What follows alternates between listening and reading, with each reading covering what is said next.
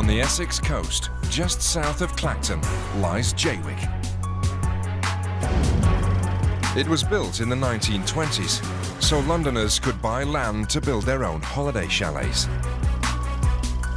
Soon it became a thriving seaside resort. But now, all that has changed. I will class it basically as a shithole. 5,000 people live here permanently, many in poverty.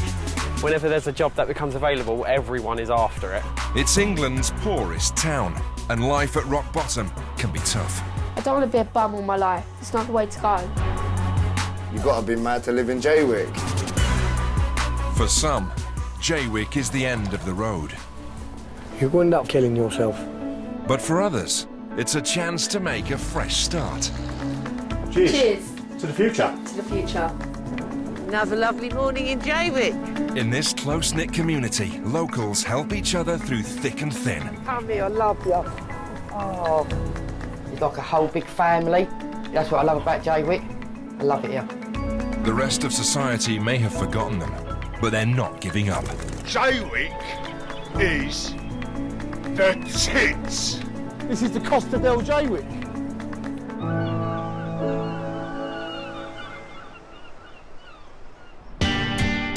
This time in Jaywick, ex-East End hardman Fred talks tough. I swear, on my mother's grave, I'll blow an hole right through your gut. I says, when your kids are out, I'll come and do you.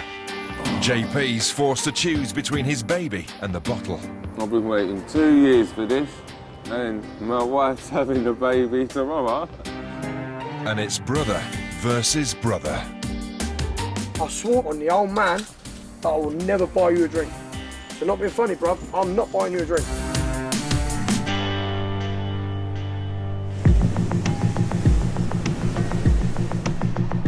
At the heart of Jaywick is the village with its shops and pubs. Half a mile away is the run-down Brooklands estate with its crumbling chalets and potholed roads. The locals call it the Badlands. With 5 times the national average living on benefits, people here don't have much, but they're still proud of their hometown. I've not got a bad word about Jaywick at all. Love it. Everyone's friendly. Everyone's really nice down here. It's like a big family community. Everyone helps each other out. That's why I'd never, ever leave Jaywick, ever. I love it here. 44-year-old Tara moved to Jaywick from Liverpool a year ago to escape a partner hooked on booze. She's been a carer, cleaner, even worked on building sites, and now gets by on less than £70 a week in benefits.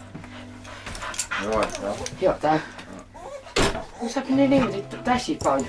Tara can't afford to live on her own, so she shares a 2-bed Brooklands bungalow with housemate Darren. Ew. I'll grab a cup of tea. I'll make a cup of tea. Money's tight, but what she can save, she spends on tattoos. Oh, God, it's freezing. That one there, always remember, I'll always love you. My mum, she asked me to have that done. The skullhead one, my husband bought me for Christmas because I love skullheads. I mean, don't get me wrong, I love tattoos, but some of them are a bit ludicrous, a bit ridiculous. I mean, I've got like confused.com on my forehead. Then I had the date, the time and the year my nan died. So then I've got live fighting, die trying there. Then I thought it was clever and had a couple of teardrops done. Yeah, then I got told it meant something. I can't remember what it meant now. Regret that big time, so I'm having that changed into a lightning bolt. Tara's tattoos get her a lot of stick, but underneath the ink, she's full of surprises. I pay my bills, I don't commit crime, I do everything by the book, but to look at me, it's, what I need to get that is, I bet she's a drinker and takes drugs and all that. No, I'm Pepsi.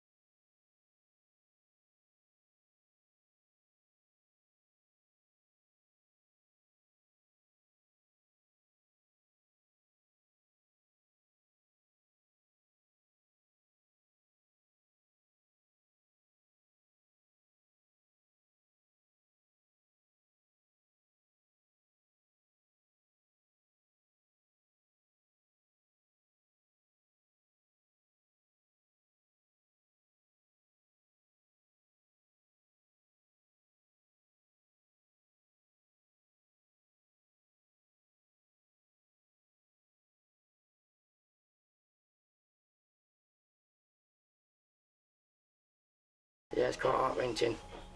So I do reflect sometimes on that, and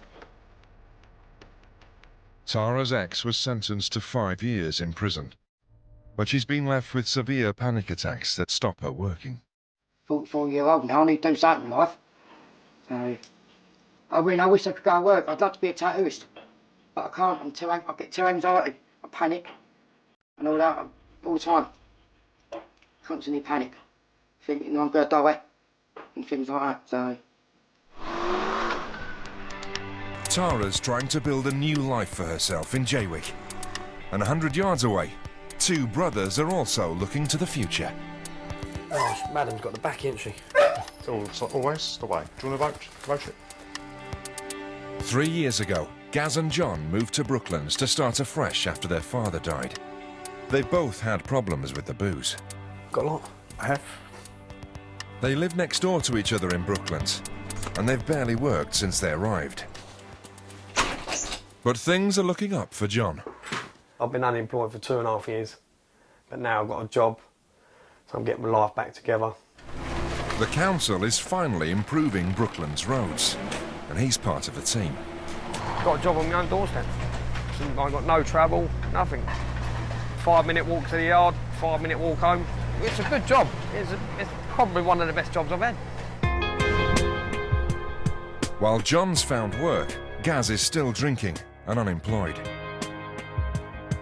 He's an ex-salesman and biker, but can't drive because of his severe epileptic seizures, brought on by the booze. First thing that happened is my feet going tingly. And on Monday, that's when I woke up and it was like that. I even rang my brother and told him, I said, my feet are feeling funny, bruv. So I don't feel good. Next thing I know, I see it, bang, fall off. Come boy. Come boy. Come. Even though John lives close, he can't be with his brother 24/7. I've had fits in here and I've covered myself in claret. Where I've cut myself so bad. So. Like many in Jaywick, Gaz struggles with alcoholism, drinking up to 9 litres of strong cider a day. A lot of drinking problems is boredom, isn't it? I know that myself. So, because I'm stuck indoors all the time. I can't get apart. Last thing I want to do is collapse in the road. But today, touch wood, I feel okay. But Gaz's drinking is tearing his family apart. And John's had enough. He's secretly planning to move away for good. Coming up, local Good Samaritan Boo takes matters into her own hands. Like that, see? And it's a case of murder for Fred, as his 9 cats are targeted. I said, I'll bite your fucking nose up, your ears up and everything if I can't do it.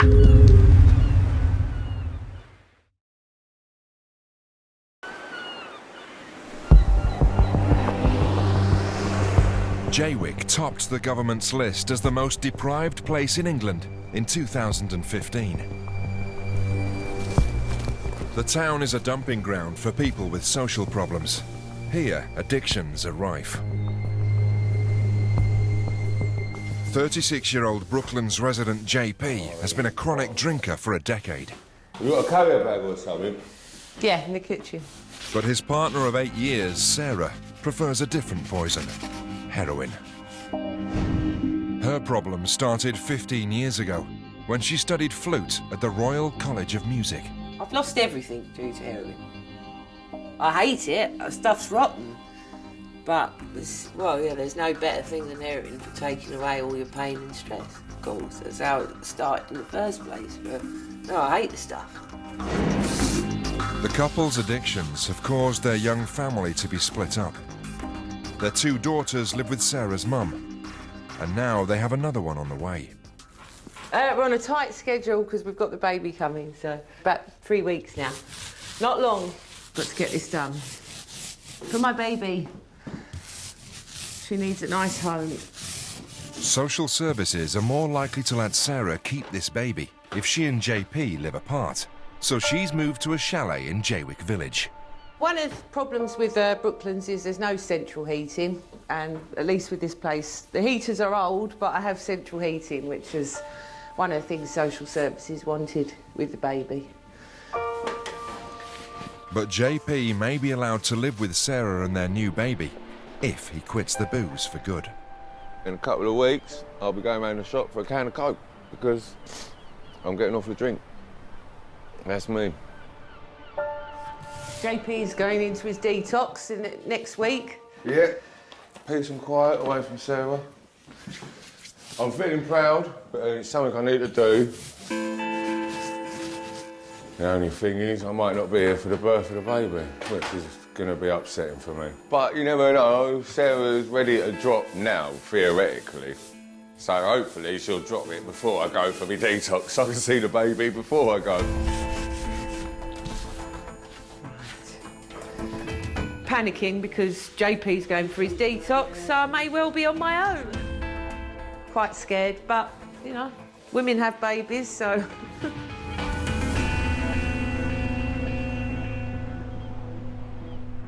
Sarah's not the only one who's just moved from one part of Jaywick to another. Half a mile away in Brooklands, 77-year-old ex-East End hard man Fred is happy he got shot of his old gaff. Put your slug in there. Bosh. Last winter, Fred was living in a caravan with no heating. As the mercury dipped below freezing, his life hung in the balance. It's killing me, this weather. It's killing these cats, believe it or not. If I didn't have the cats, I'd be gone. I mean, how they do Ritz, Fred? But now Fred's been rehoused, and former local councillor Dan Casey has come to see how he's settling in. How are you living here now compared to where you were? Well, I like the place. I'm happy living here. Oh, I'm feeling healthy and better since I've been here. Good. When I took this over, I thought, oh, this is nice. I'll have some of this, yeah. Fred wants to provide a clean and safe environment for his cats, but he's got a domestic problem. At the moment, I'm in trouble because I can't use the hot water. I ain't got a bucket to rinse the mop out. Do you want me to get you a bucket? If you could. I'll get you a bucket and drop it in for you. But Fred's got bigger worries. He thinks his cats are being poisoned. Someone's put white powder through the letterbox and they licked it up. Idiot. I've had 5 of them poisoned. Fred's already confronted his #1 suspect. Nothing's been done about him. He's caused nothing but arsehole. But he keeps going like that at me. I'll give you that. So I said, well, come on then. I walked in his area. I said, do it now. Hit me. I said, give me some reason to smack you back. I said, I'll punch your fucking in. I said, don't get yourself into and trouble. Then he says to me, I didn't know you knew the craze. He said, someone must have told him up here. Don't fuck with him, you know what I mean? And he said, I'm sorry about your cats. And I said, you're going to be sorry, you're going to be dead, you bastard. I said, because if all these die, I said, I swear, on my mother's grave, I'll fucking blow an hole right through your gut. I said, when your kids are out, I'll come and do you. And he shit himself. I said, I'll bite your fucking nose out, your ears out and everything if I can't do you. Yeah, you don't want to bite him, Fred. Have a decent meal. 4 streets away lives Boo. She's had problems with the bottle, but has now beaten her addiction. What would you like to have, please? A local resident for 30 years, she's Jaywick's biggest fan. I tell them if they don't like Jaywick, there's a bus. It goes to the fucking train station, get on it and fuck off out of here, love. Boo's become Jaywick's good Samaritan. Last year, she set up her own soup kitchen. I will do anything for this community. Some of them around here ain't even got a cooker in their house. Boo's community kitchen has proved so popular, she's outgrown her front room. But luckily, she had a visit from a local do-gooder. He just knocked on my door. He said, I've got a caravan to donate to you. God asked me to donate and help someone, so I'm coming to help you with a caravan. Morning, Kev. You all right, dear? Please come out, stupid flipping fucking screw. Boo's found a plot for the caravan, but needs it levelled. She's got an eye on the council team doing the roads. They've hinted they'll do it on the quiet, if she can get them access. Come on, you bastard. This is when you need a man told you. No, I don't need fucking men. I've got my own man. He's called Boo. Hey, number 2. Sounds a bit like me, this one. Freaky. Right, I'm at a problem now. I've got a flipping thing here what ain't gonna come out. Stupid bloody screw. I'll get you out. I'll break you out. Like that, see? That's all you have to do with this fence. It's all opened. That's it. Can't do nothing else now except for wait.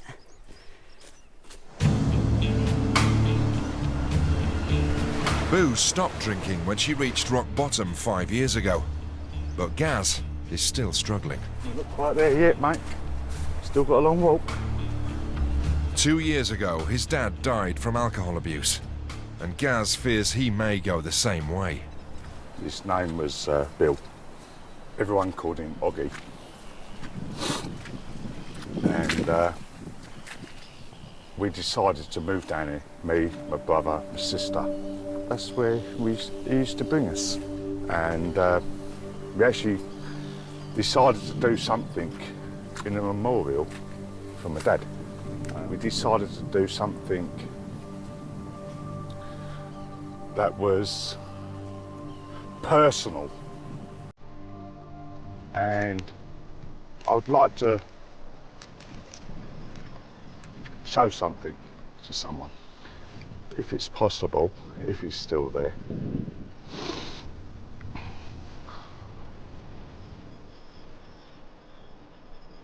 That's gone. It used to be there.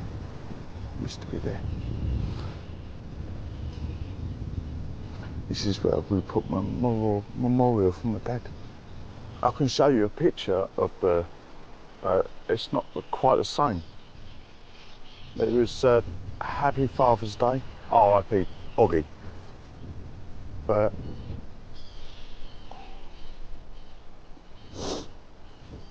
there's one important thing, yeah? He died on the 24th of December. Yeah? 5 minutes to midnight. And there you go. How about that for a fucking Christmas present, eh? That's the end of my conversation.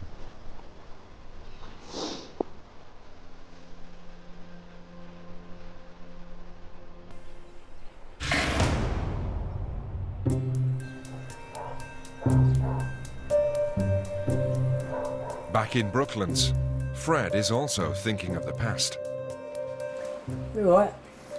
All right, Ian? In 1993, after serving a jail sentence for armed robbery, he moved to Jaywick, leaving behind his partner Linda and their son Rocky. It's just the fault that I just wondered what's happened to her. Whether she's died or what. I've been dreaming and dreaming and dreaming and dreaming of her. I thought I must still love her, I'll miss her. If it's possible, I'll find out what she's doing and what's going to happen. All right to come in, Fred? Yeah, come quick. I don't want them out there. Fred, as promised. Oh, lovely. You said you had the mop. Yeah, I've got And the cleaning material as well. 8 months ago, fearing he hadn't long to live, Fred asked Dan to help find his children. I missed him a lot. I would like to see him. I could. Yeah. I want to see him before I die anyway. Yeah. I'll do what I can there for you. And now, Fred's come up with more information that could help Dan's search. How old's the photo, do you reckon? That photo, 8 and 9 years of age. I've been down here 23 years in London. Oh, so you're talking about they're in their 30s? They're in their 30s. Yeah. Do you want me to get somebody to try and help you on this? You've got them names. See, the one that I'm trying to trace is the mother, Linda. And I walked out, and they'll come out and... Well, what we've got to try and do, Fred, is to trace the person. Linda might be the key to finding Fred's long-lost children. You take care and look after yourself. Right, God, it's safe. All right, mate. I'll see you later. OK, you be good. All right, cheers, mate. Cheers, mate.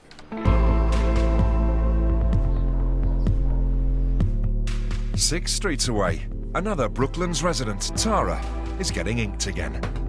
I'm having this tattooed over. having a rose or something covered over it to get rid of it. 4 years ago, after escaping a violent relationship, Tara met a new man, Steve, and fell head over heels in love, but it rapidly turned sour. I got married to Steve in 2012. He was heavily on drink, and that was his first love, and then crime. Every morning I have to wake up and look in the mirror, I see that name, and it's over with now, so I want the name gone.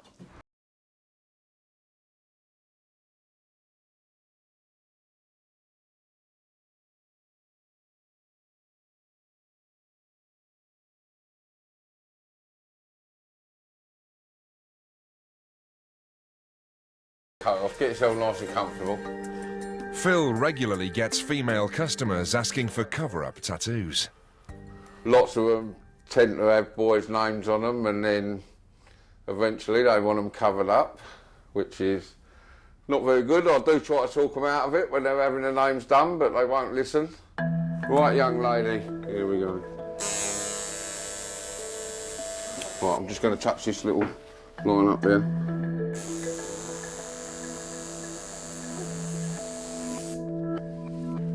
It'll all be gone soon. Let's hope you don't come back in 6 months' time and have it put back on again. Nah, definitely not. People don't take no notice of tattoos these days. It's not like it used to be back in the old days. Some people do though. Oh, I get it all the time. Yeah, well, you are a bit extreme, aren't you? You've got them all over your face and everywhere. Yeah, just loving. Well, looks like this tattoo closes that chapter for you. Yeah, definitely. Onwards and upwards. Yeah, definitely. Cheers, Go on then, mate. have a look.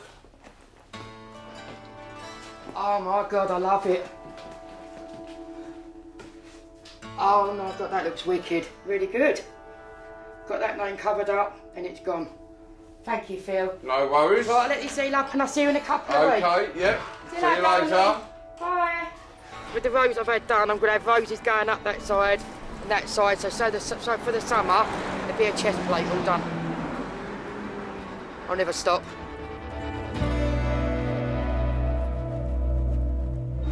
Coming up, JP leaves for detox before Sarah goes into labour.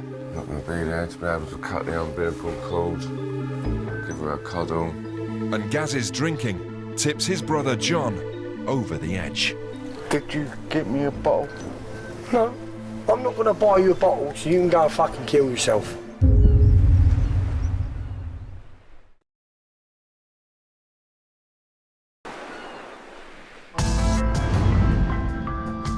Alcohol dependency costs Britain £21 billion a year, with 9 million adults drinking to dangerous levels. In Jaywick, 3 litres of strong cider costs just £3. They call it Jaywick champagne. But today, one of the local heavy drinkers is determined to turn over a new leaf. JP is going into detox. I smoke at the door. Yeah. I smoke it there. He's leaving Sarah, his pregnant partner, to have their child alone. Can't believe we'll be having a baby and I'm not going to be here. Got a long old journey ahead of me, on the train and the detox. I'm going to succeed this time. I'm going back to bed. Well, it's what, really, I'll go sleep on the train. I miss you and Papa. JP's detox in London will last 10 days, if he sticks it out. Not going to be there to be able to cut the umbilical cord, give her a cuddle. Everyone's going to get to see my baby before I do.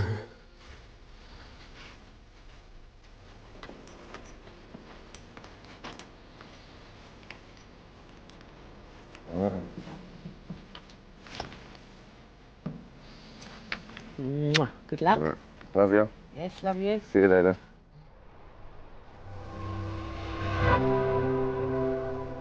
Ex-lorry driver JP started drinking heavily 10 years ago when his brother died. Yesterday, he had 6 pints of lager and 6 litres of cider. I wake up in the morning, I'm shaking. being sick, sweating,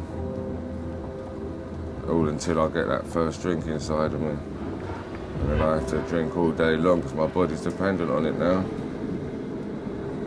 Yeah, I did plan to have about 5 or 6 cans for the journey, but couldn't sleep, chatting to Sarah, worried, drank them all.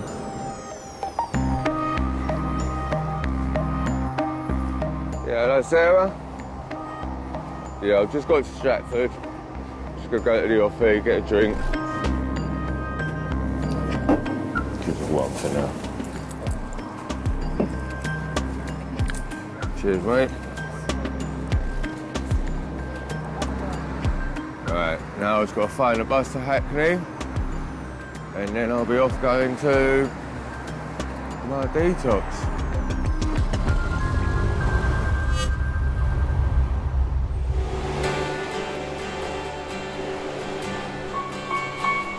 Back in Jaywick, Boo's waiting for the road crew to level out her soup kitchen plot.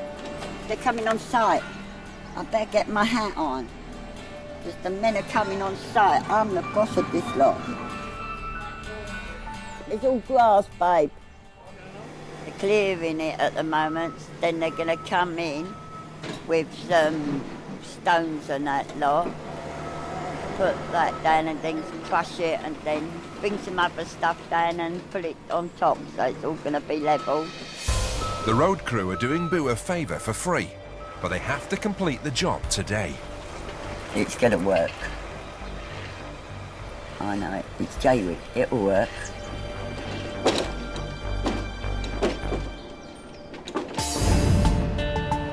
As Boo keeps an eye on the clock, on the seafront, recovering heroin addict Sarah is preparing for her big event. She'll be induced tomorrow. My Moses basket ready for when baby comes home. Few first baby outfits. Got my notes for tomorrow, very important. Doctors fear Sarah's heroin addiction may have affected the baby's development, so they can't take any chances. She has measured small and they're concerned about the growth rate, plus she was breech last week, but she's now head down. So they said, well, we think we still want to have you in to induce you, so. 75 miles away in London, JP is about to enter his 10-day residential detox program. Gonna have my last one. I've been waiting 2 years for this, and the moment they give it to me, my wife's having the baby tomorrow. Timing's unbelievable because they've had so long to organise everything, but at the same time, maybe a good thing because I wouldn't want JP turning up I'm drunk or with the new baby. This isn't the first time JP's tried to get off booze for good. Yeah, I've been here 3 times, I think it is now. But this time I've got a rehab afterwards, which is what I never had before. Sometimes I don't think JP realises how he behaves when he's drunk. He can be quite, well, 1, he can be aggressive, 2, he can, what's the word? Can be a bit demeaning at times. But he doesn't mean to, it's the alcohol.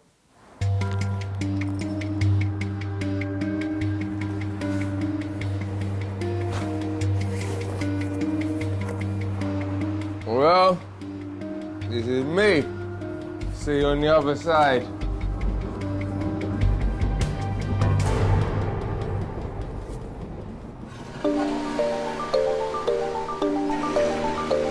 Back in Brooklands, the plot for Boo's soup kitchen is taking shape. Now, I'm grateful for their help. If they weren't doing it, I wouldn't. It would cost me a lot of money. And they're doing good for Jaywick. Now that's been done, you can see it, the shape of it. I'm not going to test that yet. No, you'll have to walk. I'll be fine, have a walk on that. Right, come on then. That'll all be nice. Oh look, if it can hold me. No, thank you, lads. Thanks very That's much. all not right. We're going to be off now. Yes. See you later. Boo's now got a level surface for her community kitchen caravan, but she's worried someone else will park there before she can. A large group of travellers has just landed in Jaywick. I'm going to get all these gypsies with their caravans now. Put the road pay for it. They won't go in it. So no, not allowed. Next stop, caravan. That's it. The estate also acts as a magnet for fly tippers. Boo needs to get her caravan into position fast.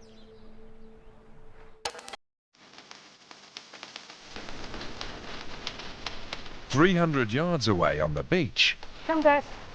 Wait. Guys. Look.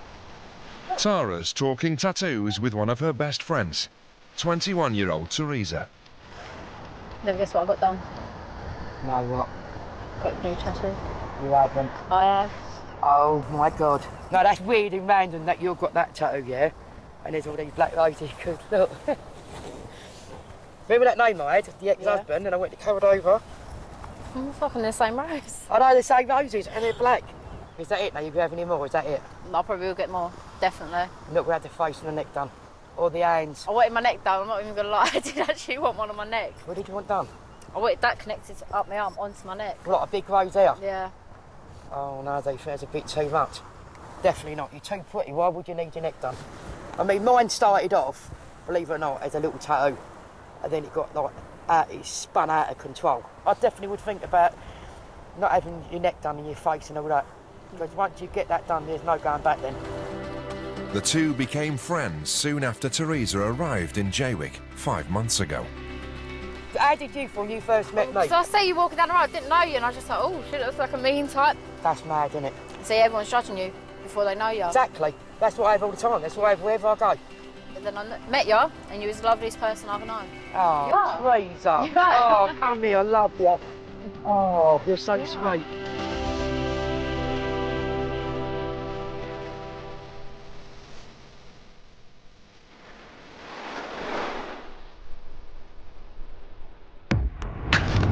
As night falls, Gaz returns home after a drinking session.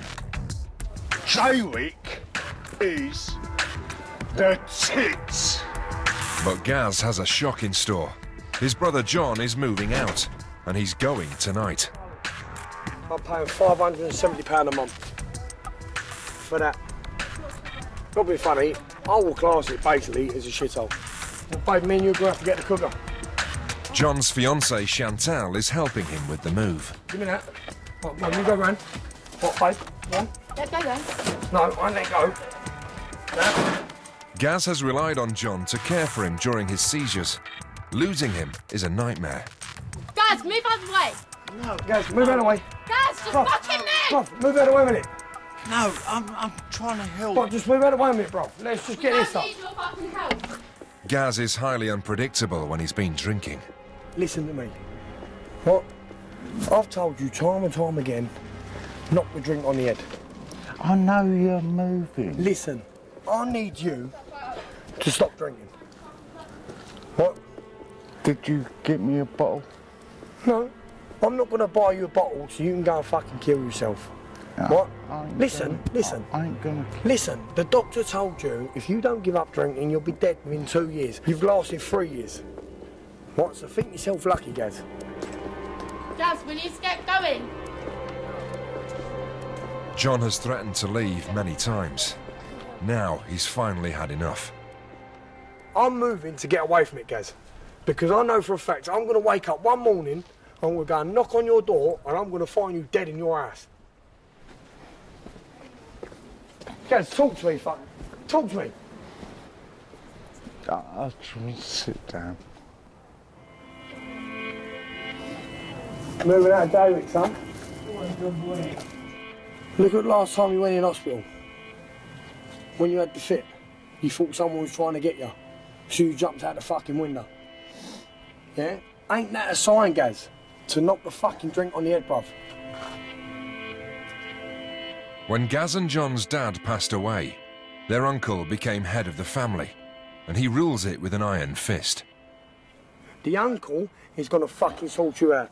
That is the only fucking person that is gonna sort you out. That's the only fucking person that can... Sit down. Can... Listen. Shut up. No, that's the only Gonna sort you person... right out. That's the only person that can sort me out. And he is gonna fucking sort you out. It's the only person, John, listen, please, right? It's the only person that can sort this out. I lost the old man through drink. Gaz, can you lend me a £5? No, I ain't buying you no drink, Gaz. Sorry. I'm not Please. buying, no, Gaz, I'm not buying you a drink. I swore on the old man that I will never buy you a drink. So not being funny, bruv, I'm not buying you a drink. I'm asking the old man. What do you want? You want a drink or do you want your family? Your choice. Both. You can't have both, you've got to choose one. I'm rolling a rolling! Quite good, give brother a cuddle then. You do me a favour. What? Listen to me. I'm going to be in Jaywick Monday to Friday. What? Listen. What?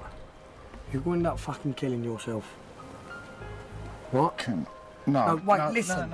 Listen. No. I'm asking. You're asking what? I don't give a fuck about that. You're asking what?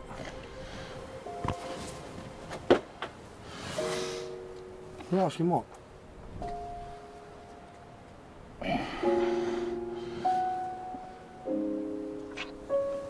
What, give me a call.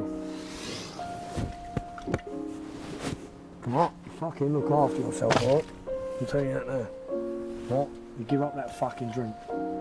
Give up that drink and I'll come round more often. What? Babe, come on! The main reason I'm going is because you ain't giving up that drink. Right. 1 second. What? I love you, bruv. No, Good night. 1 second. No, I've got to go and unload this gas. Love you, bruv.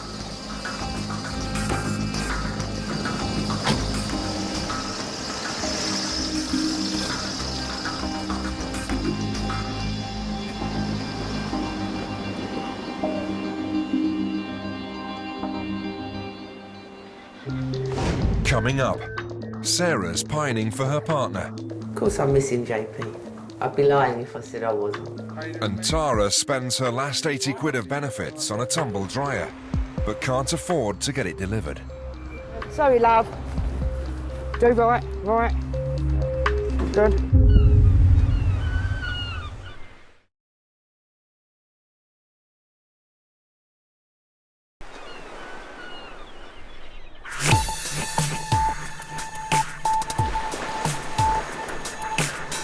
Three miles from Jaywick in Clacton, Tara and her housemate Darren are going halves on a second-hand tumble dryer.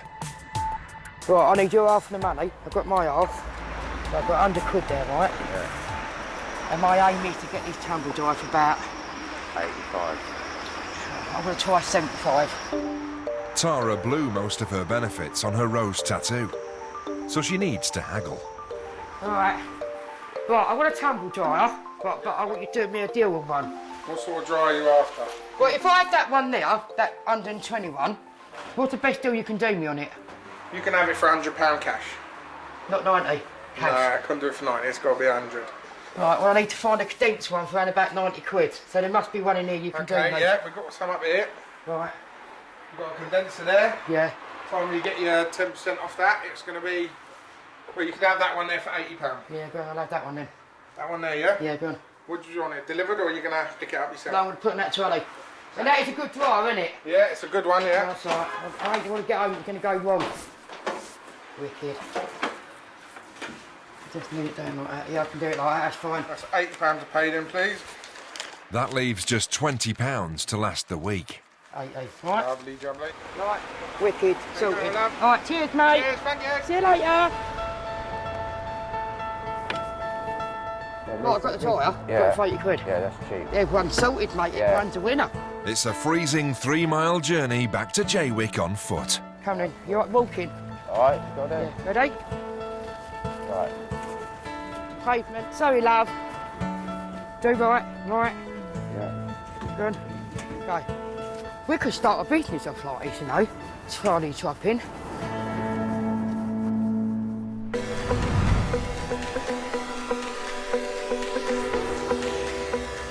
In the nearby town of St Osyths, Boo and her son Jay are looking for the caravan that's been donated to her community kitchen. Do you know where this caravan is yet? It could be any of them. Right, we've got 6366. Yeah, behind this one, behind number doo-doo. Number doo-doo? Yeah. There we go. It's got to be here somewhere.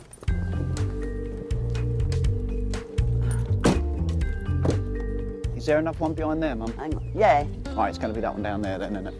If the caravan's too big for her plot, Boo's soup kitchen dream is over. Yeah, I can measure it. Pass the end of that tape measure. Yeah, Take that way. Well, that's it now. Put it tight, Mum. I got it. 29 foot. That's long ways, isn't it? Length, yes, Mum. Going by Boo's own measurements, the caravan should fit. Just. But what's it like inside? I'll have a look inside. It's not bad, actually, what I can see from here. Oh, look. It's pucker. It's got the sink that side. Yeah, kitchen. I'm happy with it. It's quite nice, actually. It ain't quite nice, it is nice.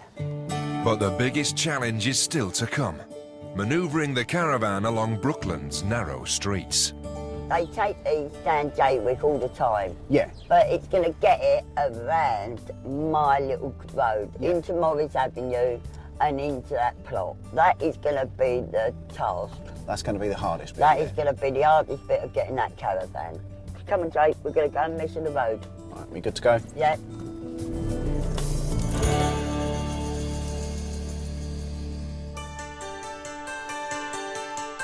On the outskirts of Jaywick, Tara and Darren still have plenty of pushing to go. You cold? Yeah, freezing. Right, go over the inside. That's the result though, babe, innit? This tumble dryer. After a 2-hour trek in icy temperatures, they've finally reached home. I can't wait to get my own washing in it. I'm very excited. Oh, I love it. Move, Dash. You good boy. Quick move. Move. All they need to do is get it into position. Right, go. Just go for it. Right, can it go down anywhere now? Right, you get out. Careful the worktop. Right, go. Right, get out. I've got to make life easier, innit? Yeah. That's a result in its own, innit? Yeah. Well done, innit? All right, Right. All right.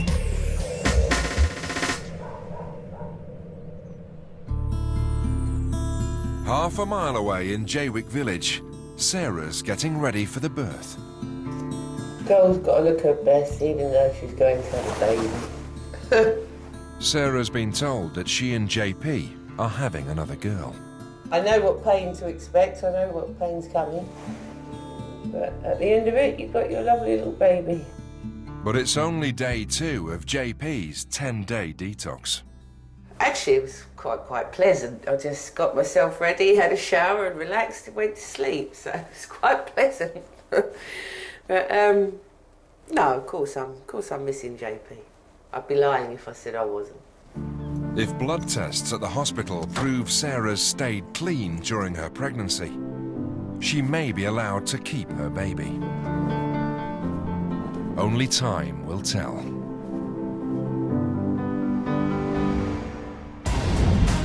Next time.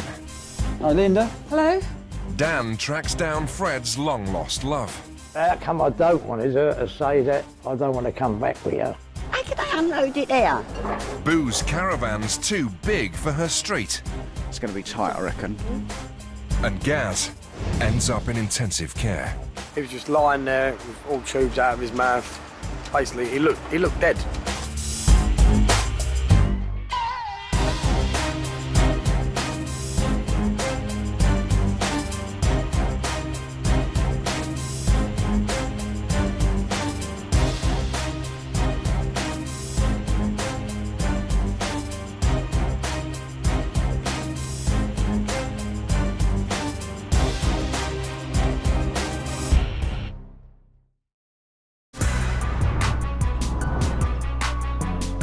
On the Essex coast, just south of Clacton, lies Jaywick.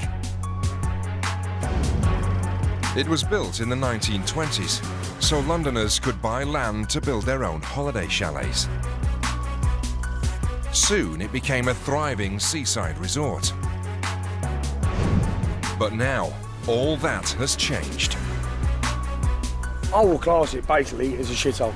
5,000 people live here permanently, many in poverty. Whenever there's a job that becomes available, everyone is after it. It's England's poorest town, and life at rock bottom can be tough. I don't want to be a bum all my life. It's not the way to go. You've got to be mad to live in Jaywick. For some, Jaywick is the end of the road. You'll end up killing yourself. But for others, it's a chance to make a fresh start. Cheers. Cheers. To the future. To the future.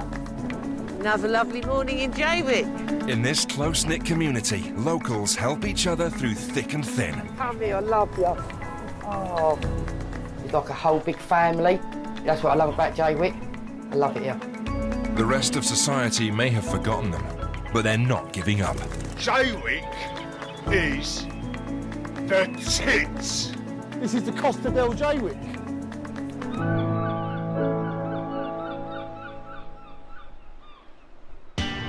This time in Jaywick, Tara's caught in a love triangle.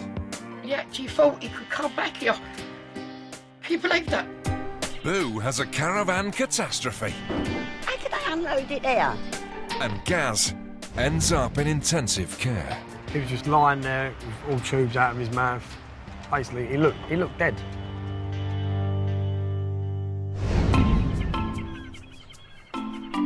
Jaywick's Brooklands estate is the closest thing Britain has to a shantytown.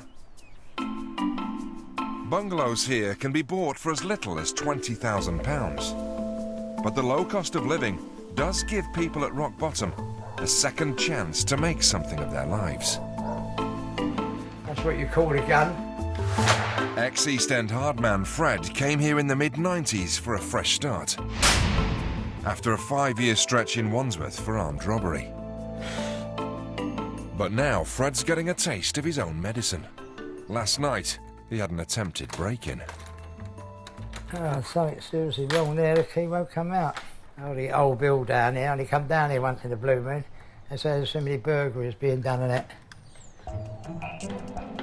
Fred claims to have been mates with the Cray twins back in the day. But now the only friends he's got are his 9 cats. Yeah, you love me. Well, they're like children. They're harmless, they're like children to me.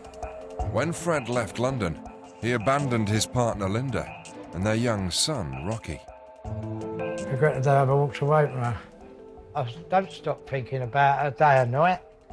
I dream about her a lot when I go to bed of a night.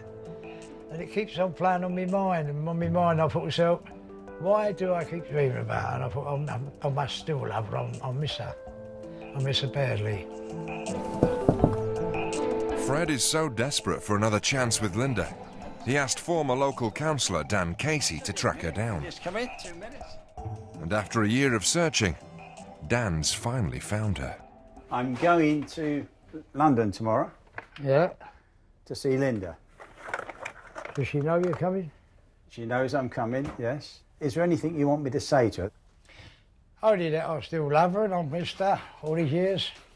I want to apologise to her and I want to find out whether Rocky's all right or not. Yeah. And if there's any cause that she would like to come back with me, I'd have to make arrangements. Yeah. I don't think she'd live here with me. Yeah. And if I had to leave here, I'd have to make arrangements for the cats, you know what I mean, what I've got left. Fred has big plans, but it's over 2 decades since he left Linda. She may have moved on.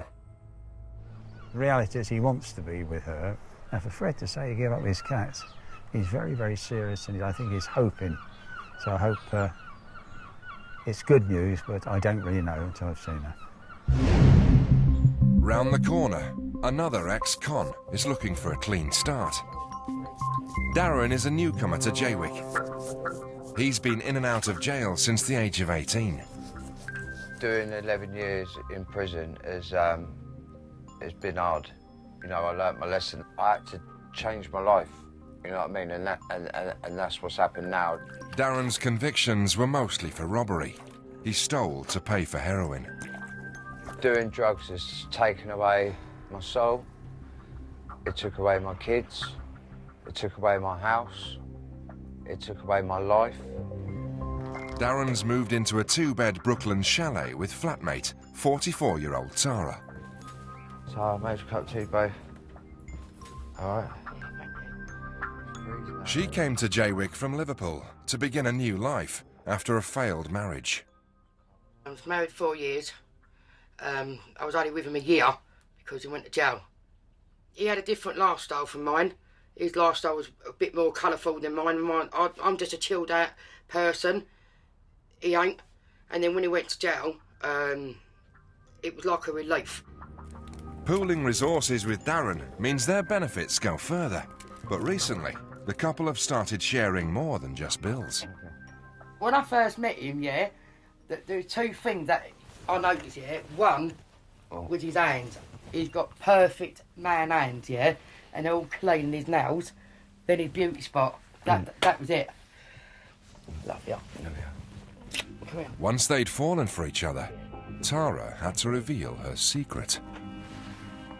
She told me the truth that she was married and she was finishing it with him, and I said, like, I'll be your friend and, like, we'll share accommodation until your marriage is over, and then, like, maybe we can start seeing each other, and that's... But you should have cuddles in the sea, didn't we, as friends? I said, oh, Dan, can I have a cuddle? Yeah.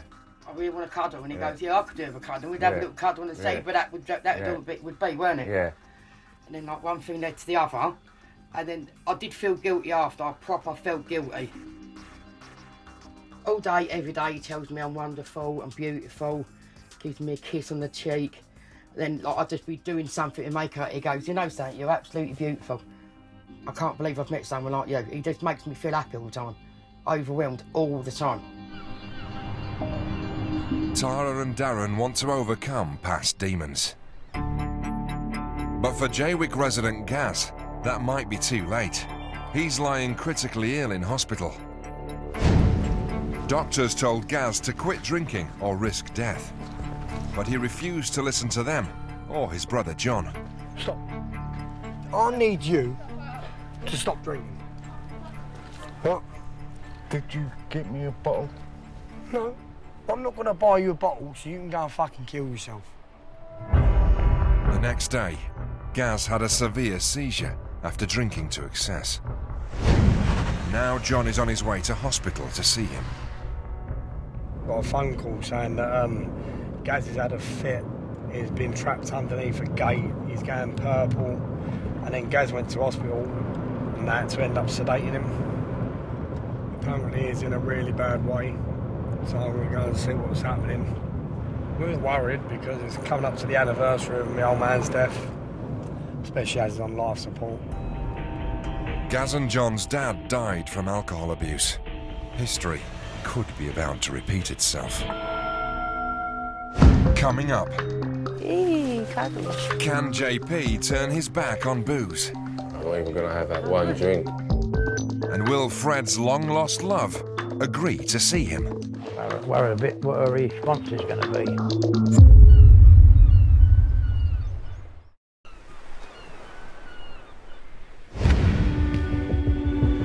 Average life expectancy in Jaywick is 9 years less than in more affluent neighbouring areas. 40% of Jaywick residents have a long-term health condition, and alcoholism tops the list. Jaywick is the tits. One of Jaywick's most popular residents, 40-year-old Gaz, is in intensive care following severe alcoholic seizures. Younger brother John was only allowed a brief visit. He was just lying there with all tubes out of his mouth, unconscious, like, basically he looked dead. On admission, doctors put Gaz into an induced coma for 24 hours. When they brung him round, the first thing he comes out with, have you got a glass of cider? He keeps saying that he wants to go home, they've put a tag on him now, so he can't get out of the hospital. If he walks out, the alarm will go off. So hopefully he stays there, gets the treatment he needs, and then comes out and stays off the drink, basically. If Gaz leaves hospital and starts drinking again, it could trigger a fatal seizure. The doctor said in 2012, if he don't stop drinking, he'll be dead in 2 years. And it's coming up to 3 years. He's only 40. And not being funny, they say life begins at 40. But if he carries on drinking, he won't see past 41.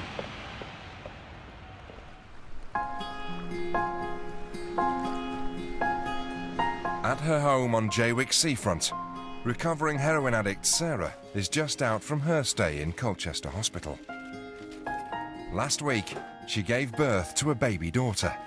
But unlike other mums, she can't take hers home.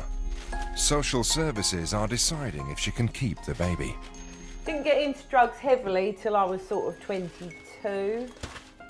When I was pregnant, it'd be the longest period of time that I've given up, I suppose, in the last 5 years. And it's not just Sarah who's under scrutiny. Tomorrow, her partner JP is due home after a 10-day alcohol detox program. I'm missing him dearly at the moment.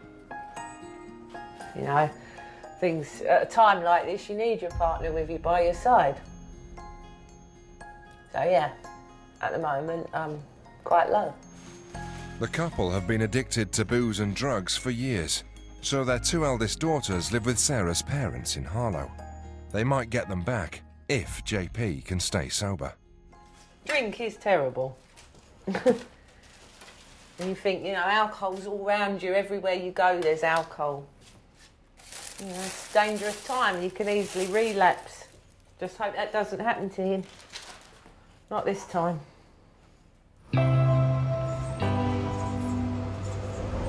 But on a sunny morning in London, JP is feeling bright as his detox comes to an end. I've got to find a train that gets cracked to. He started drinking heavily 10 years ago, after the death of his brother. Homeward bound. I think it's the first time in about 6 years I've been sober. He gave up his job, and his addiction spiraled out of control. Looking back on it, it's been a total waste. I was a slave to the alcohol. It was like my master. It drove me. I've done it for myself because I was killing myself, but I also done it for my family and to prove to people as well, saying that you can't do it. People saying you're never going to do it, you can't do it, but now I've done it and now I've proved it, and I'm going to stick with it. In just a couple of hours, JP will be reunited with Sarah. And it also won't be long before ex-East End hard man Fred finds out if his long-lost love Linda will take him back. Well, it's going to go one way or another now. It's going to upset me if she don't want to know. It's going to upset me, but I'll just have to brush it out of my mind if I can somehow.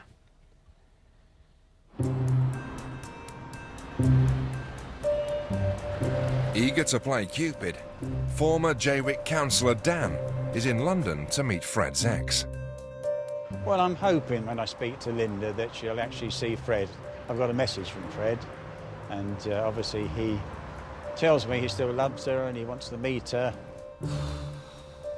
It's still a bit of a shock to me. I didn't know if my son's father was still alive. I didn't know if he was alive, so I'm a bit nervous, obviously. Hi, Linda. Hello. I'm Dan. I don't know if you've seen anything of Fred in all these years, what he actually looks like. I've actually got a picture of him. Would you like to see the picture? Yes, that's okay, that's fine. Oh my gosh, it's still him, yeah. He looks well. I can see it's him. I can see it's him. During his search for Fred's family, Dan found a death certificate for a baby called Rocky. Death year, it's got a death year, yeah? Rocky, 1978, death. 1978. But a year later, Linda had a second baby with Fred that she also called Rocky. That Rocky is now 32 years old. This is your son, Rocky, with his little girl. She's only 2. Oh, and he's got a lovely girlfriend, lovely family. Yeah, he's got some of his features. That's his little girl. He's got a granddaughter as well. Yeah. Oh, blimey. He doesn't even know that, I don't think. No. When I said we'd found him, I said, what do you want to say to Linda? And I'm going to repeat what he said to me. Okay then, yeah. He said that. He said he's never stopped loving you, and he knows he's got to apologise to you, but that's something that you and him, when you last left, whatever it is, he said he wants to apologise to you in person. That's what his words were to me. I respect that. It's been a long time. It's been over 30 years, and I feel like I should at least respect the fact that he is his father and go and meet him. Oh, you will. You've got to face up to things in life, haven't you? Back in Jaywick, another resident is being forced to confront her past. For the last 16 months, Tara's husband, Stephen, has been in prison for robbery. But he's just been released and is demanding to see her because he wants her back. He said there's a question that he wants to ask me, and he'll know if I'm lying by the look on my face. Even though I'm nervous, I know I've got to go and see Stephen. I've got to. I haven't seen him for 16 months. I need to see him. I need to see if I feel anything. Well, I don't know what's going to happen. I don't know.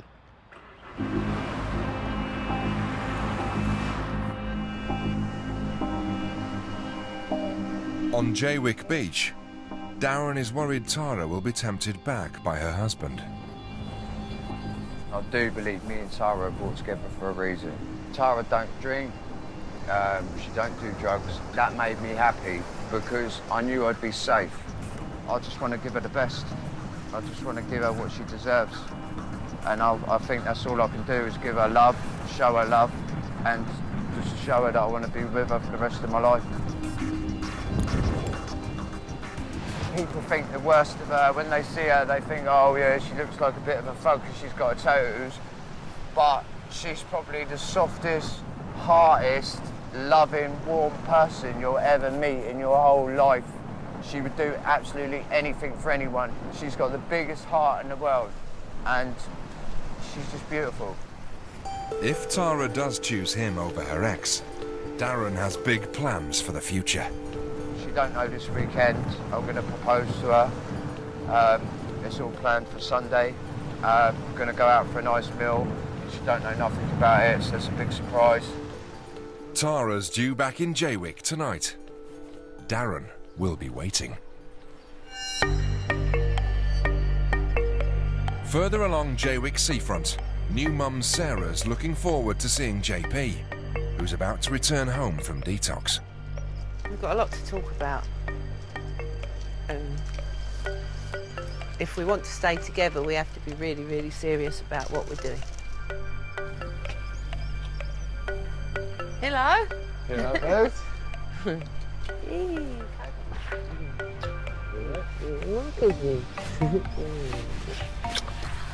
How do I look then? Healthy. Wow, look. Look, you've got little chubby choppers. No shakes. Oh, good. Oh, looking good, looking fresh. Yeah. To have any chance of keeping their new baby, social services have asked Sarah and JP to live apart and stay clean. We are officially separated. I've just come here to say hello to Sarah when I've come out. But then I'll be going back over to mine. And Sarah will be staying here. Do you think me and you can succeed together, staying clean? Yeah, can be done. We have to be dedicated. Can be done, I am. This is a horrible, it's a horrible situation to come home to. I am not doing it. I've had these 10 days to think about a lot and everything. See, I'm in between... I'm not even having that one drink. I'm not even going to have that one drink. JP's brought home a letter his counsellors used during the programme. Allow me to introduce myself. I am addiction. I have killed millions and I am pleased. More than you hate me, I hate all of you who have a programme, and until we meet again, if we meet again, I wish you death and suffering. Well, powerful words, as you said. Yeah.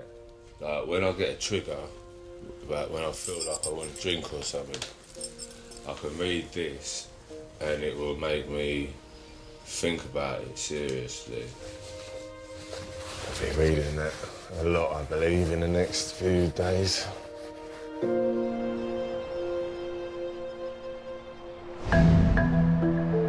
Half a mile away on the Brooklands estate, John has come to check up on Gaz's dog, Max, who's home alone. It's got a stink in there, isn't it? Gaz is going to be in hospital for at least a week, leaving his brother with a lot to take care of. Max, cage! Max, in! Neighbour Nikki has brought round some emergency supplies for John. Yeah. Oh, cheers. You're having a bit of a hard time, so I thought I'd get it made for you. Nikki found Gaz following his seizure.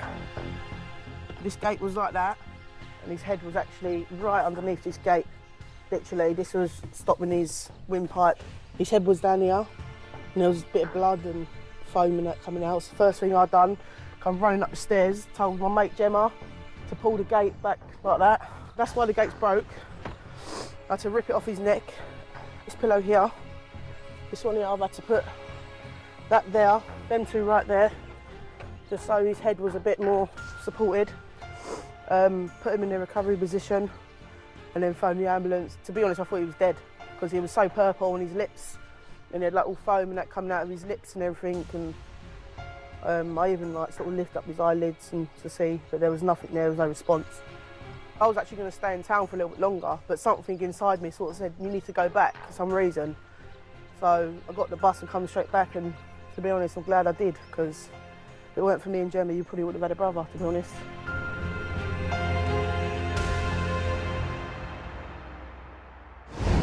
Coming up, It's here. will Boo's community kitchen dream end in tears? How can I unload it there? And Fred flies into a rage. Don't keep photographing my ass, fuck all. Yeah, to me it's just rather sad.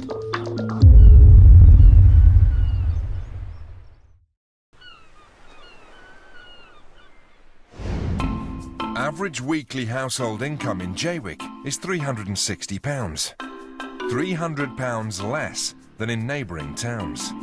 80% of residents are on low incomes.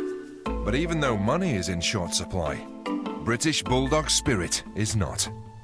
It is one great big community. And if we can help each other, we help each other out. 54-year-old Boo is a reformed boozer. She's been dry for 5 years. And the new Boo has taken on the role of Jaywick's Good Samaritan. Oh, why am I bloody waiting? I could have been in the pub for breakfast.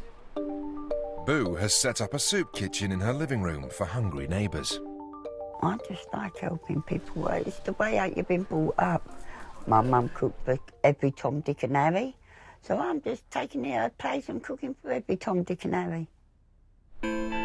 Boo's front room isn't big enough to cope with demand, but luckily a local do-gooder's donated a caravan to the cause. It's due to arrive within the hour. When it gets here, I believe it's here. Until then, I'm not believing nothing. How wide is it, can you remember? But this is nearly 16 foot. What about a caravan? It was 13. This is 1510. It's going to be tight going through there then, isn't it? Boo has enlisted her son Jay to help. Yeah, I can take this off. But you're not going to get no further than that, that's what I'm saying. They've nailed it together, all this. There's not screws. If it was screws, I'd be able to just unscrew it. But it's not, they've nailed it together. Oh, hang on, this might be it, because I've just seen a lorry car go past that body with wide load on. So it's coming, it's here. Yeah, it's here. I can't believe it's here. I really can't believe it's here. Hi, honey. This is the community kitchen. Yeah, my community kitchen, but up there I'm having it. But there's a problem. Boo's road isn't wide enough for the truck, and the driver decides he can't take the caravan any further. Maybe they're going to unload it there. No, how can they unload it there? The narrowness of the road is too restrictive for us to unload it. We normally will try and back around there because of the length of the truck. So hence that's why we're having to unload it on the road.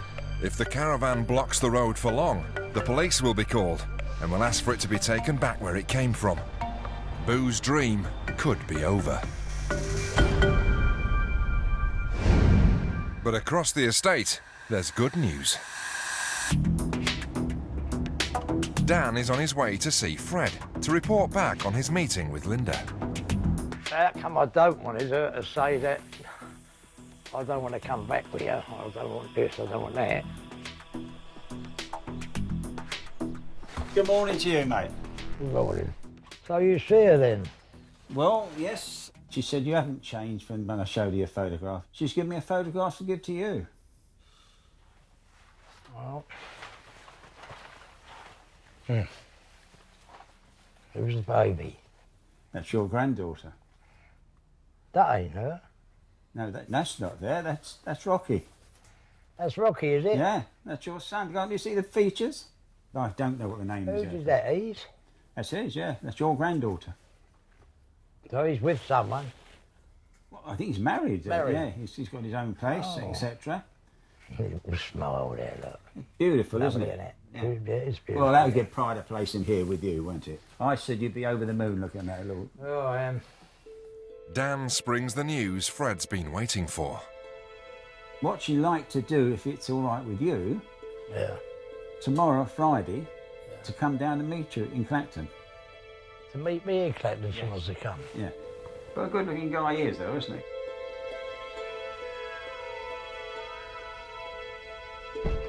Makes me sad when I see him there because he's grown so quick. I've got so old. The truth, no. I'm glad it's happening now and not later on because I don't think I'm going to be around much longer. Back on the other side of Brooklands, it's a tense time for Boo and her 29-foot caravan, which is stuck on the prom.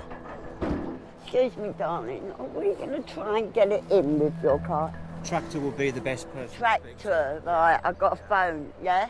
Luckily, Boo knows a local farmer. Hello, is that Dan? Yeah, can I have the tractor, please? See you soon, bye. Right, Dan's on his way.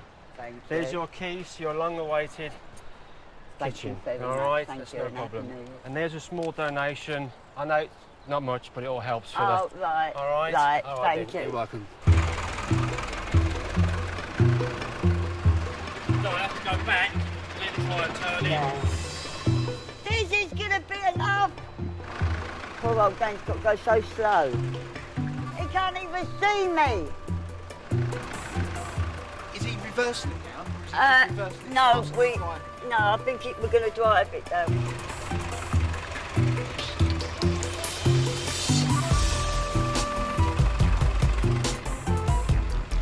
Good, Dan, you're still fine, mate. You're cool. Whoa, whoa, whoa. It's going. Go on, Dan, slowly. You've done it, boy, go. That was tight there, wasn't it? I thought my son was going to crush nuts. The caravan's nearly there, but there might not be enough turning room on Boo's narrow road to get it onto her plot. It scraped this corner, and this is going to be tighter.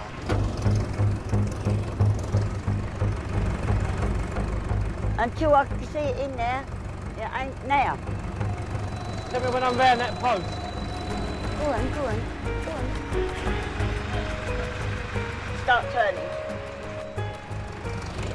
Yeah? It's that other corner of the road you've got to watch.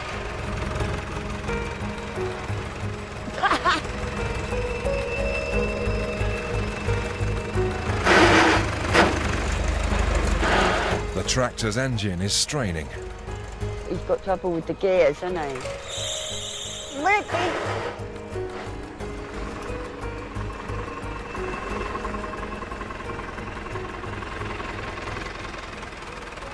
That's fine. Keep going like that. Against all the odds, it's mission accomplished. Thank you, honey. I'm going in with no shoes on. And it's posh. This is where they're going to be sitting for their tea and that lot. And their dinners, and that's where I'm going to be cooking. I just can't wait to get it up and running now. She likes putting a brave face, doesn't she? But I think she was worried about it. You know, it's been a long time coming. So now it's here. It's going to be a highlight that she can get in there now, and it's brilliant. Thanks, honey.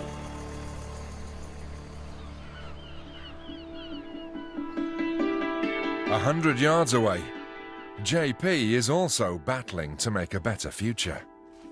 I've been for detoxes and they haven't worked, but then I didn't have no one there to support me or anything.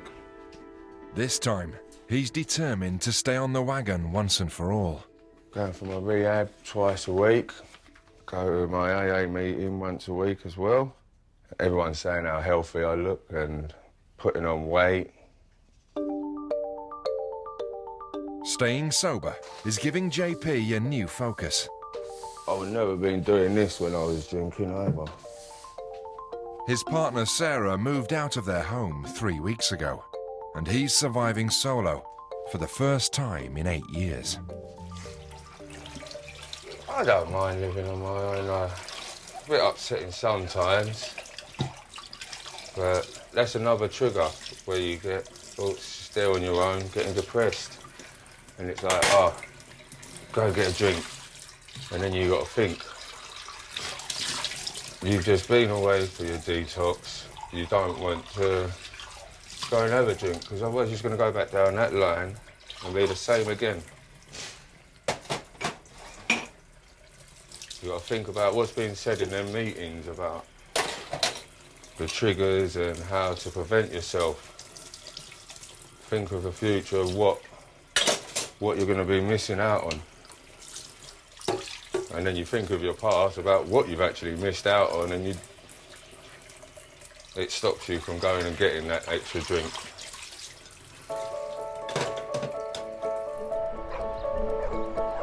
Round the corner, Fred wants his past to catch up with him, as he looks forward to this morning's reunion with his long-lost love, Linda. I'm worried a bit what her response is going to be. She's going to say, I've come down here, but I don't want to know, or something like that. But Dan has just got a phone call out of the blue. Hello, Linda. How are you doing? You all right? He's supposed to be taking Fred to meet Linda in Clacton in a few minutes. If that's your decision, then that's what it's all about. And Linda has changed her mind. Well, I don't know what to say about that. She thought about it and discussed it with her son as well. They thought, no, she's happy with her life and her family, and she doesn't go anywhere near that life of before. And that's the reason. She wants to move on with hers, and she wants him to move on with his, and that's it. Dan has to break the bad news. Morning, Fred. What's going on? Well, Linda has decided she doesn't want to come and meet you. She wishes you well, Fred, but she doesn't want to meet on it, and she got the photograph of your son, and... No, you can take that back. I don't want it. It's not my stuff. I don't want to know no more. No? I don't want none of you know why. Sorry. Okay. All right, mate.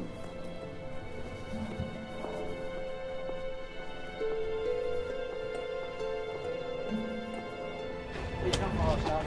Okay. She's not my over anymore, but I should chase her. But I've got a solicitor on the case now. Linda didn't want to see him, and that's really what it's all flared up from. And can't say any more than that. All right, mate. Don't keep photographing my house, fuck all. I'm disappointed. I'm disappointed with his reaction, to be honest with you. yeah, to me, it's just rather sad.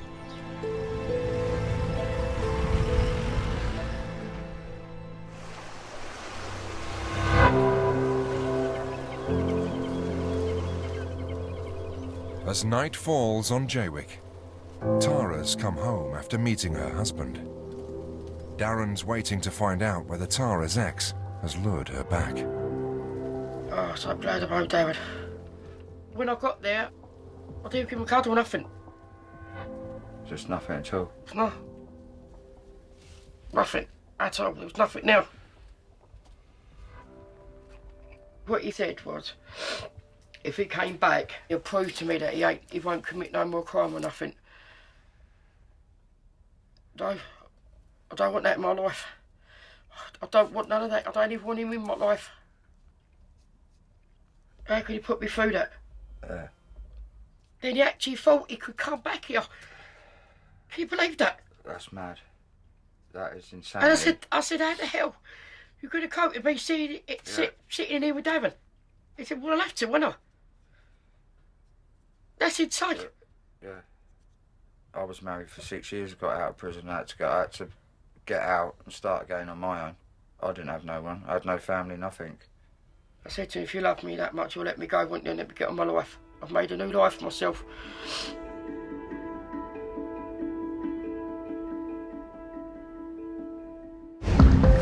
Coming up, JP struggles without the love of his life. I think about Sarah every day. Hoping she's okay. And Darren has a surprise in store for his. Can't you just marry me, babe? Oh, Darren.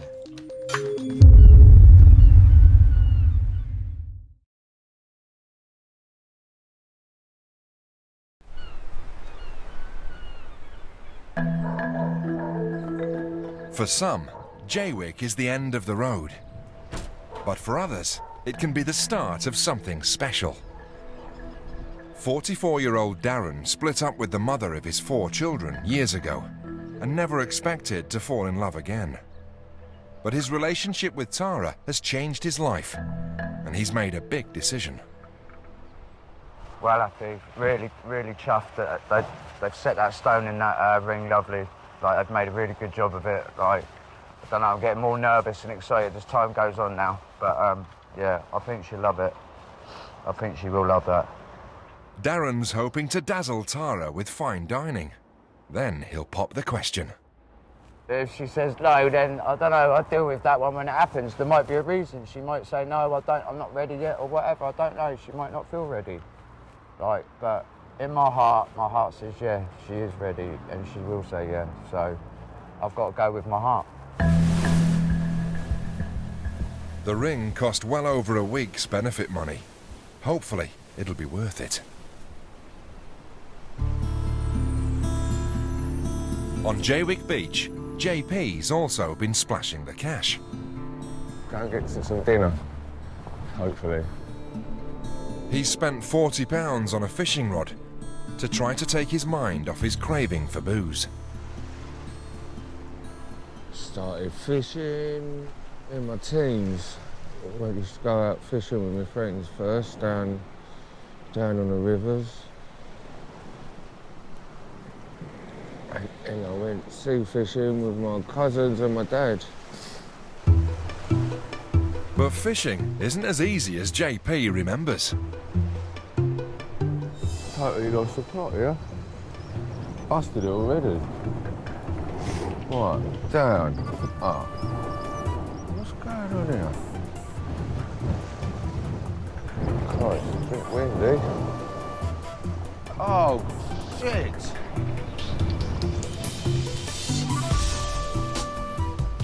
Well, I've managed to catch a bag. It's detention, isn't it?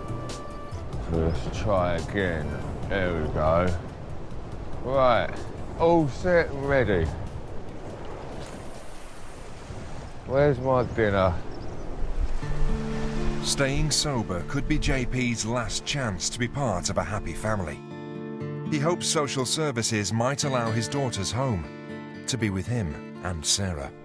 I think about Sarah every day. Every day. hoping she's okay, that we're going to be getting back to living family life. I'm pretty sure that's what she wants as well.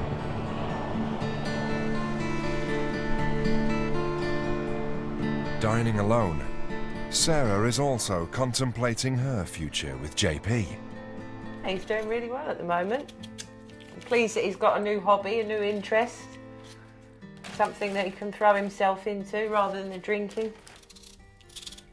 I always knew JP was capable of doing well. I think, you know, since the move and everything, it's just a whole new start for us. So, yeah, I mean, I have every faith in him. He's a lot nicer person, a lot more attentive partner. Plus, we can sit down, we can have a proper conversation, we can have a proper chat. You know, it's easier to talk to him when he's not drunk. I hope eventually we'll get all our children living back together and we'll be a happy family, drug and alcohol free.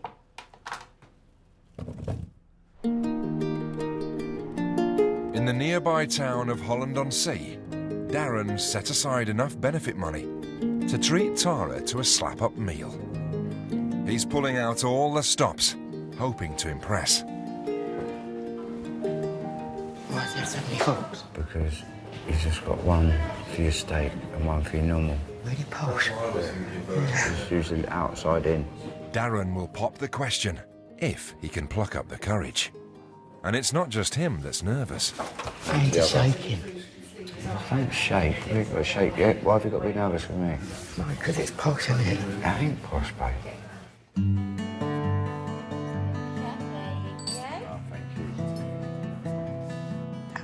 Did they bring us a plate?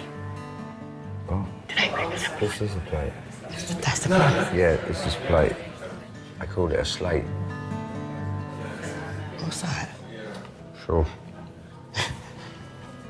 I lift, I don't think. This is lovely, isn't it?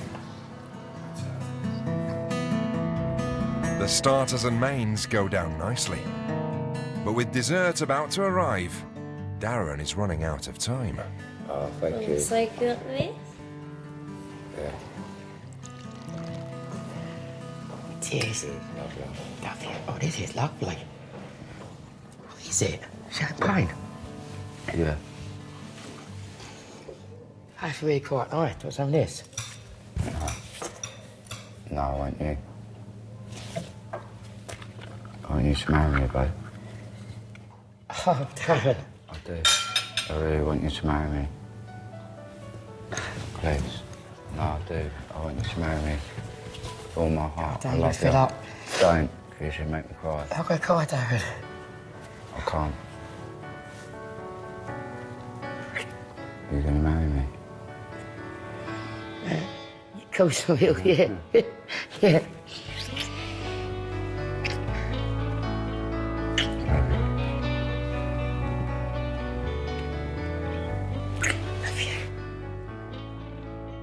When he proposed to me and asked me to like marry, it was like, whoa, shock. I couldn't believe it. But I know this is the right thing to do. I just know I'm heart of heart. I mean, he's kind, he's caring, and everything he thinks about, I come first no matter what. So yeah, it's the right thing I've done. Love you. Love you.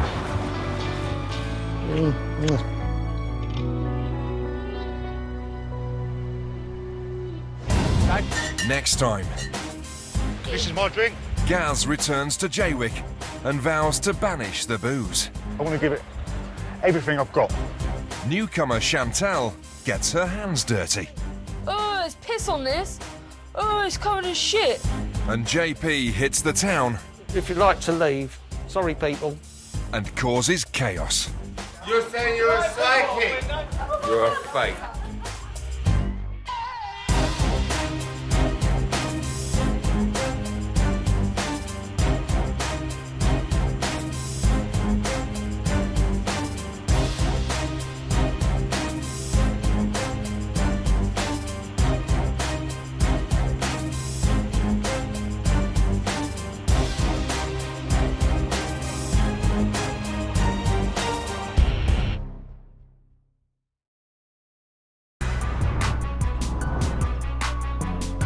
On the Essex coast, just south of Clacton, lies Jaywick. It was built in the 1920s, so Londoners could buy land to build their own holiday chalets. Soon it became a thriving seaside resort. But now, all that has changed. I will class it basically as a shithole. 5,000 people live here permanently, many in poverty. Whenever there's a job that becomes available, everyone is after it. It's England's poorest town, and life at rock bottom can be tough. I don't want to be a bum all my life. It's not the way to go. You gotta be mad to live in Jaywick. For some, Jaywick is the end of the road. You're going to end up killing yourself. But for others, it's a chance to make a fresh start. Cheers. Cheers. To the future. To the future. Another lovely morning in Jaywick. In this close-knit community, locals help each other through thick and thin. Come here, I love you. Oh, it's like a whole big family. That's what I love about Jaywick. I love it here. The rest of society may have forgotten them, but they're not giving up. Jaywick is the tits.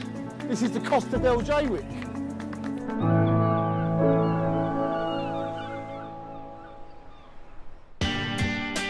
But Dad, This time in Jaywick, this is my drink. Gaz tries to go dry. I want to give it everything I've got. Newcomer Chantel gets her hands dirty. Oh, there's piss on this. Oh, it's covered in shit. And JP tries everything to get his new baby back. Alcohol is the worst drug of them all. When you're waking up with DTs, the shakes. Every year, over 6,000 people in Britain die because they drink too much booze. A 19% increase since 2001. Kim boy. And last week, Gaz nearly lost his life when he suffered an alcohol-induced epileptic fit. His neighbour and friend Nikki found him just in time. To be honest, I thought he was dead. It was a scary situation, but obviously at that time you can't panic. Just out of hospital, he wants to thank her for saving his life. Paramedic people come and they said you've done a good job, and to be honest, if it wasn't for you, then your friend wouldn't be alive today. Well, put it like this, I'm more than likely to be in a box. Doctors told Gaz if he carries on drinking, his next fit could be his last. He hasn't touched a drop in 4 days. When he said to me he was going to come off the drink, to be honest, I thought he was chatting a load of crap. Because I've never ever seen him sober, ever, since I've known him. Gaz normally drinks 9 litres of strong cider every day. Beating his addiction will be tough, but he won't be alone. We do stick together and help each other. You know, everyone knocks at each other's doors and need help each other out. Yeah. You know, it is a nice place. Oh, thank you. I'm glad you found me. Right, I'll see you this afternoon, more likely. Love you, all right? Love you too. If you've got the willpower and you've got the family around you and the support of your friends, you could succeed. Right, Gaz? Morning. You haven't had a drink, have you? Gaz's future sister-in-law, Chantel, lives on the same street. Everyone says I've changed. Yeah, you have. You're keeping up with your hygiene. Yeah. You don't stink. You're having pride in your house. Like, I'm actually happy to sit in your house. Because every time I sat in here previously and it stunk of dog piss and shit, I used to go outside and puke. I was on the low. Yeah, you was. So yeah, right, I'm going to get on and do your washing. I don't need to do all my washing. I don't care. I've got all day. Where's my mum? See you in a minute. 18-year-old Chantel's just got engaged to Gaz's brother. I'm part of the family now. That's my brother. And I'm pleased to call him my brother because he's off to drink. So I don't mind helping him out. Disgusting. Oh, there's piss on this.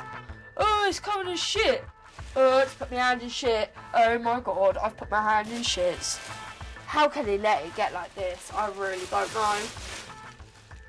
Oh, smell that. Why would you do that though? Even when I drink and get into a state, I wash myself. Chantal was in the care system for 11 years. That's it. She was moved around 27 different homes and is now trying to live independently for the first time. You working? I ain't got my real family, but I've got another family that will look after me and treat me like their own. And I'm happy about that. I just need to go and check how much electric I've got on so I know how much. Chantal was 6 when she was removed from her family. Later, she suffered mental health issues and drug problems. I was spending 106 quid on weed and then spending about 400 quid a week on crack. I'd done that many drugs, it just made me constantly depressed. I self-harmed, I took overdoses, I spent about at least 3 weeks in hospital for all the overdoses. I was like, I don't know what I was doing. Now she faces a stark choice. Basically, like as life or death, you either choose drugs or no drugs. Like with him, he either chose drink or no drink. So I chose no drugs because I can't risk losing everything.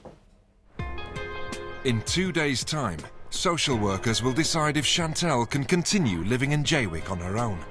But for now, her main priority is her new family. Hello, Max. Are you counting the days? How long you haven't had a drink for? I stopped on, say, the 18th, 19th, but since I've been out, I'm actually on a schedule. Do you remember when we went doctors and they said if I carry on the way I'm going to die within 2 weeks? Yeah, I had the same problem. I don't want to be a bum all my life. It's not the way to go. Massive changes. All for the good, not for the bad.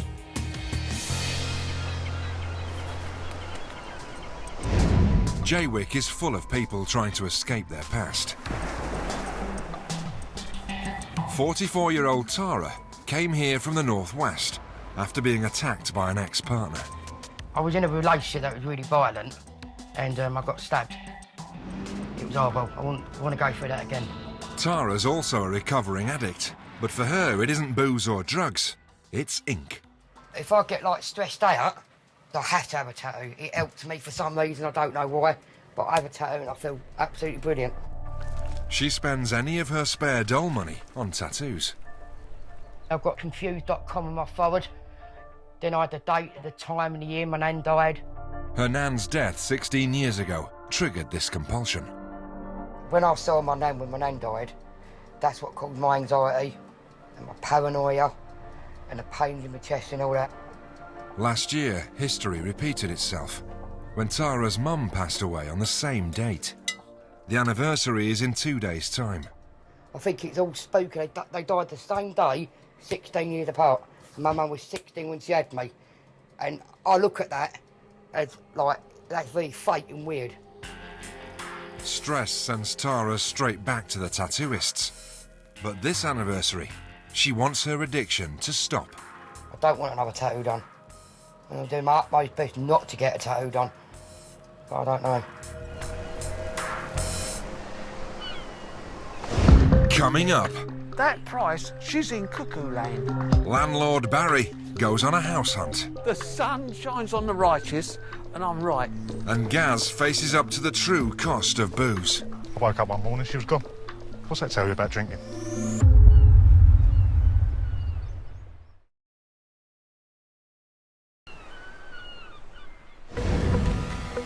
In 1970, the local council suggested bulldozing Jaywick once and for all.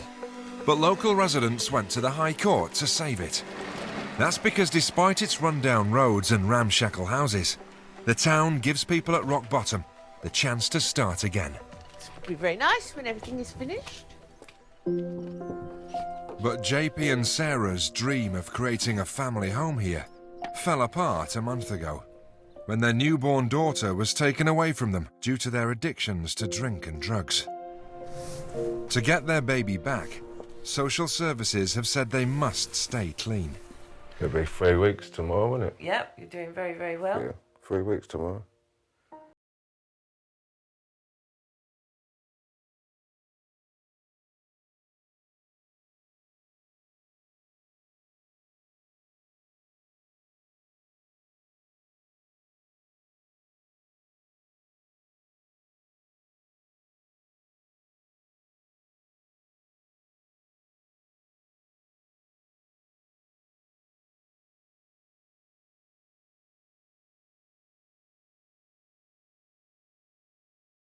things.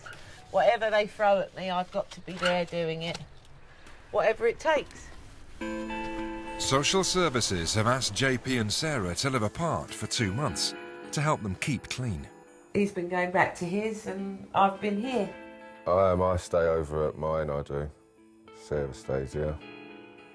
I just nip over, say hello, get dinner. I said I'd do that when we come back with the fags. Oh, can't you just wait? JP's already tried rehab 4 times and failed. His other 2 daughters with Sarah live with her mum. To have any chance of getting them and his baby back, he can't afford to fail again. The next few months will be hard and tough mentally. Just putting on a brave face, but we're strong. Pass me some bleach, JP. Every time I sit down to do this. Half a mile away, Chantal is trying to conquer her demons. All about me. She's living independently for the first time. Social services took her into care when she was just 6 years old. The courts decided they weren't safe for any of us kids to stay at home. Like, I thought it was just another family day out. That's what I generally thought. But obviously not. I was definitely a confused child at that point. As soon as someone mentioned my past, I used to get violent, aggressive, everything. To add to her problems, 3 years ago, Chantal suffered a stroke and now takes 31 different tablets every day. My health physically can't take doing drugs. Unless I want to die, doing crack ain't the way forward. Chantal also wants to stay clean so she can help her future brother-in-law, Gaz, known as BFG, keep sober. For me to be able to help, say for instance, BFG, I have to be stable and healthy myself. It feels like I'm growing up, I'm helping others, I've got straight into the family. I ain't letting nothing from my past drag me down to help me in my future. Nothing. Nothing will do that to me. But tomorrow, social services are coming to check up on Chantal. Her new life may be over before it started. My health, that's what they're most worried about, and whether I'm going to fail at it. If they're not happy, she'll end up back in care. Just round the corner, Gaz is looking at the world with fresh eyes. So today's a nice day, actually. Everyone keeps slagging Jaywick off.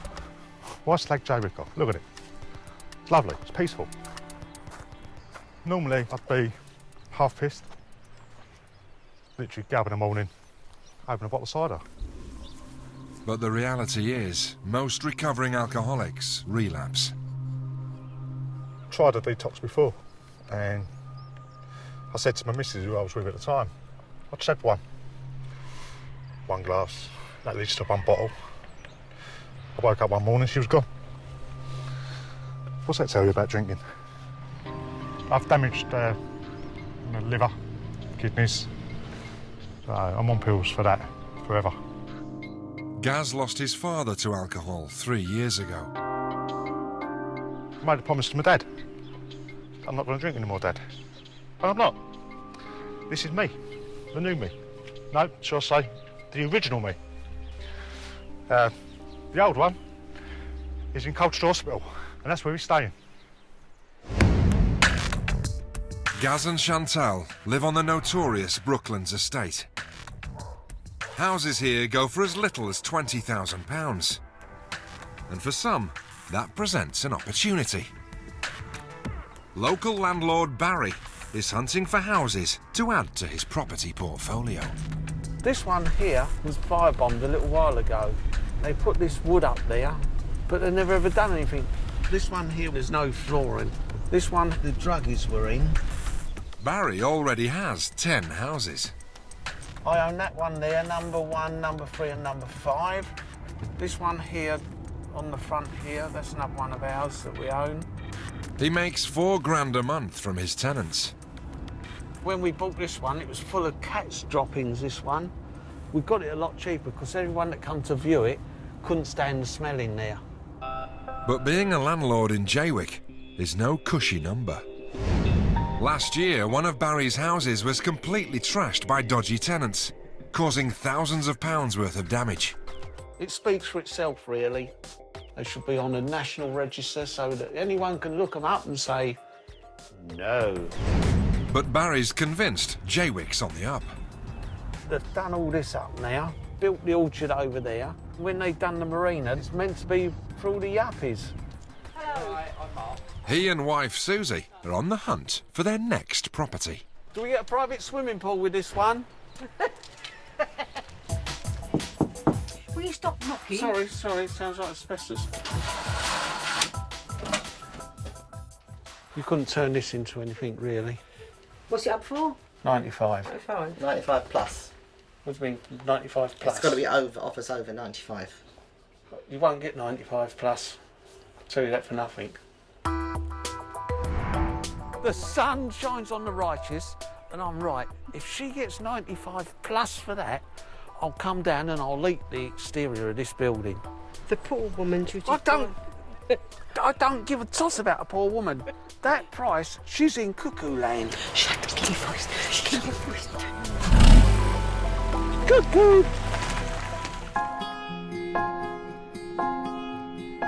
2 streets away, Tara's getting anxious about tomorrow's anniversary of her mum and Nan's deaths. If past experience is anything to go by, she'll spend some of the day in her local tattoo parlour.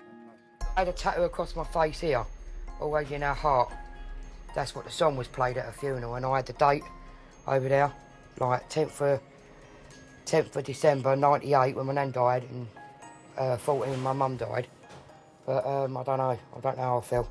I don't want another tattoo done, but I just can't stop myself from doing it. It's the only thing that helps. Tara hopes to take her mind off things by building a love nest with her new fiancé, Darren. Now this is my new project here. I've got to screw all this in so it's all done tight, take these off, put lights all around it, then I can hang my dressing gowns on it in my new bedroom. Someone's junk is my treasure. They've spent most of this week's benefits on paint and curtains.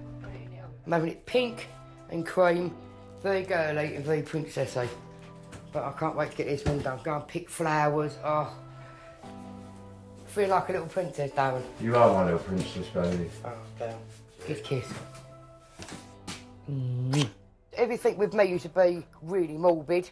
Darren bought me a pair of pink gloves, and I went, oh, damn, they're pink. He said, but you're a girl. Then he bought me a pink bracelet, and then I thought, well, you know what, it ain't that bad. It's quite pretty and calming, so I've just got into pink now. Let's have a look. Oh, I think that's a bit brighter pink than what she thinks. For Darren, it wasn't love at first sight. Because your tattoos, I think people think you're like a bit of a thug and all that, 'cause they look at your tattoos, but you're so gentle and loving, they don't see the other side of that. Yeah, but when you first met me though, Darren, honestly, what did you feel when you I first was a met me? bit scary. I thought, of course, she'd knock me out with a punch. Oh, thanks, Darren.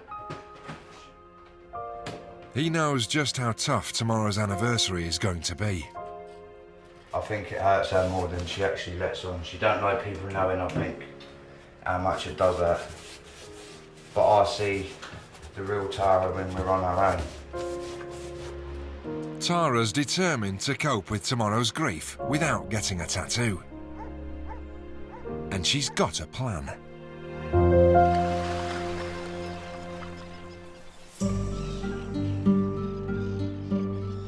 Is he walking all the way down the bottom there? For many people in Jaywick, the future is unpredictable. Mind you don't fall over. But not for Barry. Kabing! He's Jaywick's resident psychic. I know it doesn't look much of a psychic room tonight. This is somebody's 3-piece suite that we're looking after. That's not mystical or anything. We have our little Indian there that watches everybody. Barry holds regular seances at home. My Ouija boards that people say, oh, Ouija, do one of them. Soon he's hosting a charity psychic night, so he's consulting the spirit world. We use this over our little board here. See, going round and round in a circle. I asked it, is the night going to go well to raise money for these children? At the moment, it seems to want to go along a yes. Allah be praised, that moved on its own. Praise be Allah. Mwah, mwah, mwah. Love you, baby.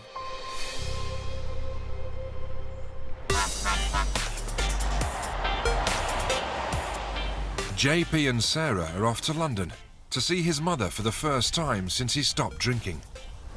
Haven't seen JP's mum since his father's funeral in April. JP was devoted to his father, Pepe. His death hit him hard. It's a Christmas plant, isn't it? Yeah. Oh, that's nice. 25 years ago, JP was a child model. I remember that one, I was on a big billboard, wasn't I? Yeah, could put him in for anything. They dressed him up as an Arab once. Well, you certainly look better, but you really must comb your hair. There's no excuse for that. I'm so pleased he's done it, because he's been saying for years, I'm going to do it, I'm going to do it. He starts, and I mean, I know it's difficult. Your father will be very proud of you. As I'm sure the girls will.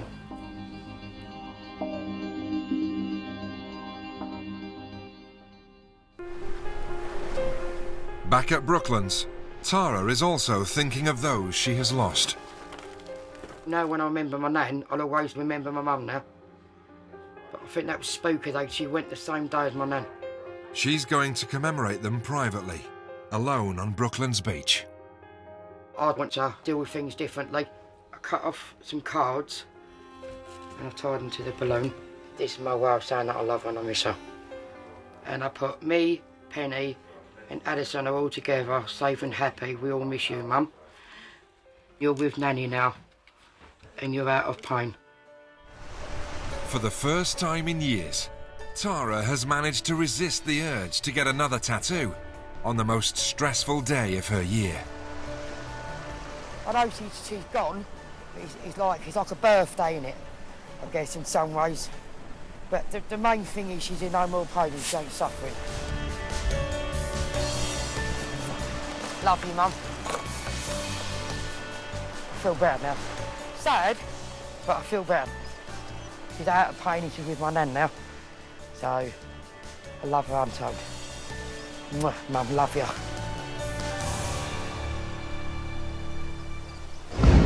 Coming up, Chantel pulls out all the stops to avoid going back into care. It ain't my head, don't worry, I'm not grey. And JP finally confronts his past. Was I really that bad? I feel ashamed.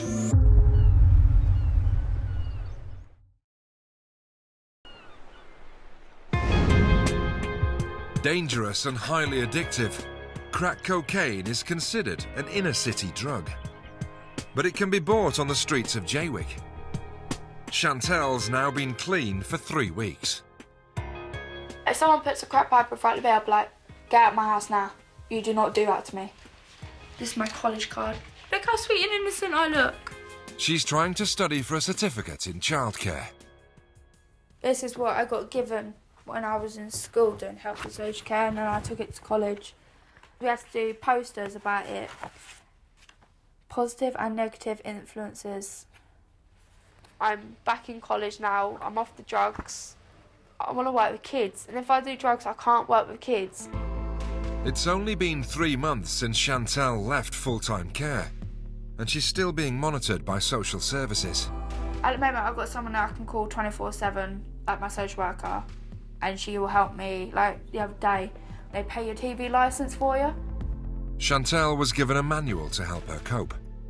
It's basically to help me make a step from going into a child to being an adult. This even tells you everything you need in a house. Vacuum cleaner, washing machine, wardrobe, television. Oh look, this tells you the washing machine signs. This book tells you everything. I like this book. After I get married in March, I want to settle down, have kids, be like a family, have that family environment. Like they'll do all the initial assessments on me to see whether I'm capable of looking after a kid, which I'll pass. Because I don't want to bring up a kid and be on drugs. I've seen that, I've been there, done it, got the t-shirt. I'm not bringing up a kid on drugs. No way am I doing that. Tomorrow, social workers will review Chantal's case. She must convince them her problems are behind her. The worst that could happen is they put me in another block with other care kids. That would be the worst thing that they can ever do to me after having independence. Over in Jaywick village, Barry is preparing for the biggest night of his year. His psychic event for kids' charities. Look what I've got. Ready? Yeah. Surprise, surprise! Oh, well. With a bit of luck, they won't nick it. It'll go up. Not on my balcony. Get on your balcony. Go on then, off you go. I'm hoping a lot of people turn up because the more money we can raise, the more things we can put on. Nobody has to pay for anything. Barry's spreading the word far and wide. As long as this is here, the cars are going to see it, they'll tell other people. You've got to be blind if you don't see that. As long as that sign's left there, people will see it. They're a good little bunch in Jaywick. We all pull together down here. Good old Jaywickers. Back in Brooklands, Chantal's other half, John, is going to check Gaz is still off the booze. Day 10 today. He ain't had a drink. I'm proud of him. He's doing well. Just hopefully he keeps it up. Oh, you up, Bob? Yeah, not bad. Oh, good work. Bloody freezing out there. John checks up on his brother every day. Still got the shakes on? No. Doing really well. Even first thing in the morning when I get up, no shakes. Take my meds. Then I go breakfast rather than a bottle of cider. We're just getting up, drinking, going to bed, getting up, drinking, going to bed. It's no life, is it? All the family's proud of him. Especially my mum when he come out of hospital. He come walking straight in here, went to the fridge, got a bottle of Frosty Jack out and tipped it straight down the toilet.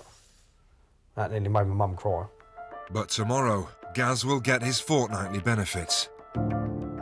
The temptation's going to be when you get paid. Nah, I ain't going down that road again. All we've got to do is take it day by day.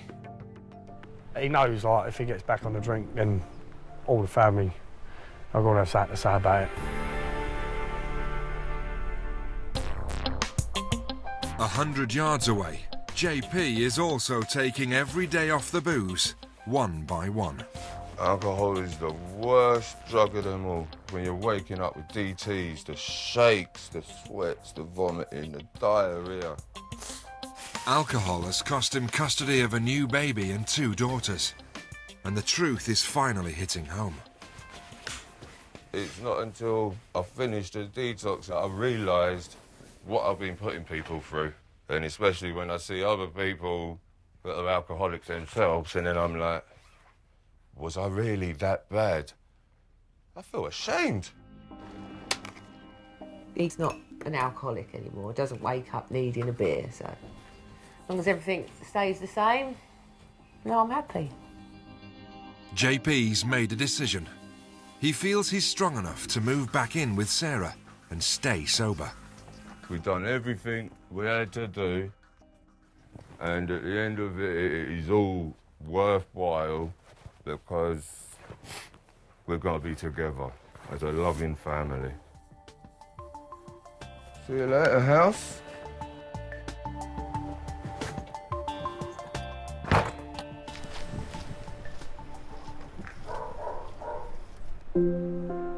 Three streets away, the reality of a life off booze is hitting home.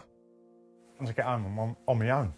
It is a struggle. I just got to find things to occupy myself, i.e. decent film on or something like that. And I've got a dog to cuddle up to as well in the evenings, which is nice. As you can see, he relaxes quite well, lazy sod. Gaz once had a family, but drink took all that away. It took his dad too. Another one of my incentives is my dad died of being a heavy drinker. Because I don't want to go down the same route he did, poor sod. And I don't want to put my family through it. That's the last thing they want, is a phone call saying that your brother or son has basically drank himself to death. That's another thing that's holding me up to give it 100%. And I'll do it. I've got everyone round me.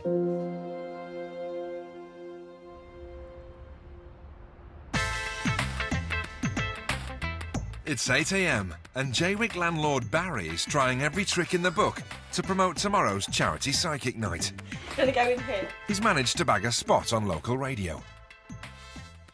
So Barry, thanks for coming to Dream 100 this afternoon. That's all right, you're welcome, young man. That's all right, nice to see you. But thanks for coming in. But I wanted to ask you, when did you first sort of realise that you had these, for want of another word, skill? I started off in the 1960s, I think it was. There's just things start popping into your head and I was seeing things, just took it as normal. How do you feel when you've done a reading? How mentally or physically draining is it for you? When you're giving messages to people, if it's a loved one that's passed over, sometimes you can break down when you're giving messages. That's more or less the hardest part. Okay. Next, the conversation turns to Jaywick's infamous reputation. He's had a lot of bad press over the years, one of the most deprived places in the country.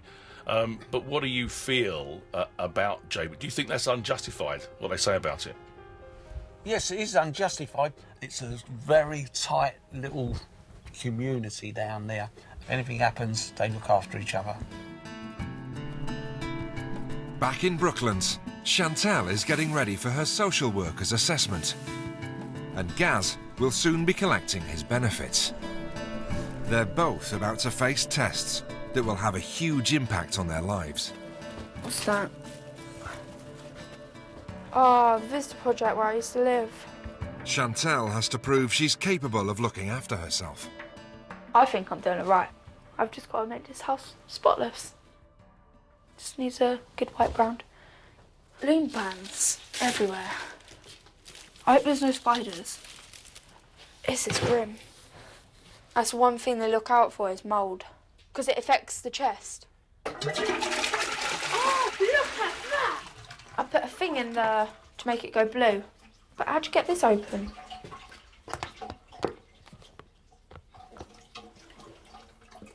Is there such thing as using too much cleaner?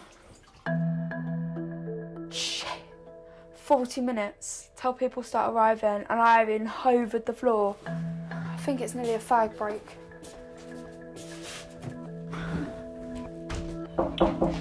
That's Gaz. Well, come in, come in. Lovely weather for ducks, isn't it? Gaz, Yes, darling. chain for the door. A light for your head. Thank you. Morning to you. Oh, hot coffee would be lovely. Yeah, I don't own milk and I don't own coffee. I own a kettle. Push it really hard. You've got a shovel? Actually, I'll turn it back off. Don't look so bad, then. It ain't my head, don't worry, I'm not grey. You need more wardrobes. Huh? I am a woman.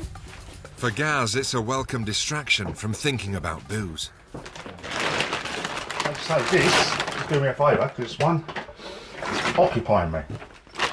It's nice to have someone help me, like, instead of me helping him. But I don't mind helping him. It's family. Bloody hell, that's room I haven't been outside since I moved in. 2 days ago, Chantal confiscated Gaz's bank card to stop him buying cider. I've got your card. John. Good. Cheers, love. I'll grab another one. Off here. When he gets his money, it'll prove then whether he goes on the drink or he sticks to what he says. You can't physically baby a 40-year-old, but he still needs the help from us all. An hour later, Gaz has £140 benefit money in his pocket. I'm sweating at the moment. Today I've got money I can do anything with. The old Gaz would have headed straight to the off licence.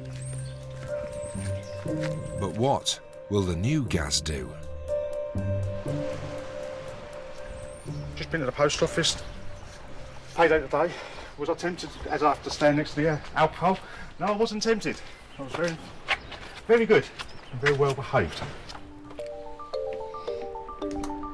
At Chantel's house, the social workers have been and gone. It's Chantel. Just come in. The door was open. Yes, it's always open when I'm in. Yeah, how did it go? Now it helps you with it. Yeah, I showed it really well. They were so pleased with my progress. They're like, oh my god, your house is so tidy. Wicked. They just want me to be happy and healthy. That's all they really care about. She bought me McDonald's. I sat there and munched it all. I'm a good girl. I'm happy that they think that I can do it now. Because before they wouldn't let me go on my own. But now they know I can do it. They're happy about it. They're really happy about it. How was your trip to the shop? Blinding. Obviously standing next to the cider. Not tempted at all. Well done. But then you work it out. I had the money in my pocket. I could have done. I could have done. Hit it straight away. Everyone wants you to succeed. Cheers. Cheers. To the future. To the future.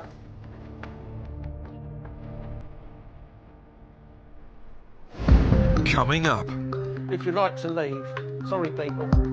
it all kicks off on Barry's big night. You're saying you're a psychic?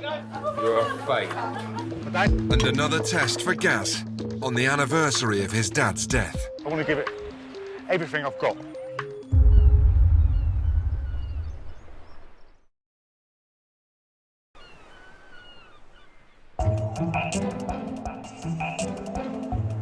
The average weekly household income in Jaywick is half that in surrounding areas.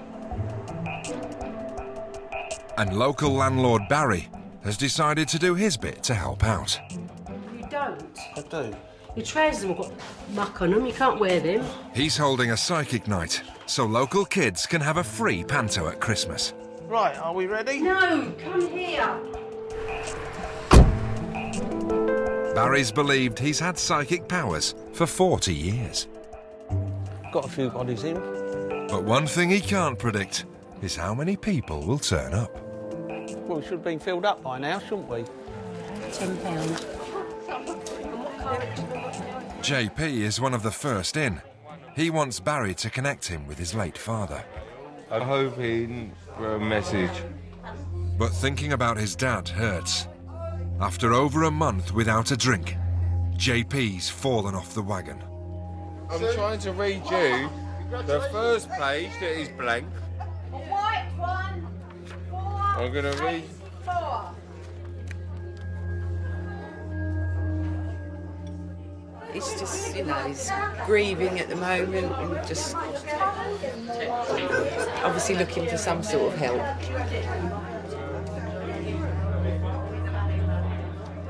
I'm hoping I can speak to my daddy, even my stepmother, Mary. I would love everything if even one of them just come through and speak to us.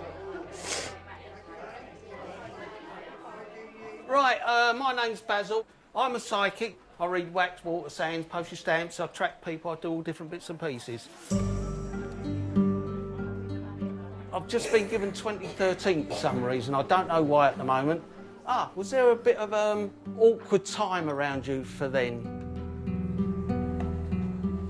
I'm not getting any feedback at the moment.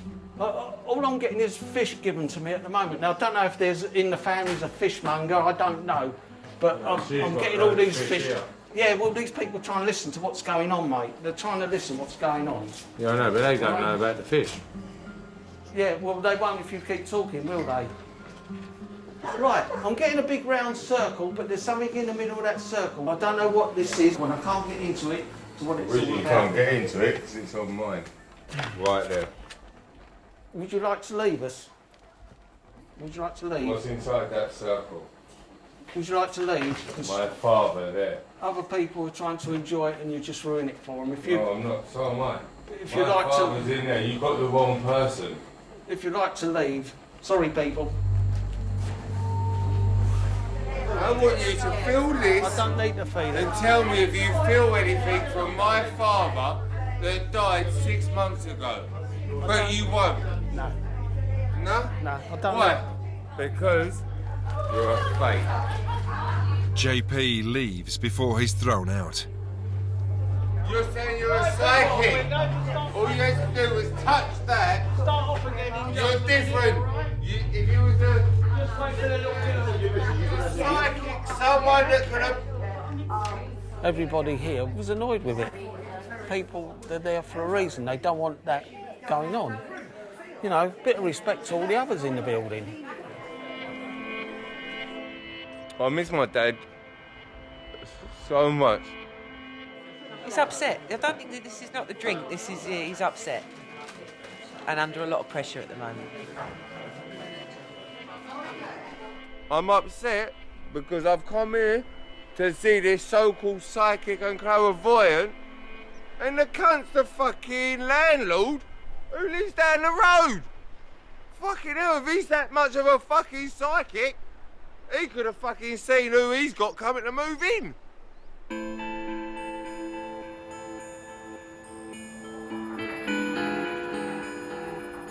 Back in Brooklands, Gaz and his brother John are also thinking about a much-missed dad. Their father passed away 3 years ago, and on the anniversary, they remember him by lighting a lantern. It's the last bottle of cider you're ever going to hold. Gaz normally drinks to help him cope, but despite just getting his benefits, he's still sober. I've actually bought my drink, as I'm now completely off the alcohol. So far, so good. Have I been tempted? No. I've had temptation put in front of me, i.e. now. Am I tempted to ask you for a drop? No. It won't go up because it's ripped. No, it will. It ain't gonna work. It's too wet and it's too windy. No, hold that. No, if you let it go, No, it'll hold blow. it. Don't let it go. Just hold it 1 minute. The lantern's just ripped in half. It ain't gonna work. What? Back at the psychic night, the evening draws to a close. And despite the disruption earlier, it's been a resounding success. Jaywick. Too late now, bloody done it. I don't know if you're interested at the moment, but that's what we've raised at the moment, £183.75.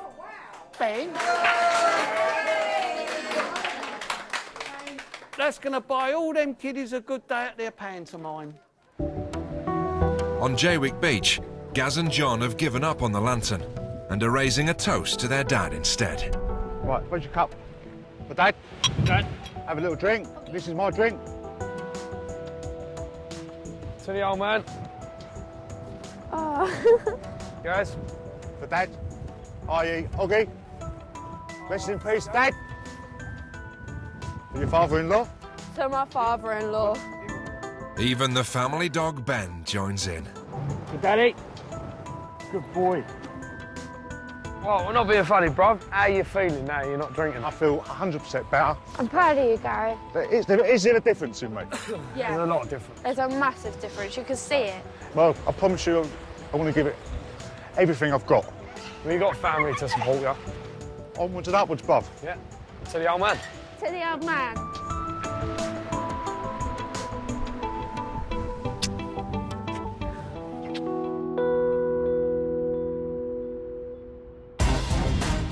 Next time, JP fights back. You want more? You want more? Nikki saves another life. The way his face was, I thought, oh God, he's going to die. And for Gaz, the going gets tough. You're pissed that you're not. I can tell in your voice. How much have you had, Gaz? It ain't an easy journey.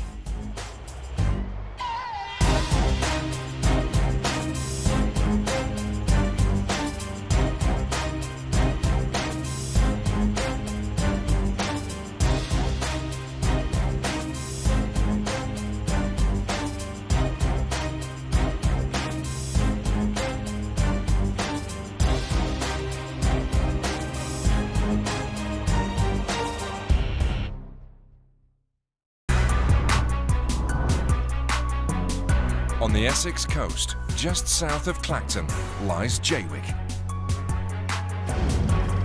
It was built in the 1920s, so Londoners could buy land to build their own holiday chalets. Soon it became a thriving seaside resort. But now, all that has changed.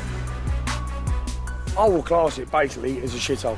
5,000 people live here permanently, many in poverty.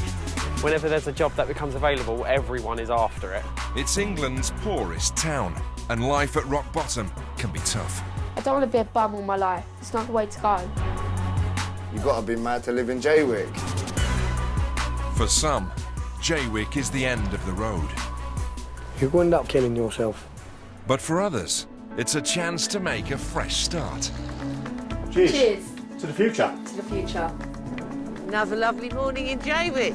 In this close-knit community, locals help each other through thick and thin. Come here, I love you. Oh, it's like a whole big family. That's what I love about Jaywick. I love it here. The rest of society may have forgotten them, but they're not giving up. Jaywick is the tits. This is the Costa del Jaywick.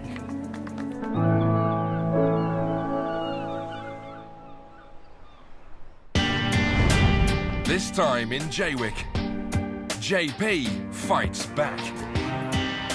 You want more? You want more? Nikki saves a life.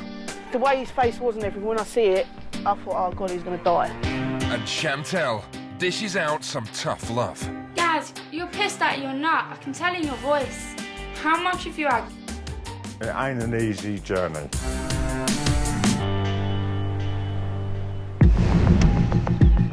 Since Jaywick's been abandoned by holidaymakers, it's more likely to attract fly tippers, travellers and thieves. The council is trying to clean the place up, but so far, it's a losing battle.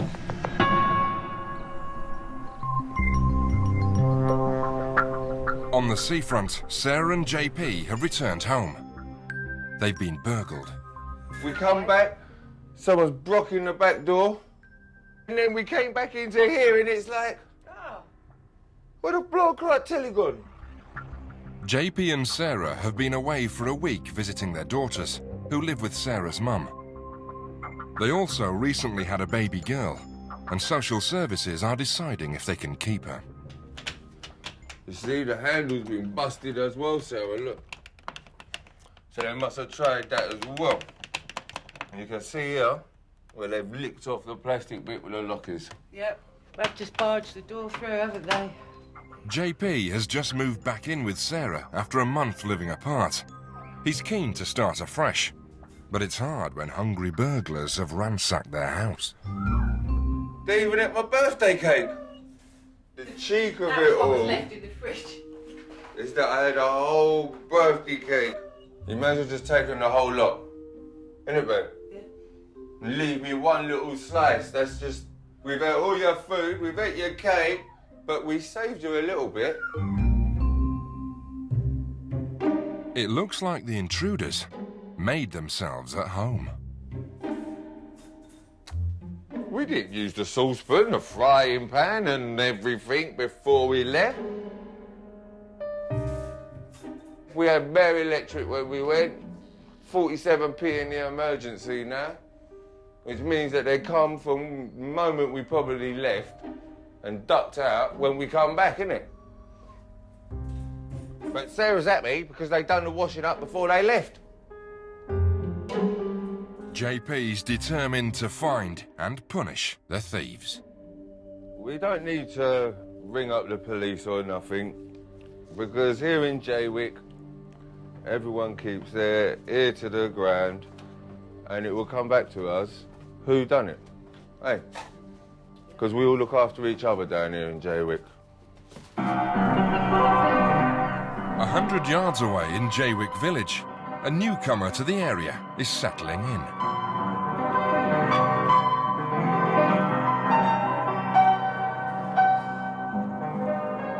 At the age of 6, Chris was a child prodigy pianist with a bright future. But as a teenager, he discovered booze.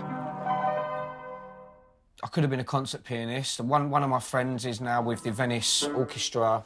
Just shows if you carry it through, it's where you end up. But I obviously wasn't dedicated enough.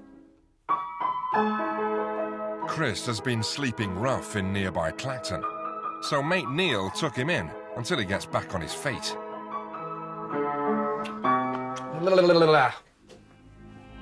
He ran his own decorating business for 10 years, earning £40,000 a year. But drink and drugs took their toll. I had my house with my partner, I had my children, I had my dogs, I had my family around me. And yeah, it's all gone now because of the choices I made in life. Chris's mum recently died, and he hit rock bottom. The last 6 months have been the hardest time of my life, yeah, because of losing my mum and being made homeless. I've got a daughter that's 8, and my son's nearly 10. I'll do everything to see my kids again, yeah. Anything. Chris wants to get a job in Jaywick, but he has a criminal record. He's done time for assault and GBH, and is on probation for criminal damage. Had a letter this morning from probation saying that on Wednesday the 6th of January 2016 you failed to attend your supervision appointment. And that means Chris could be arrested on sight and sent back to prison. Well, I'm homeless. They send me letters and appointments and I don't get them in time, so... It's one of them things, I've got to deal with it.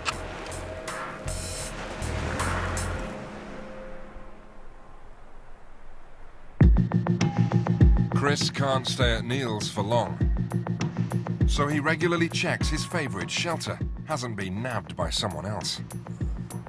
Just along here, I'd lay on here with my blanket, freezing, shivering, furthest away from the wind because the wind normally comes from that way. At first, when I had a blanket, a duvet, at first I thought it was all right, but then when 3, 4 o'clock in the morning comes, it's like that. Yeah, it's not nice. This was home for over a month. It made me grow up a bit. Yeah, it's a slap to the face. Life's precious, you know, and it's short. Short for others. You should be grateful for what you've got. Because it can all go like that at a click of a finger. Everything can go. To start a new life in Jaywick, Chris must pass his probation. It's vital he keeps out of trouble. Coming up, Chris becomes JP's prime suspect. Everybody knows about it, and I didn't even have to go out and ask one single person about who burgled my house. And Chantel loses it with Gaz. Look at you. Look what you're doing. Do you really want to end up dying?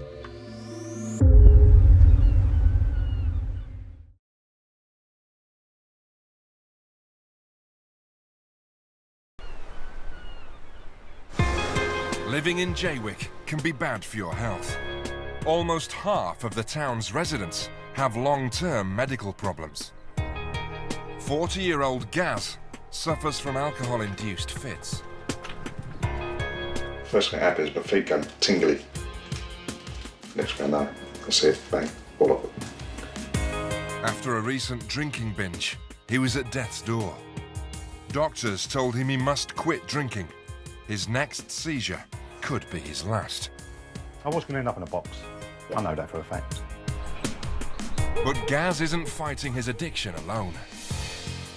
His brother John and future sister-in-law Chantel have been trying to help him keep off the booze. But John's just got a call from Gaz, and it's bad news. What, so you bought a 3-litre bottle? No, I bought a pint. He's had more than that. Right, yeah, son. You alright? How are you feeling? I'm good. What about you? No, tell me the truth. It's time for some tough love. Gaz, you're pissed out of your nut. I can tell in your voice. No, I'm not. Crazy. You sound pissed out of your fucking nut, yeah? You've lied to your family saying that you promised that you won't drink no more. You've sworn on your dad's grave and you've gone out and bought drink. Ain't that easy when you're on your own. I'm trying the hardest. Gonna go down there and see how much he really has had to drink and just put into his head he's gonna die. Because he is. Chantal goes straight to Gaz's house and asks to talk to him alone. How much have you had to drink? What's my second one? Tip it down the sink. Leave it there. Look at you, Gaz. Just leave it. You're pissed. I'm listening to music. But why drink, Gaz?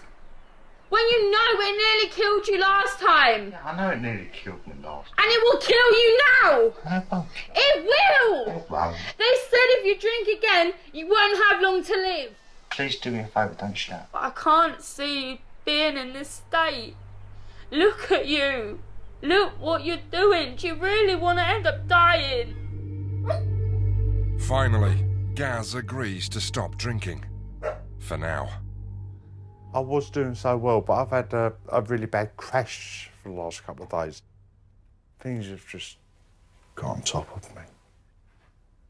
At the moment, I'm feeling really down. The worst thing about feeling down is you find the easiest way out. The easiest way out is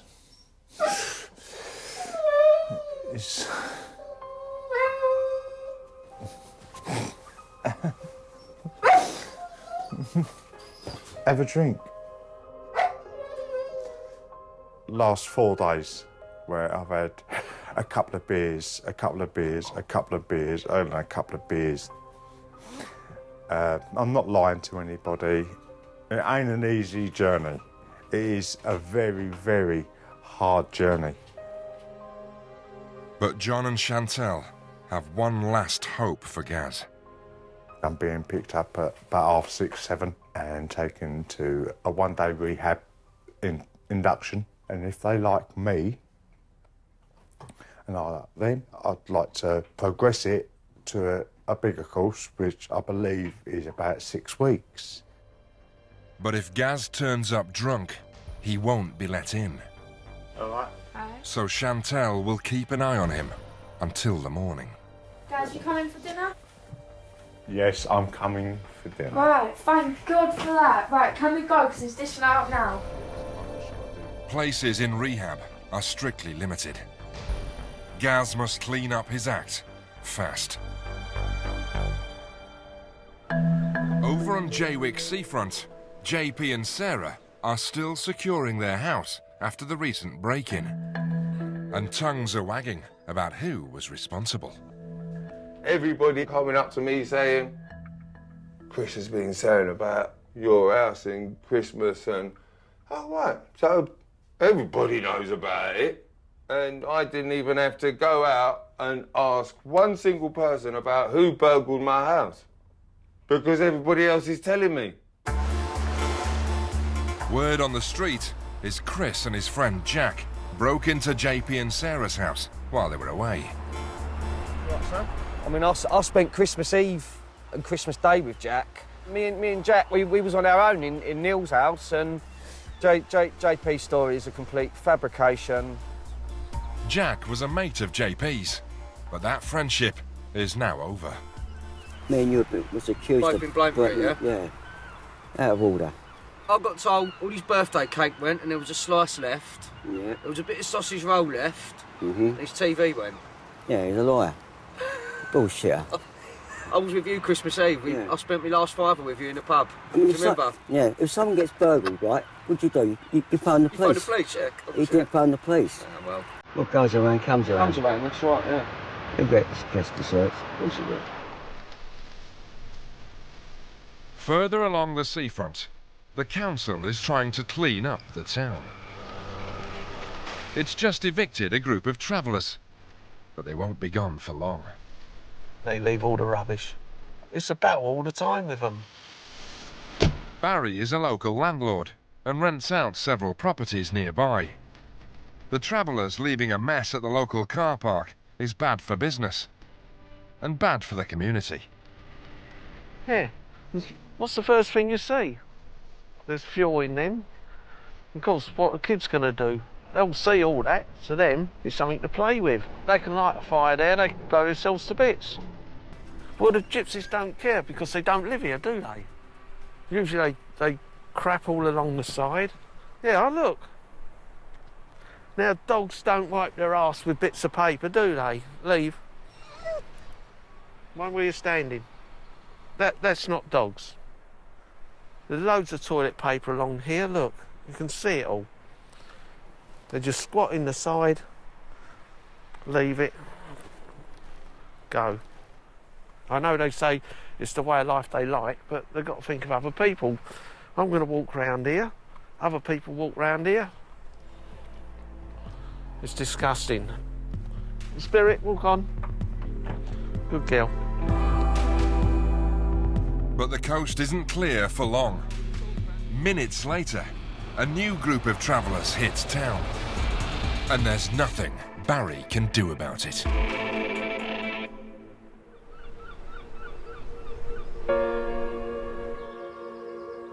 Chris has heard JP is out looking for him, so he's keeping a low profile.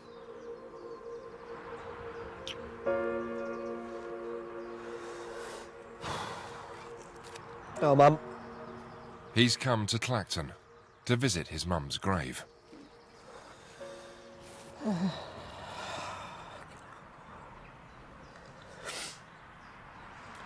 soulmate. She's always here. Just want to make my mum proud. She was proud anyway, but I want to make her a lot more proud than she was. She stuck up for me all her life. And I need to return that. Prove why she stuck up for me. There's a reason why she stuck up for me.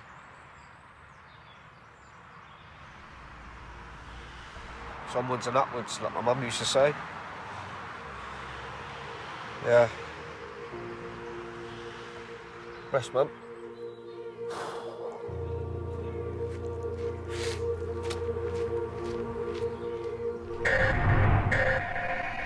Chris sets off to his digs in Jaywick village. But JP is on the prowl. And on Clacton seafront, he finds his man.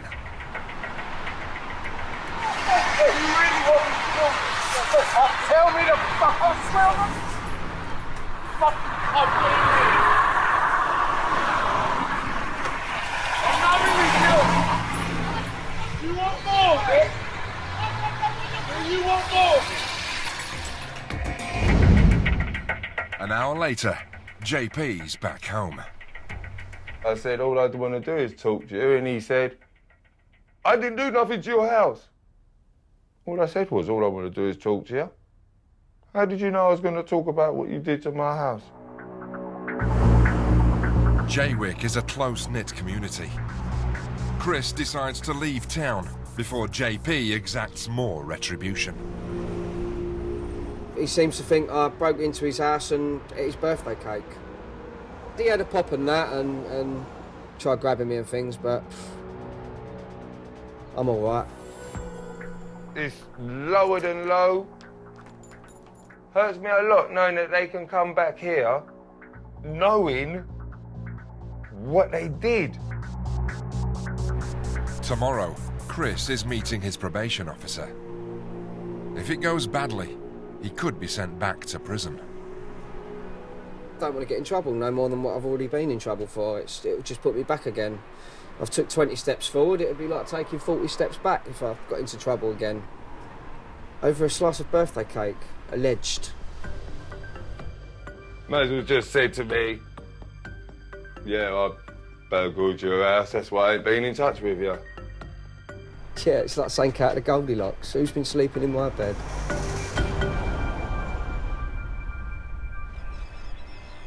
The next morning, Gaz is on his way to rehab to see if he's suitable for the programme.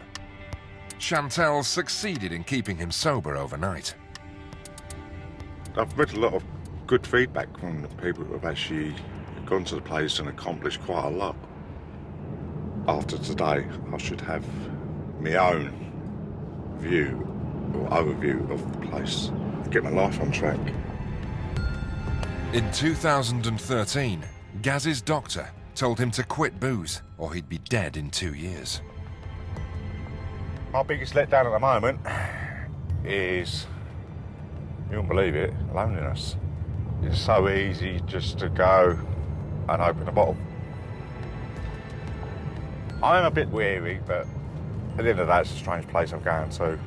But on the upside, I'm going to a place with people that have got the same sort of issues as me. I'm going to give it everything. Can't do it half-hearted, you've got to do it full on. It's going to kill me if I don't stop. Here we go. I'm feeling quite nervous. A little bit on the shaky side, but we'll see.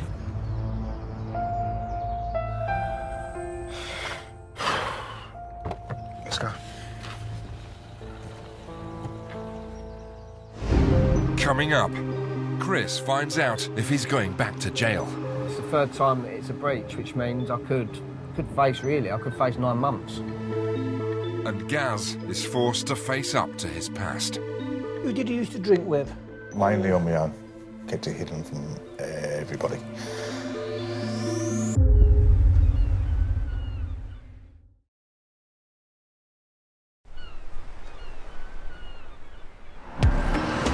Like many British seaside resorts, Jaywick's been struggling since the 1970s, when foreign package holidays became cheaper and destinations like Jaywick were abandoned.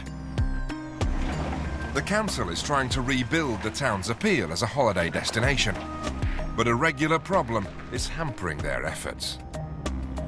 Well, we've had reports again today that the travellers are back in Jaywick.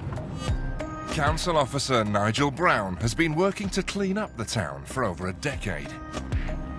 But today, travellers have taken over a public car park. This year we've spent around £20,000 in all on traveller issues. They do tend to leave a variety of mess behind them, and that all has to be cleared up by our contractors. It's a cost that we could do without. There's 3 or 4 caravans, 2 or 3 of which I recognise from before, and now, as you can see, there's another caravan moving on here now. They've managed to squeeze through, avoiding the barrier, and they're coming onto the site as we speak. I certainly couldn't afford a caravan like that. Nigel has come to tell the travellers to leave or face court action. Hello there. Hiya. Hi. I'm Nigel Brown, I'm from Tendering Council. All right. You know the way this works. Yeah, I do, yeah. The traveller unit will get in touch with you. At the same time we get a court date, I take it you'll probably leave. We don't cause much trouble, or we don't know anybody. No. You know, it's we're quite friendly, and we pull on obviously because there ain't a lot of places to go now, sir. No. No, I understand that, but we went through all this before. I know you have. I know you have. Not new now. No, so it's all well known to you. Yeah. The biggest problem for the council is the rubbish left behind. One thing I would say to you, you know, we have to clear out the mess afterwards. And who's this mess you're cleaning up? The traveller is on shaky ground, so he opts for a diversion tactic. Go down there and have a chat to them. Look, this caravan down here at the bottom on the right. Yeah. Doors up. Come and have a chat? Yeah, go and bring Okay, come and introduce us, yeah? Okay.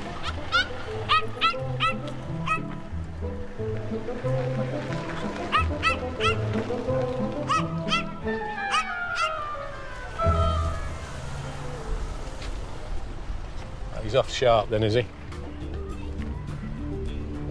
Well, you know, he seemed a friendly enough guy, but when we actually got down there to talk to the people in the caravan that he said come and meet, he shot off in a transit, so make of that what you will. It'll take 10 days to get a county court order to remove them. But Nigel's first priority is protecting Jaywick from even more travellers getting in. So he enlists a security team to seal off the car park. are not beyond the law, are they? You know, at the end of the day, if me and you parked in there, we'd get a ticket if we didn't buy a ticket. And it shouldn't be any different for anyone else, really. You know, the law's the law. 140 miles away, Gaz arrives at the rehab centre for a tour to see if this is the place to get him off booze. Morning. Welcome to the Lake Community. My name's Gary. You are Gary. Everyone knows me as BFG. Hello, my friend. Gary, I'm Liam. Pleased to meet you. Nice to meet you, sir. Gaz will be shown round by recovering alcoholic Raj and later assessed by an aftercare worker to see if they'll take him. I'll be honest with you, it's not an easy programme to get to where I am. A lot I find is when I'm a drinker, I tend to lock myself away. In the heaviest parts of my addiction, I'd isolate myself. Me, I'll go out, go to the shop, get myself a drink, go back home, shut the door, lock it, and sit there and watch TV or something like that. But it's my area, my space, I'm safe there. Oh, sorry, we've been near it. Yeah, there's been a bell, so we've got to disappear. Yeah. When the bell goes, we've got to respond. The programme is highly disciplined, but it works. 80% of alcoholics who make it through to the end are still dry a year later. It's a very structured day. You wake up at 6:30 in the morning, down on the floor for 7:30. Yeah. 8 o'clock you have your breakfast. 8:30 you have what is called the morning meeting. Back in Jaywick, Gaz's neighbour Nikki has found a lost dog in the street. I was coming back from my friends and I just see the dog run out in front of the bus. So I stopped the bus, so obviously didn't hit the dog, and saved it really. I didn't want it getting hurt. Nikki's lived in Jaywick since she was 6 and is something of a good Samaritan. Come on in. I'm just Nikki really. I love everybody. It's nice when you can actually help someone out and not spec things. That is one of the good things, that everyone does stick by each other. Come on, we'll find your owner. For Nikki, helping others is part of keeping the spirit of Jaywick alive, as she remembers it when she was young. When I first moved down here, it was okay. You can leave the door wide open and go up the shop, no one will touch anything. Hey! Help! Back at the rehab centre, Gaz is getting some home truths. He's just found out if he signs up, he will have to leave Jaywick forever. A big part of it is moving away into life. Yeah, that's it. It's about moving away, starting afresh. It's a lot of changes though. If Gaz is accepted onto the programme, he's in for a tough ride. Yeah, so it's like some people call it the naughty chair. Yeah. But if situations, if people want to leave or, you know, people are reacting on the floor, basically you've got that looking up towards the drive, and what you do, you sit here and reflect, you know, why you're behaving the way you do, or if you want to leave, why, you know, just sort of to give you a reminder of what you're going back to. In a few minutes, Gaz will have his assessment interview. If it goes well, his life may be about to change. Gaz isn't the only one with an important meeting. Back in Essex, Chris is heading to an appointment with his probation officer. Today, he finds out if he'll be sent back to prison. I would say it's all good fun, but it's not really. It's for being an idiot. Still, we live and learn. Some of us learn the hard way. Chris is on probation for a criminal damage offence in 2014. Apparently, they sent me an appointment for the 6th of January, but I haven't received any letters, so apparently I've breached. But I'll talk to them about that today. Third time it's a breach, which means I could face 9 months. It's not really where I want to be. I've just started finding my feet again, you know? At the rehab centre, Gaz is having second thoughts. Leaving Jaywick after the programme may be too much of a wrench. I've got some good friends in Jaywick. But same again, most of them are drinkers. That would be a big step, going to a new area where I don't know nobody at all. Just have to leave it behind. Gaz has two sons, now 14 and 19. He hasn't seen them for years, but rehab could change that. I'd prefer life. And if I could succeed in this, I would get my life back on track. It'd be nice. Get in contact with my kids again, you know what I mean, that sort of thing. So. But places on the programme are strictly limited. So Gaz will be assessed by aftercare worker Liam. It's a time for me to ask questions and explore a bit more of his motivation for coming here to see if it is suitable. Because if there's no motivation, it won't work, because we're not an easy option. Gary, do you want to come through, Gary? Cool. Take that seat there. Let me just put this do not disturb sign on. We don't want no interruptions. How was it? Wicked. So what's your substance of choice? Cider. Cider. Cheapest and strongest? Yeah. So white cider? White cider, yeah. 7.5% probably. Who did you used to drink with? On my own. On your own? Mainly on my own, yeah. Kept it hidden from everybody. Have you any children? I have two boys. Do you have communication with them? Not anymore. What impact does your substance misuse have on their life? Or those around them? Nothing to do with them, because I never used to drink in front of them. I used to keep it hidden from them. Did it have a part to play in the breakup? I'd say no, but she'd probably say yes. The assessment takes over an hour. Then Liam makes his decision. From what I've read here, I think you are suitable for here. You definitely tick all the boxes. You're an alcoholic. I admit, that's one of the hardest things about an alcoholic, is admitting. They will ask for commitment, but don't lose focus. If you really want this, we can help you, and we're willing to help you. I have one personal question. What do you think of me? What do I think of you? Be honest, please. Hey, Be honest. I actually quite like you. I think you are capable of doing this programme. You do talk. You are open. You are honest. You know what you want, and you can converse out and tell us what you want. So yeah, I think you're suitable, and I think you will fit in. Let's focus on today, because every decision you make today will affect all your tomorrows. All right? Thank you very much. Thank you for your time. You know what? Some days this job's hard. It's people like you that make it worthwhile. Thank you. Thank you very much. You don't realise how many people are in the same situation as me. But without getting into the right place and talking to the right people about it, you don't know, do you? Life's too short to be like this. I'd like to get my life back.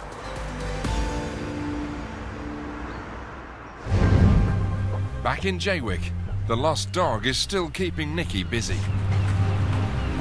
Shame I couldn't keep you, eh? What we're going to do with you, eh? Poor thing. Just after nightfall, Nikki's 4-hour search for its owners pays off. I literally saved it for you. Oh my god. But then you got hit by a bus and everything. Thank you so much. Oh my god. Yeah, give us out. Ring D up. I'm getting a ring D up. Where you been? See you later. I'm going to miss you now.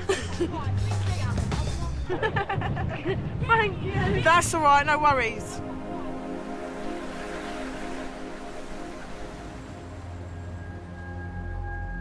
After a 2-hour meeting with his probation officer, a decision has been made on Chris's case. Yeah, good. Really positive, mate. I'm not going to prison. Well, hopefully not. The probation are asking for an extra 10 hours on my community service, which I'm starting next week, because I'm obviously moving on with my life and being a good boy now. So, yeah, it's positive.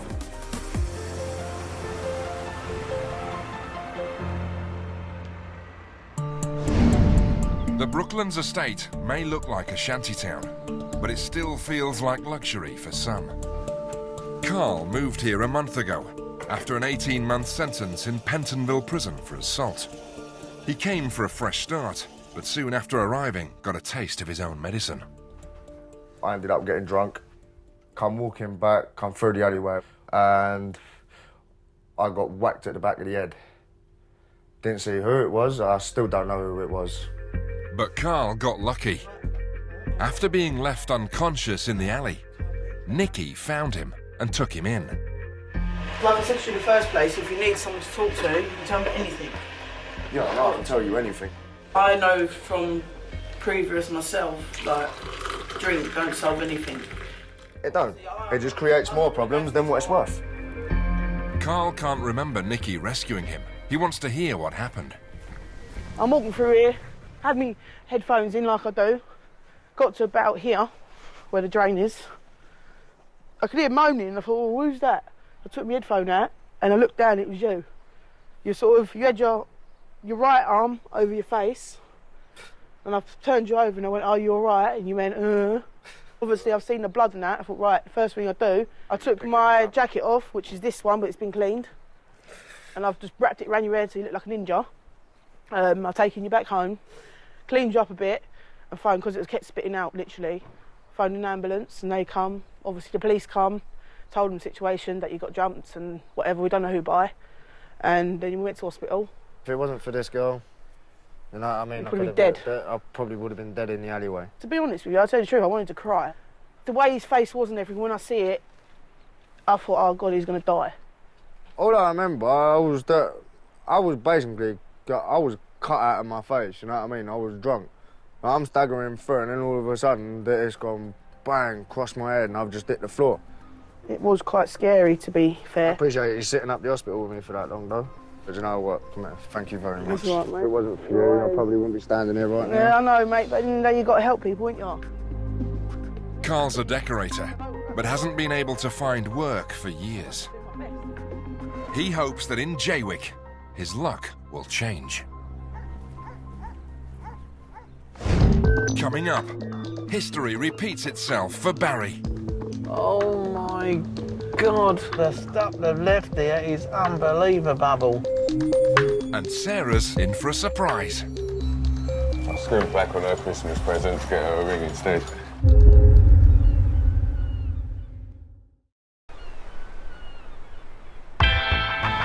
On Jaywick seafront, there's some rare good news for the locals. A week after arriving, the travellers are leaving town. Word has reached local landlord Barry. Oh, the gypsies have gone. There's one caravan left there. Oh, there's cars in the car park now. When the gypsies were around, there was no cars in the car park. So, oh my God. Oh, the stuff they've left there is unbelievable. And we've got to pay to have it all cleared again. Travellers have invaded Jaywick 25 times in the last year.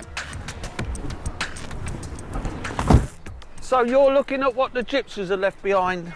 They did put a ticket on one vehicle. That's Taxpayer, correct, yeah. Well, I came along because I thought the ladies were admiring you.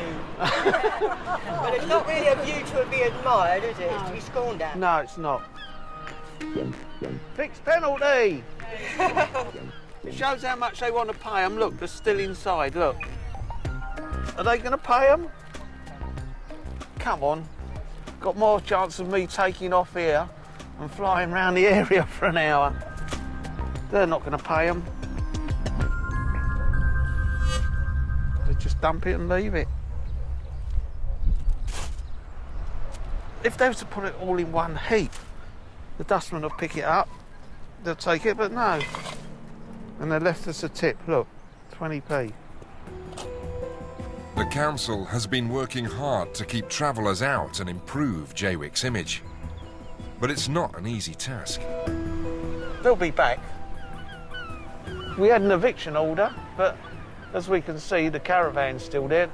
So all it's doing is leaving the gateway open for more to come in. Somebody will come along with their caravan, see that and they'll want to join. We've partly won this one here. They wasn't here as long as they usually hang around, but while there's a caravan there, there's a very good chance they'll be back.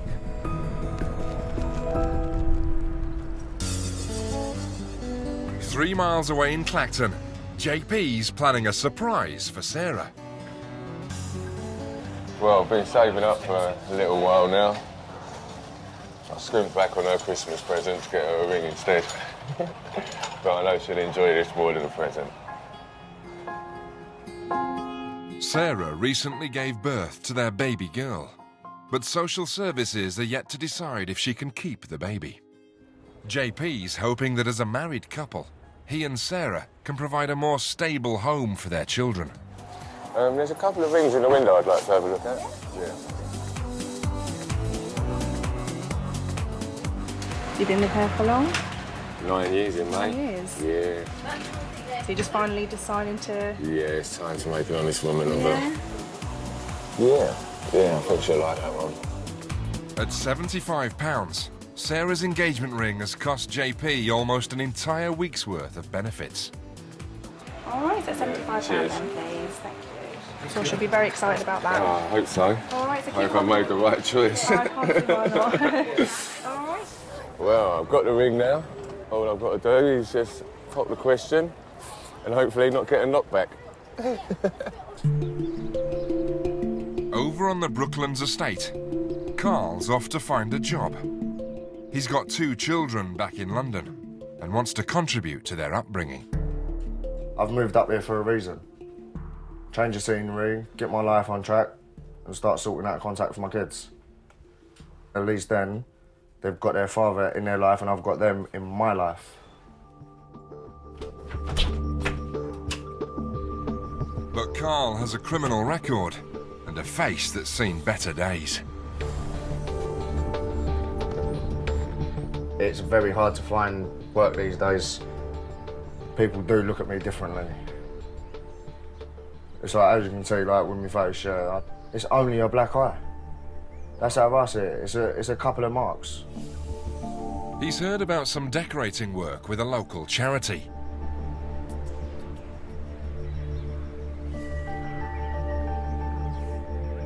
I've explained to them I'm a painter and decorator, so and that's what they're looking for. So fingers crossed. Carl must wait a week to find out if he gets the job. Finally, things might be looking up.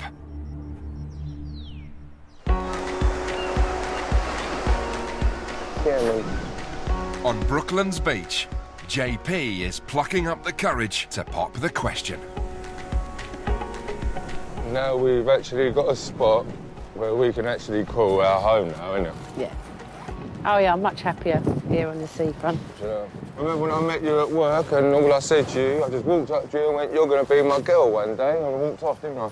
Look at us now. Exactly. You're my girl. I've got you. That's all that matters. And also, can you just wait there a minute? You do me the honours of being my wife, please. Oh yes. Oh wow. Love you. Yes, then. Yes. Oh, God, of course I will. Oh. Oh, I love you. Help me up, your knees hurting. Mr. Herod. Mrs. Herod. I love you. Yes, love you too. Oh, thank you. You're going to be my wifey then, yeah? I never thought I'd see the day of JP being romantic. Yes, well, no one ever probably would have. If JP and Sarah can conquer their addictions, social services might allow their girls to live with them here in Jaywick. We've been together a long while, but sometimes JP's a bit cool, you know, he doesn't like to show his emotions, so this is a big deal for him. So we've got a lot to look forward to in the next year, getting our family back together, and hopefully getting married now. I can uncross my fingers now, and I'm over the moon. I'm happy. She's made my day. She's made my day. Next time, Disco Dave does detox. I'm going to try and achieve the hardest thing I've ever tried in my bleeding life. Nikki's house becomes a war zone. He's come in here and destroyed our home, as I called it. To be honest, I'm feeling really hurt. And tragedy strikes Jaywick.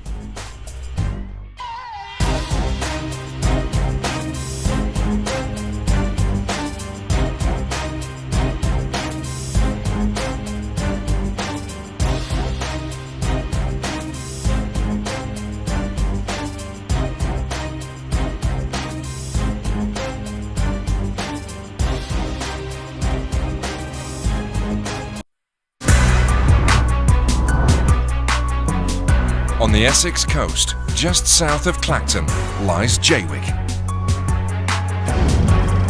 It was built in the 1920s, so Londoners could buy land to build their own holiday chalets. Soon it became a thriving seaside resort. But now, all that has changed.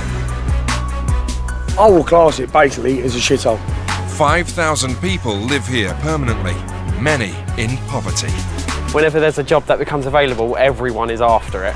It's England's poorest town, and life at rock bottom can be tough. I don't want to be a bum all my life. It's not the way to go. You gotta be mad to live in Jaywick. For some, Jaywick is the end of the road. You're going to end up killing yourself. But for others, it's a chance to make a fresh start.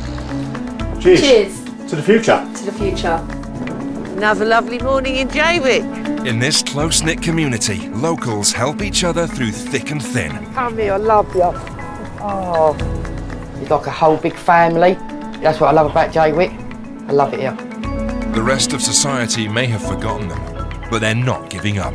Jaywick is the tits. This is the Costa del Jaywick.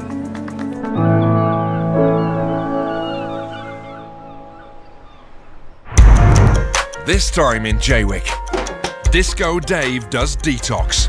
I'm going to try and achieve the hardest thing I've ever tried in my bleeding life. Nicky's house becomes a war zone. He's come in here and destroyed our home. To be honest, I'm feeling really hurt. And tragedy strikes at the heart of the community.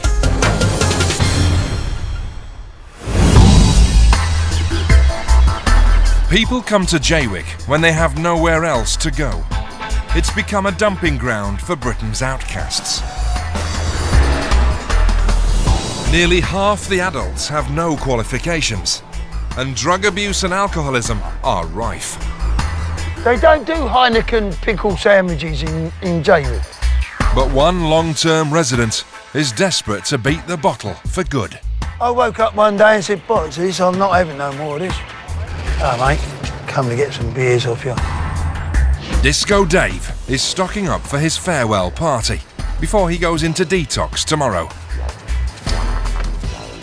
Let's get this party started. The last time I have a drink, it'll be about 5 minutes before I go in tomorrow morning at 10:30. And that's it. It looks like my last day of drinking is going to be a good one, me poos.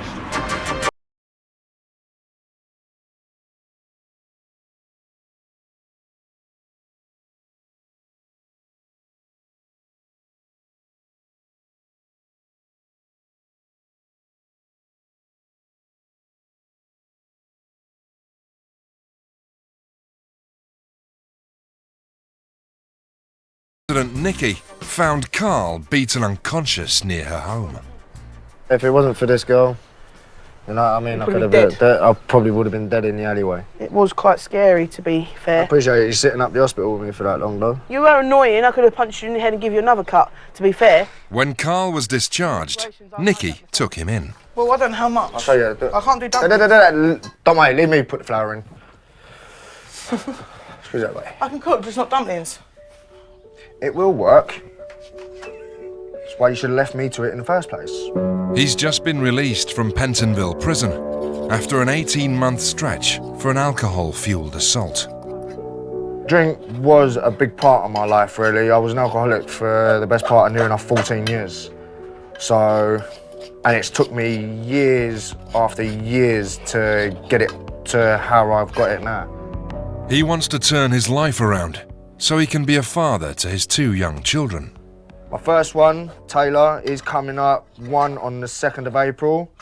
And my second one, Tyler, is coming up, one on the 2nd of March. You know what I mean? I want contact with them, so...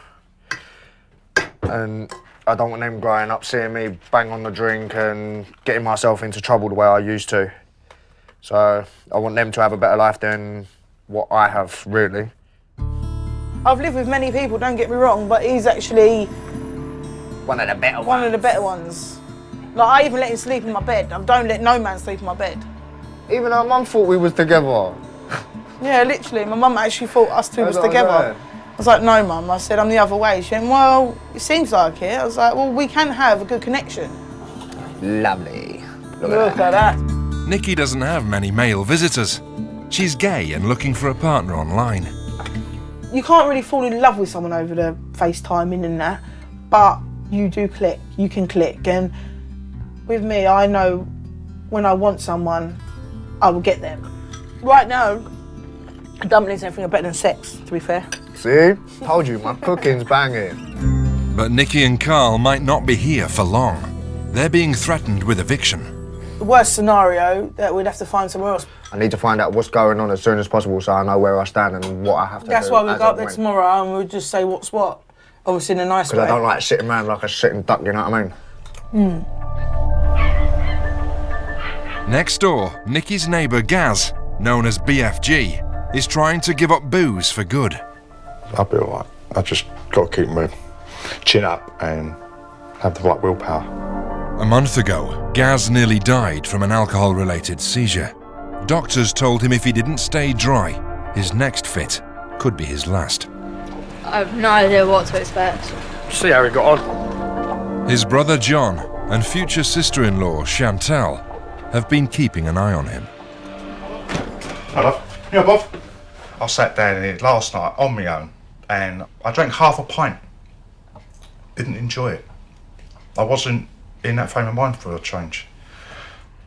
I went and tipped half a pint of cider down the sink and that left me with half a bottle. I'll put it like this, it didn't go down my throat and the bottle's in the bin out front. So that in itself is an accomplishment, a big accomplishment for me. If my man was in there, I'd be proud. You don't want to go down the same road, Gaz. You don't want to end up in a box. But John recently moved to Clacton. He can't watch Gaz every minute of the day. Right, I'll see you tomorrow, Bob, yeah? See you tomorrow. Bye. Bye. Love Love ya. Love you, Shane. Round the corner, Dave's waiting for guests to arrive at his pre-detox party. Vincent, sit down. After 45 years of drinking up to 33 cans of lager a day, giving up isn't going to be easy. I was going on 11-day benders. I wasn't sleeping for 11 days. See, the trouble with me is I only need about 2 hours sleep. I can go to bed at 3 and I'm up at 5. I could be drinking all day and I don't go to sleep during the day. They ask you how many drinks you drink and in the end they said to me, when don't you drink? And I said, when I'm asleep. But I'm dreaming of it anyway.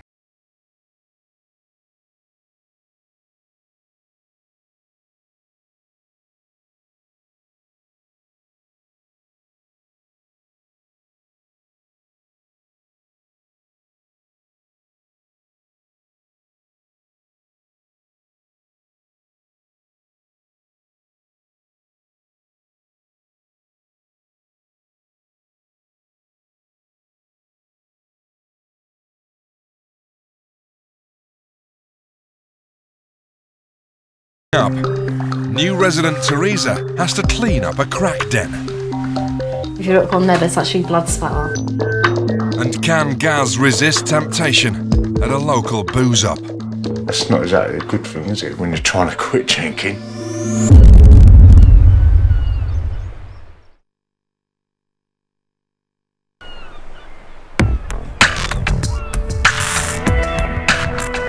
Jaywick used to be a haven for holidaymakers. Now it's a magnet for people at rock bottom. With 3-litre bottles of strong cider costing just £3, many locals try to drink their problems away. Come on, sit in. But 61-year-old Dave is determined to get dry.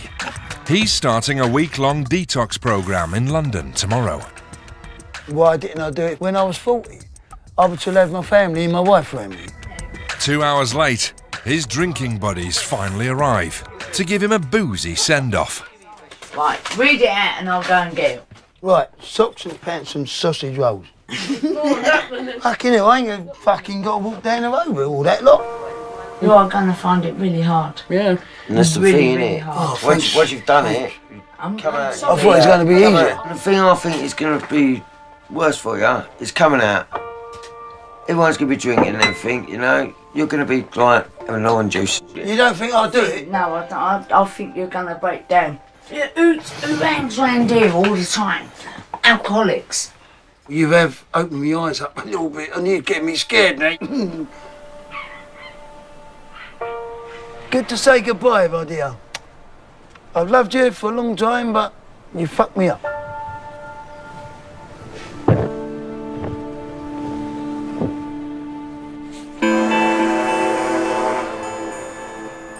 At another party just round the corner, Gaz is struggling to resist the booze. It's gonna pop. Whoa! It ain't vodka. No, it ain't vodka. I'm a fucking vodka drinker. Cheers. Cheers. Cheers. I've got friends around, but they're all drinkers as well. That's not exactly a good thing, is it, when you're trying to quit drinking? Come and have a drink.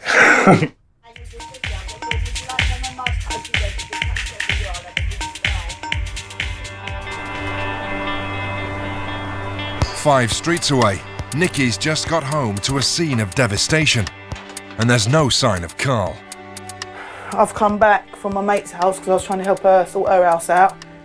And it's come back and it's a bombs in and it's disgusting. It looks like there's been a vicious fight.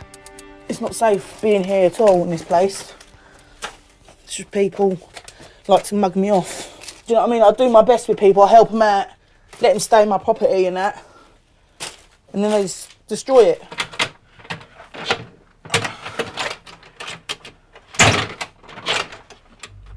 Carl was staying here with me. He's got himself into a bit of bother and that, and sort of he got beaten up or something happened to him, I don't know. And he's up and left and taken all, well, my money and that I had, and left this place in a really bad shithole, to be fair. To be honest, I'm feeling really hurt. It's not so much about the money situation, it's the point of he's come in here and destroyed our home. It's really pissed me off, to be fair. It really has. I need a lot of thinking time of what's right for me at the end of the day, but I do want to get out of here, just to sort of clear my mind and restart again and carry on.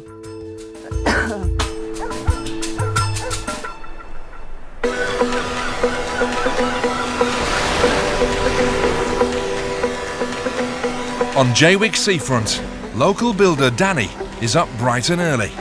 He's Jaywick's #1 fan. Right, Dan, how you doing, bro? We are Jaywick. I've lived here 30 years. Small community. We know everyone and everything. That's the great thing about Jaywick. We've got the best beaches in England, and I think a holiday village is what Jaywick really is. I mean, look at this view. Look at this. Why would I ever leave? This is the Costa del Jaywick. Danny's mother, Linda, brought him up alone.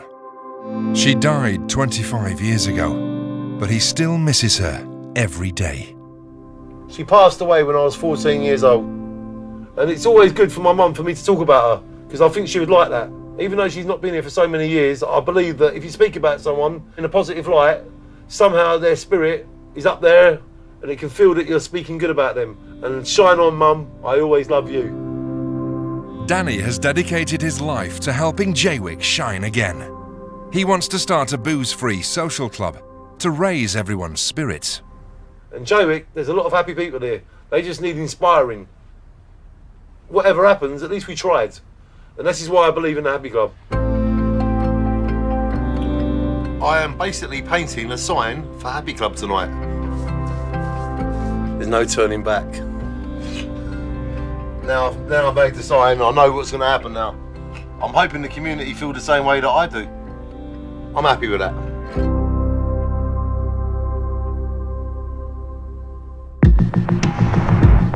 A mile away from Danny's is the notorious Brooklands estate, where around 80% of the houses are privately let. Rents are around £450 a month, mostly paid with housing benefit and no deposit needed. 22-year-old Teresa wants to build a home here, but that's not easy when the previous tenants were drug addicts. A crack den. That's all it looked like, was a crack den. There was heroin needles everywhere, knives everywhere.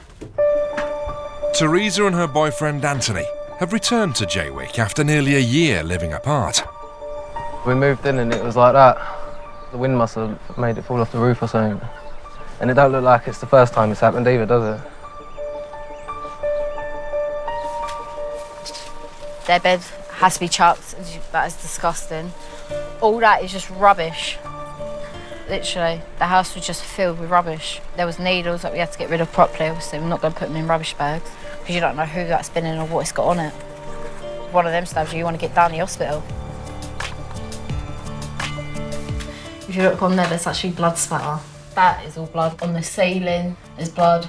And we can tell you exactly what that's from.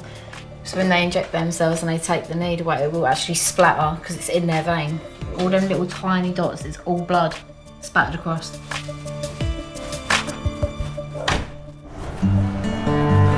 We got that lady off the lead yet. Who's she going to buy it?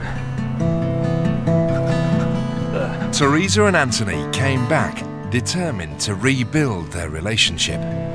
Lady! Anthony has served time for assault and kidnapping. Now he wants to go straight and find a job. It's good to be back. Like, I did miss it, I'm not gonna lie. I thought when I left, I thought, yes, I've finally left the place, you know what I mean? I'm not gonna be going back, but yeah, it looks like I'm back. It missed me really, innit? Teresa has ambitions of her own. I've just started a cleaning business before I'll give you one of my flyers. Oh, right, yeah. It's about dog grooming, house clearances, all that sort of stuff on there. Oh, right, yeah, okay. Okay. Right, thank you. That's all right. Motivation sets me apart, I think. I don't want to spend my life just surviving. I want to live.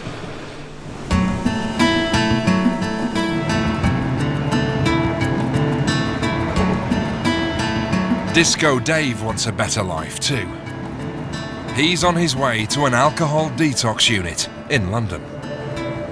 In a way, I wish it was raining today. I don't want to go in on a nice day.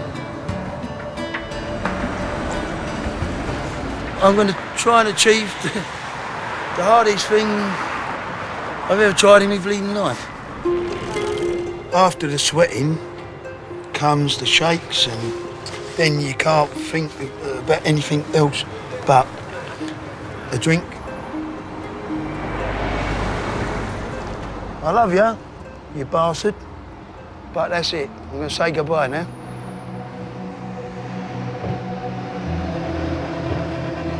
Yes! Yeah! I'm going to keep that one. It's my last beer.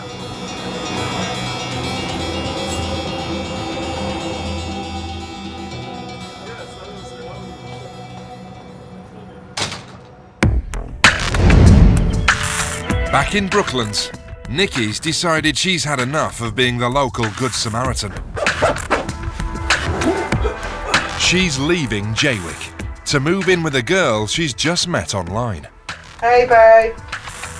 Hi. I found a really nice lady. Obviously, she's not from this area.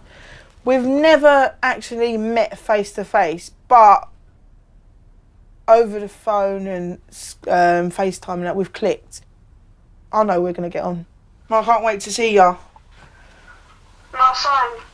I'm really looking forward to it. I'm going to give you the biggest kiss and cuddle ever. Are you going to miss Jaywick? Yeah, I'm going to miss my mum and that. But that's about it. I'll be alright. I've got you.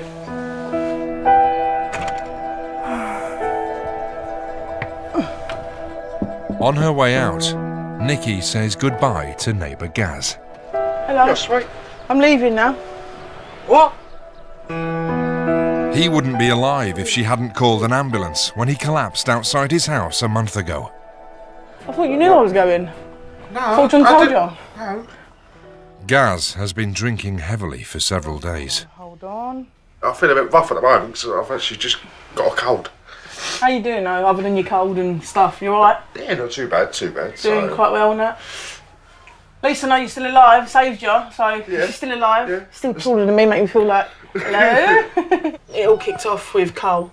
No. Someone beat him up and whatnot. Not again? Yeah, again, and you know, it's the best for me. I'm only going to end up keep getting in trouble or end up really ill. You know, it's not fair. Stay in contact, please. No, yeah, of course I will. Promise me, I'll come up and find you. Pinky winky promise. I promise. Yeah, I don't break them. Oh. You're a lovely girl. No, do not ever go back on drink. Because I won't be happy. Alright? And I love you. I love you too. I'm going to get out your door. But remember I've got a fat ass too. Gaz is still reeling from his brother leaving Jaywick. Now Nicky's gone. He's going to have to fend for himself.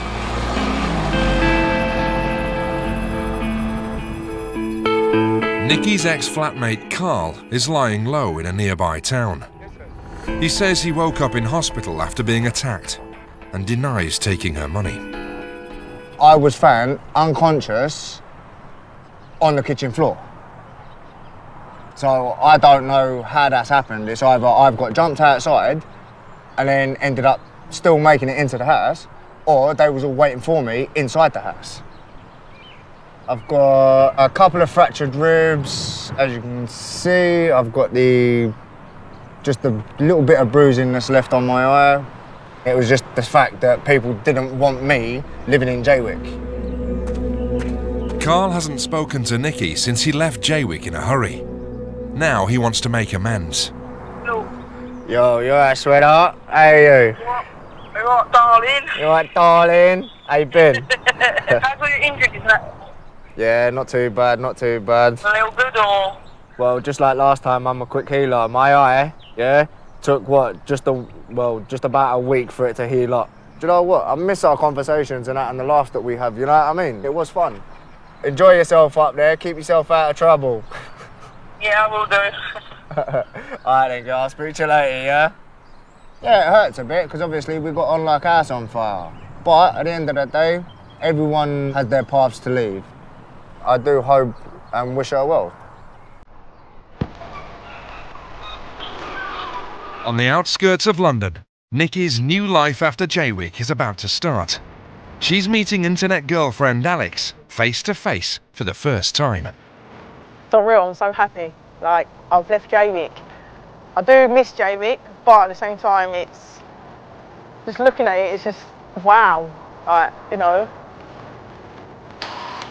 It's me. Hello.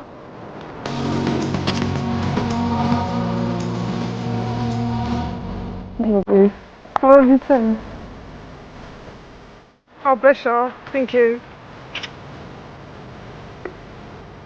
Oh, God, my heart's like going 10 to a dozen, but I'm so over the moon. Amazing.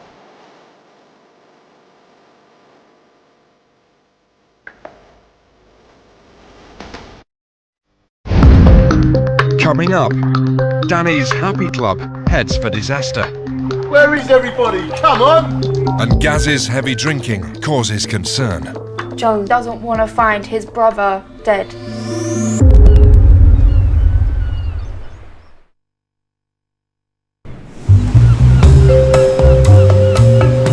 Jaywick used to attract tens of thousands of holidaymakers every summer, but cheap foreign package holidays put an end to that. And although the beautiful beach is still here, all the other attractions are long gone. The Jaywick Casino, take a look at that now. It's still standing just about, but that wall's fallen in there. You can actually still see the sign, the Jaywick Casino. Ain't that phenomenal? Danny's searching for a location where he can hold his new social club, but most of the possible venues have seen better days. That used to be a cafe, that used to be a youth club, that used to be another little restaurant. Now look at it. What's happened to it? Any of these could be the Happy Club. The Happy Club should be in the centre of Jaywick. Bang. Danny has one last option, the church next to where he grew up. But he was a teenage tearaway, so he needs to turn on the charm. How are you, beautiful lady? Lovely to see you again. Yes. I've got a proposal for you. Oh, sounds good. Yes, I can get down on 2 knees for this or one, whatever you like. No. I used to live next door to this I know church. you did, you lived in, yes. And I lived there as a young boy. I could never believe that I'd be having this meeting with you one day, asking you, could I bring my happy club here? Yeah, lovely. And if you can make that happen, Yeah, well, we can only give it a trial, can't we? let's try it. If I'm the only one here, and then we're going to go, right, well, you can go back to your house and do it. Thank you. No. So it's official. The Jaywick Sands Happy Club has got a date. It is Thursday from 6 p.m.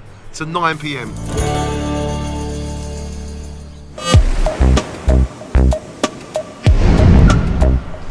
Most properties in Jaywick are in the bottom council tax band.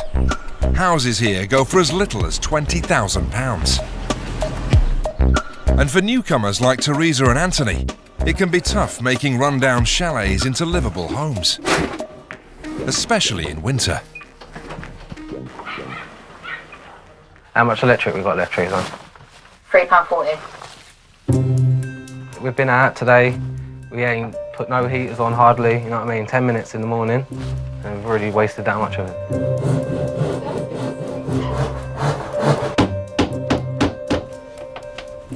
What do you think of my work? Could have done better with my eyes closed.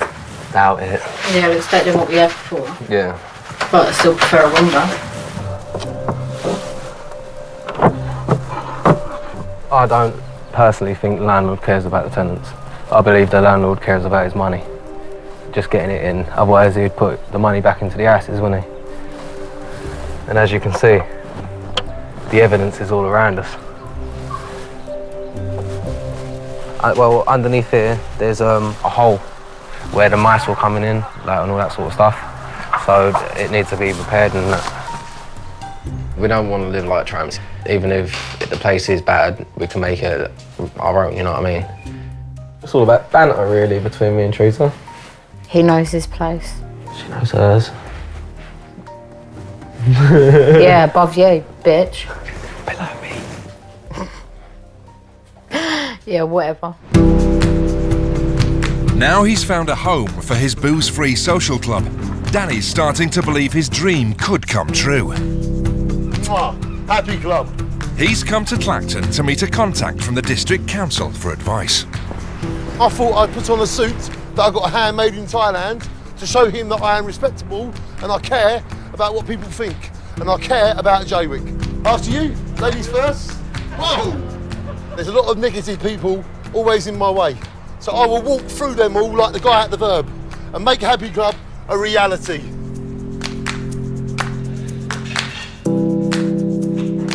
Hi, mate. Hello, Nigel. Nice to meet you. Thank you for taking your time for us. Pleasure. Nigel Brown can offer much needed expertise, if Danny lets him get a word in. Not everything can be done. No, but then if you can tell us... more financial constraints now than ever. Yes, I bet. But it doesn't mean that there isn't a way. We can achieve Where our there's goals. a will, there's a way to find things around it. So it's we better get to start sponsorship? small and grow than start too high and fail. Exactly. I'm going to write that down. That is very wise words. So I see on your list of ideas Yes. and your sort of basis that you've put down here. Yes. You've got alcohol policy. Yeah, alcohol policy is that there is no alcohol at Happy Club. None at all. I don't want no smoking, no alcohol. Happy Club is not about that. So it's trying to be happy without the alcohol. We don't need it. Happy Club is about making people happy naturally. But with booze banned, Danny will have an uphill battle persuading people to come.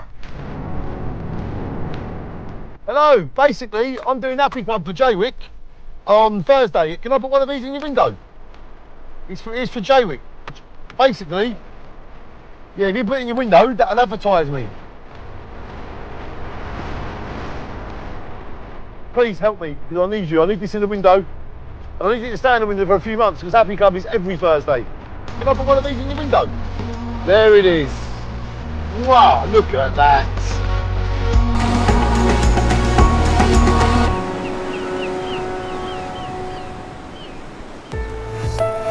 Back in Brooklands, Gaz is at a low ebb. I've gone too far into alcohol, being alcohol dependent, they call it. After I've had a little bit of a drink, it took the shakes off me. can sit here and I can actually roll a fag rather than... I didn't feel disappointed. I felt relaxed. I just felt relaxed and normal. I just sat back. I couldn't... Chantel's been struggling to keep him off booze. This little lady has been one big goal for me, has helped me so much, and she's been pushing me. Gaz, come on, you can do it. She's due to marry Gaz's brother in 2 months, but he's worried he won't live that long. Well, he's admitted he's had a drink. He's stupid, he's killing himself. And his mum would be so disappointed in him that he's had a drink. But didn't regret it.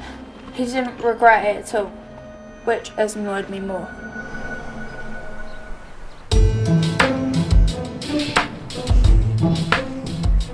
There you go, just towards the door. It's Danny's big night, the opening of Jaywick's first ever booze-free happy club. Look at that. We just brought the whole place to life. So far, only one local has turned up. Hello, my friends. Welcome to Happy Club. Danny. We've got chess here. We've got cards here. We've got dominoes, Pictionary. We're going to have bowls going right down the middle, tea and coffee, loads of biscuits and crisps until 7 o'clock. I haven't got as many people as I thought. I thought I would have had 100, 200 people in here by now. So I'm a little bit, you know, nervous, thinking, where is everybody? Maybe next week will be the big one, but this week's kind of a trial. We've got to start somewhere, and we're starting all right, so have faith. Where is everybody? Come on! Bloody people, give you something on a plate, you still don't turn up. Do everything for everyone, and they still don't show their face, you know?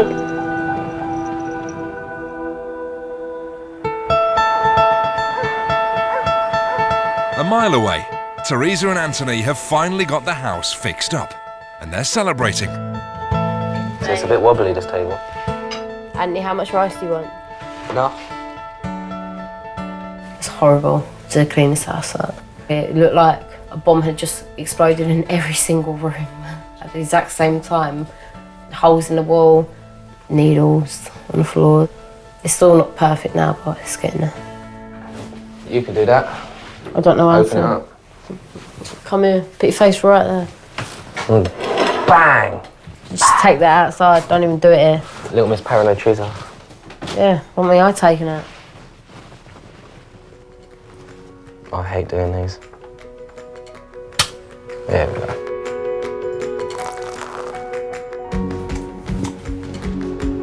There you go. Candlelight dinner. Cheers, babe.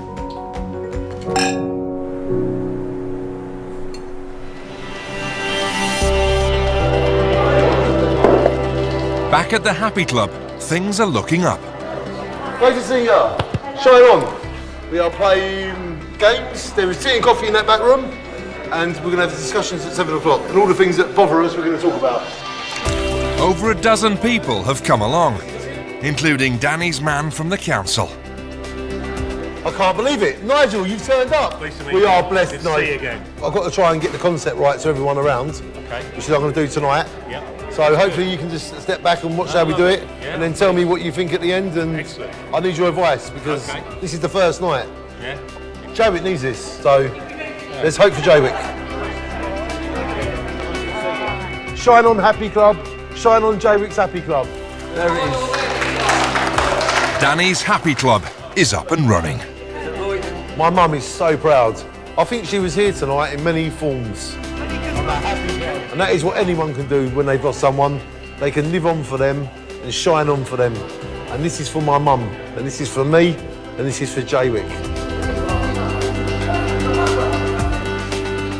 That's it, guys. We've got to go now. I've got to be the last one out.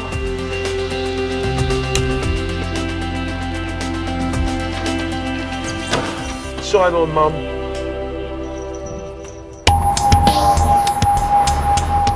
"80 miles away in London, Dave has just finished his week's detox and is on his way home. Goodbye, everyone. Well, the battle starts now. Today I'm a free man.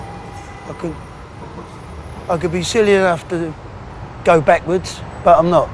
I feel like 14 again. I just hope I don't start playing Lockdown Ginger again. That's the last time I was sober. Goodbye!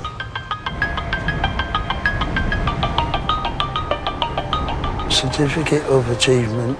This certifies that David Anmore successfully completed a detoxification program. It's the best decision I've ever made. I just wished I'd made it a long time ago. I'm out in the big wide world on my own, and if I wanted a drink, I could have a drink. Because one drink for me ain't one drink. It'd be the rest of my life again. At my age, it's probably last chance. When Dave reaches Jaywick, his best friend Boo is there to meet him. Well done. All right,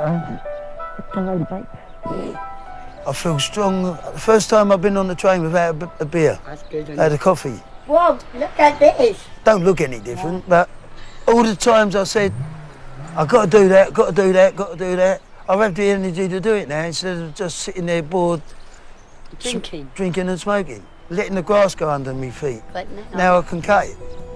For Dave, it's day one of his new life. But can he stay sober for good?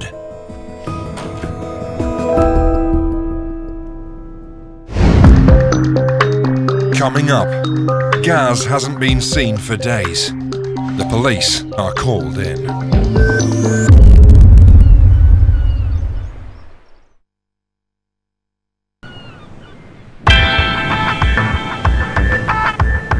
Jaywick may be a dumping ground for society's unwanted, but it's also a community where people at rock bottom can start afresh.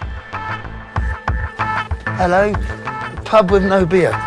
Dave's just returned after a week in detox, and his home is still in a state from his farewell party. Oh, bit of a mess, but I've got plenty of time to clear up now. So we'll just carry on doing what we normally do. But I won't be borrowing money anymore. Boo is Dave's best friend in Jaywick. I've been there from day one. I'm not going to just blank him now because he stopped drinking. You ain't seen two mates like us. She's my sister. I don't know. He beats me up.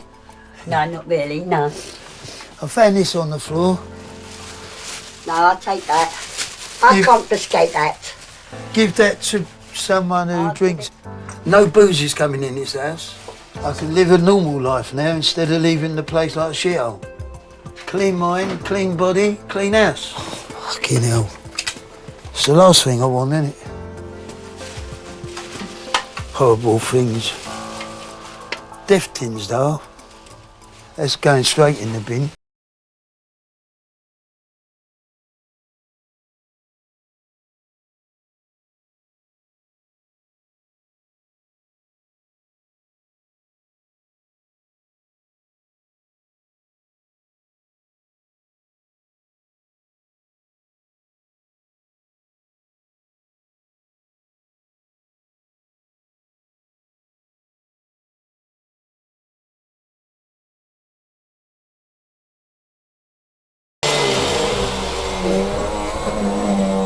One of the worries I had was that I wasn't going to be the same person. I thought drink made me that way. Shouldn't be alive. And it's a very horrible, slow death anyway, alcohol. Once your organs start going, well, who wants to be like that?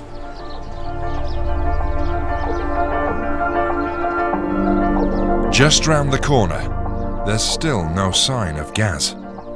John and Chantal are worried. We ain't seen him since Friday, we ain't seen him for 4 days. So it's a bit weird, no one in the street seen him for 4 days. So we called the police. The police have had to force entry. And I found him dead. In bed, he had a seizure.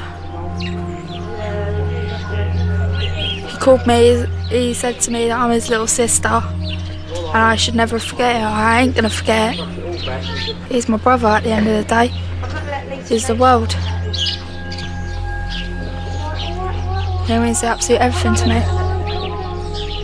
Last month, John moved out of Jaywick. Before he left, he tried to get Gaz to change his ways. I need you to stop drinking. What?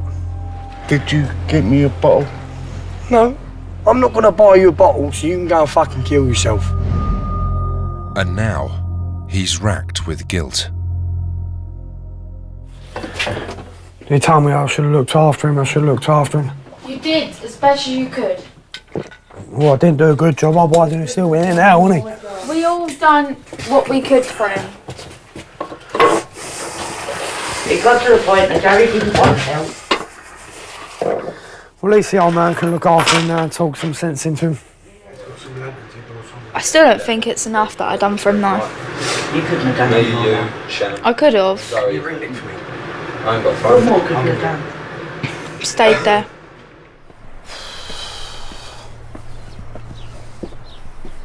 They said, we can break in if you want. I said, yeah, do it. And that's what they done. Police told me to wait outside.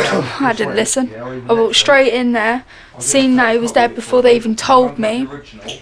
And then I ran up screaming to John's work.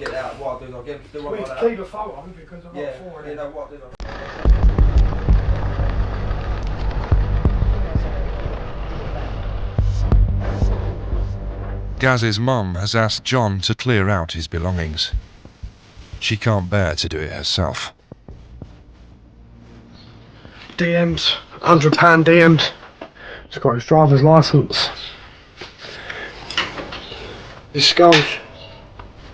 He loves his skulls.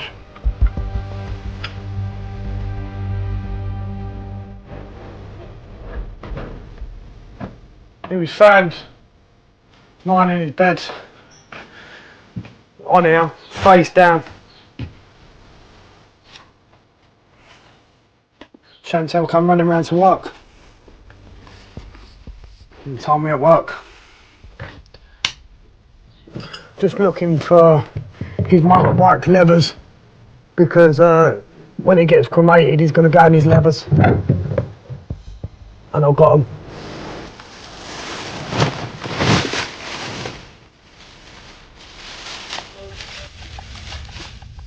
One of Gaz's neighbours, Jay, offers to finish clearing the house. It's proving too much for John. Mate, we'll do it, it's not a problem. One step at a time, yeah? Let's just go hour by hour, and then tonight we'll pay our respects to him.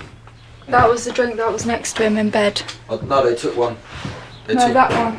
Yeah, but I know they took a bottle with him.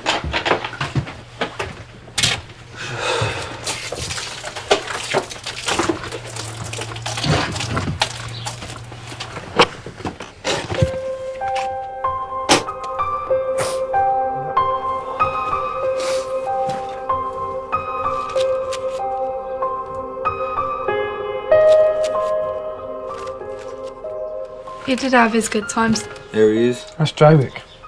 Is it? Mm. Always. Look at him, look how young he is, look. Shan. Shan, look how young he is there, look, pissed out of his nut. Sparko again, look. With his sunglasses on. There you go. Come on. And I'll light a candle for him when I get home.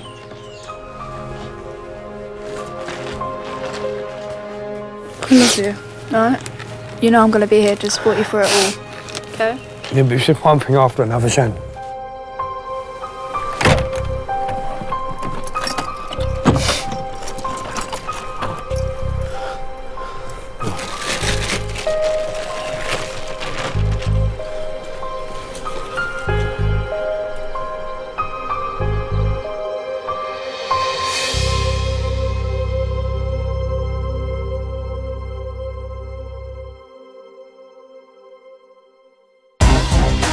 Next time, Dave struggles with his demons. It's a battle every day, of whether you have a drink or not. Jaywick's last fisherman takes to the high seas. You've got to watch yourself a lot. If you get anything caught in that net, you're not coming back. And it kicks off at the Dog of the Year show.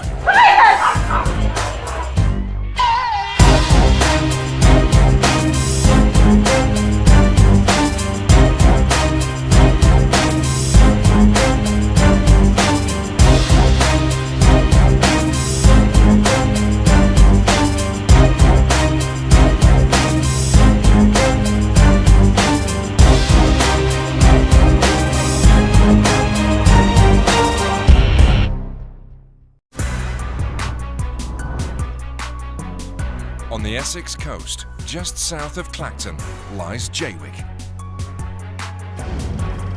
It was built in the 1920s, so Londoners could buy land to build their own holiday chalets. Soon it became a thriving seaside resort. But now, all that has changed. I will class it basically as a shithole. 5,000 people live here permanently, many in poverty. Whenever there's a job that becomes available, everyone is after it.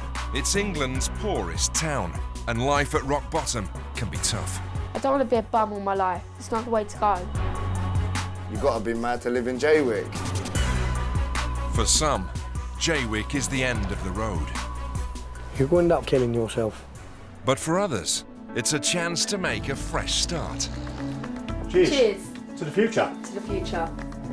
Another lovely morning in Jaywick. In this close-knit community, locals help each other through thick and thin. Come here, I love you. Oh, it's like a whole big family. That's what I love about Jaywick. I love it here. The rest of society may have forgotten them, but they're not giving up. Jaywick is the tits. This is the Costa del Jaywick.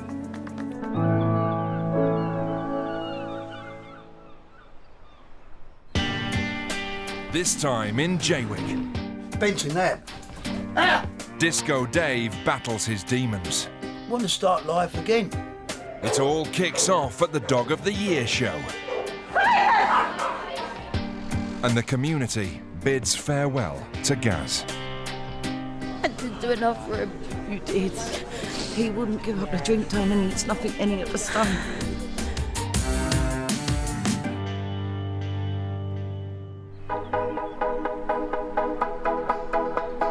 50% of Jaywick's population are unemployed, and 40% have long-term health problems.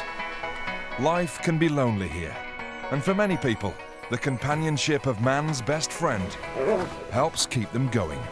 Who do you hate? Margaret Thatcher. Come on. Dog lover Danny is also Jaywick's #1 fan. This is my town. I dedicated 30 years of my life to Jaywick. He recently started an alcohol-free social club. Good evening, ladies and gentlemen. Thank you for coming to Jaywick Sands Happy Club. And his next venture is even more ambitious. Jaywick's first ever dog show. You've got some beautiful dogs. I am doing a dog show for dogs like you. This is good for the community, and I'm trying to bring the community together. It's Dog of the Year competition, and it is this Thursday. Lovely to meet you, my friend. Good morning. How you doing? Teresa and Anthony are new Jaywick residents, and Danny thinks their dog Lady has potential. Are you interested in coming to Dog of the Year show? Yeah, I'll be there. It's about the community coming together and like showing off their animals, you know? She's a champion, though. Is she? Yeah, of course she is. Wonderful. Well, I'd love to see her in She action. don't know no tricks, but no, we'll win. I look forward to seeing you there. Lovely to meet Competition you. on. Lovely to meet you both. I'll see you at the Dog of the Year show, all right? See you later. Shine on. Bye.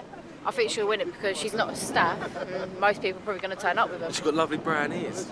And she's adorable, and if anyone thinks different, then they're in trouble. Danny seems to have the community on side. But so far, Lady is his only contestant. Thank you very much. He may have bitten off more than he can chew.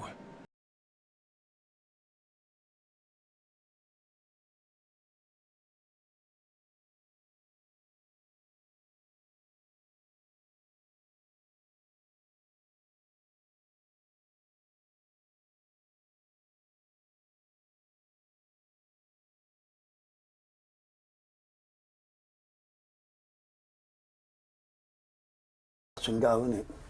I don't think, try not to think about it. It's only think about it when I see if I have to go past the pub and my mates are there. That's when it becomes difficult. It's my problem, not theirs. Dave's been attending a local rehab centre, but his refusal to give up cannabis got him kicked off the programme. I didn't want to stop what I do to chill me out. A little bit of puff here and there. I don't want to stop that. I'll give up crime, give up drink, so I ain't giving up everything. Rome weren't built in a day. As part of his new life, Dave wants to get his house in order. He's just managed to sort the hot water out. But I've got no cold water coming into the house. So I've got no toilet system. Can't have a shit because I've got to fill this up with water so I can flush the toilet. Winds you up, doesn't it? I might as well go back to drinking. The way I've got to fucking live like this. Might as well be on the fucking streets.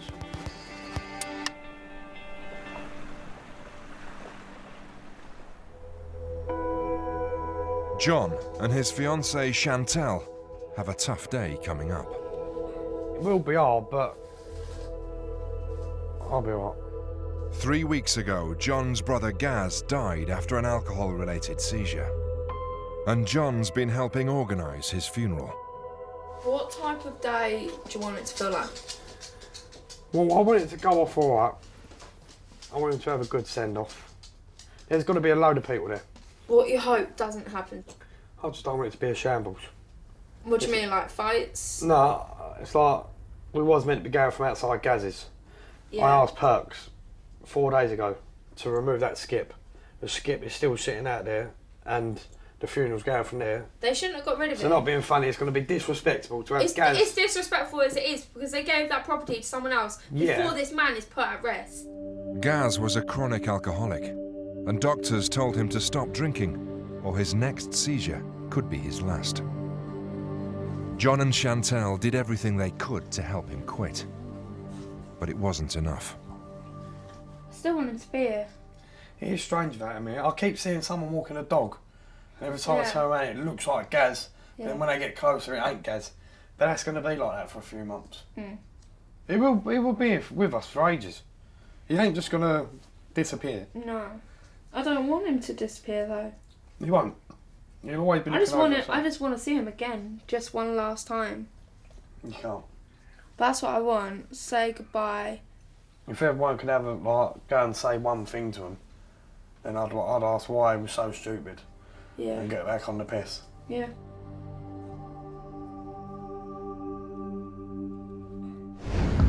Coming up, Disco Dave decides to leave Jaywick for good. It'd be easier if people don't know that I'm an ex-drinker and an ex-convict. And Chantal can't face Gaz's funeral. I ain't going. You are going. I ain't.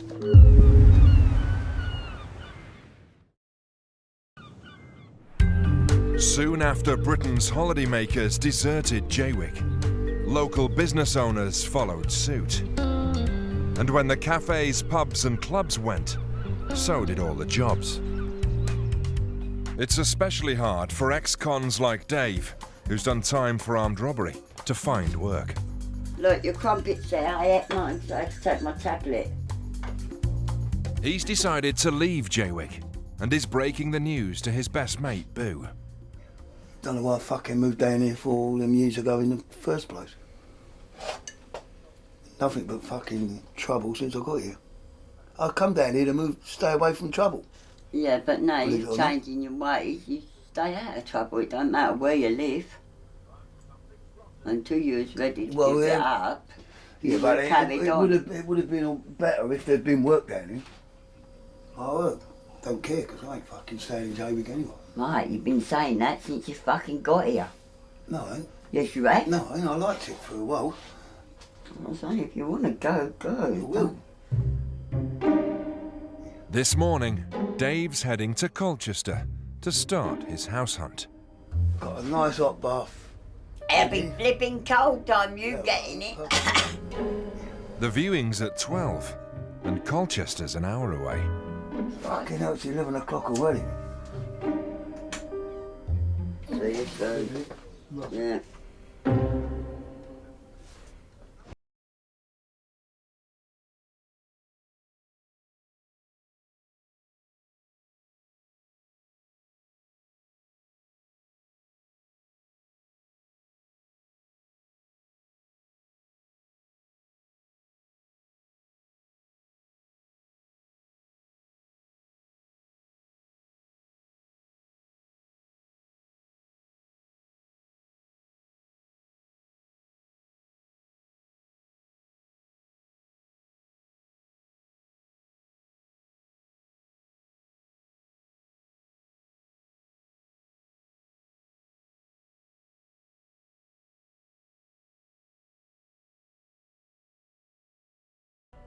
More or less, I've been on benefits for about 15 years.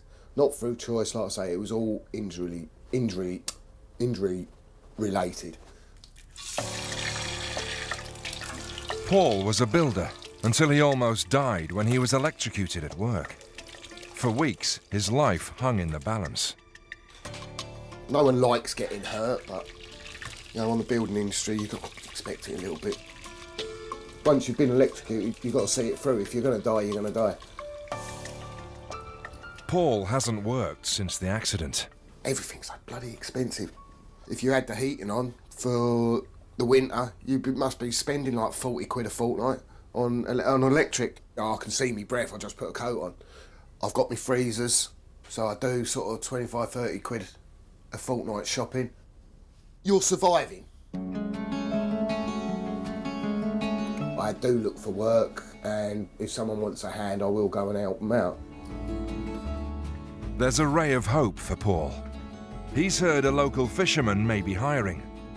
Perhaps his luck is about to change. Paul may want to make a go of it in Jaywick, but Dave is on his way out. I've had enough of it, Andy. I ain't living like this. There's better places to live. See you later, gorgeous. I stay in touch with Boo. There's a few people around there.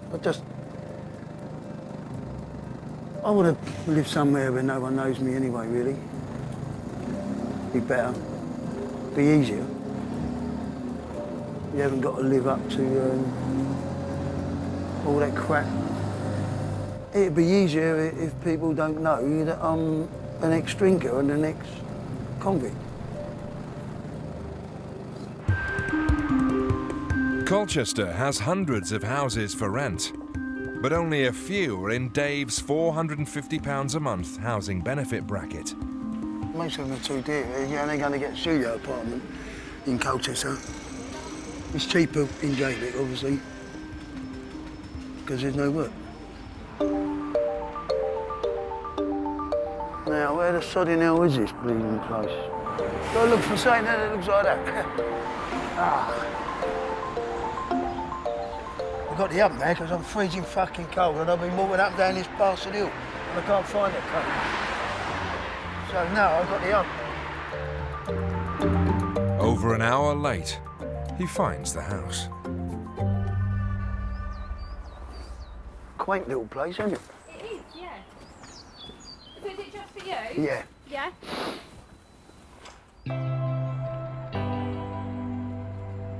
Dave's wasted his time.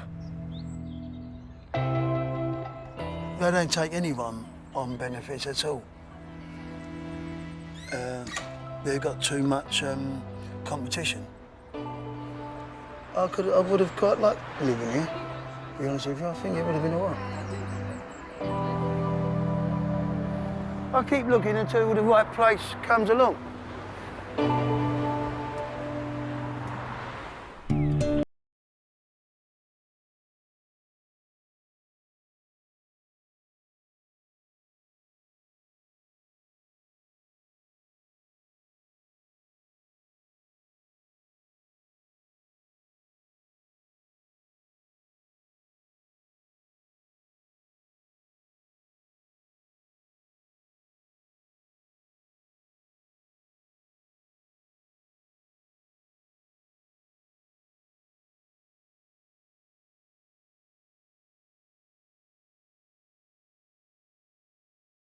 This is the living room.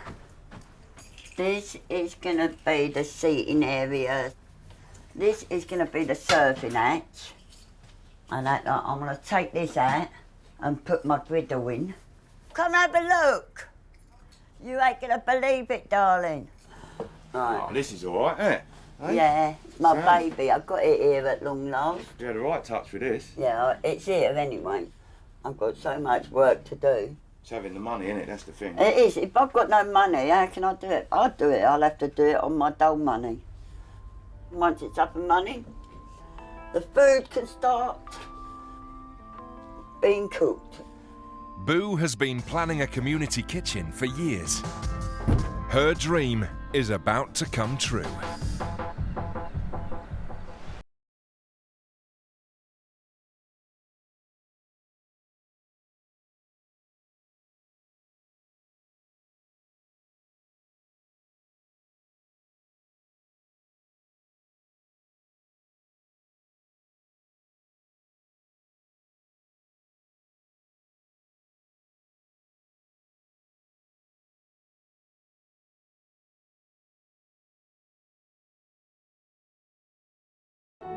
And he's now sleeping in Boo's kitchen caravan. We had a massive row last night, so I've moved that. I've been told by 2 or 3 people she was going to kick me out after my brother's funeral. So, not being funny, I thought, right, if you're going to kick me out after, fuck it, I might as well go there. So I packed my stuff last night and moved that. I know I shouldn't have said it, but I said to her I don't want her at the funeral. Because not being funny, she just kicked me out the day before my brother's funeral. I don't want her there kicking off. And then she kept going on about she was the one that found it more. Right, if you want to go to the funeral, you sit the other side of the funeral. You don't look at me, you don't speak to me. And after the funeral, you can fuck off. Just round the corner, Chantel's still trying to come to terms with what's happened. I haven't had no sleep. He told me I weren't allowed to go to the funeral last night. That I weren't welcome. I wish he would just stand there and talk to me for 2 seconds.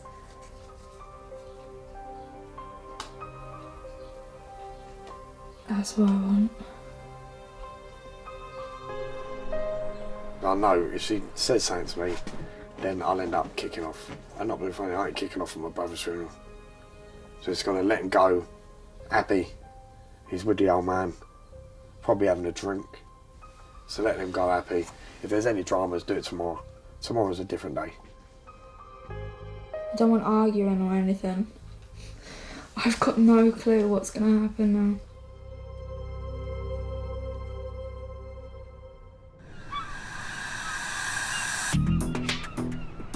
now. But life goes on in Jaywick.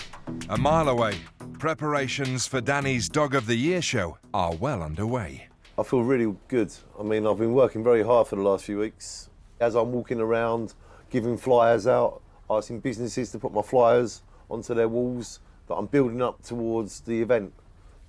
So we've got a collar, a lead, a toy, a dog whistle, £35 for the third prize. And this prize is about £80. So yeah, I've been able to give a bit more because a couple of people have donated some prizes towards it.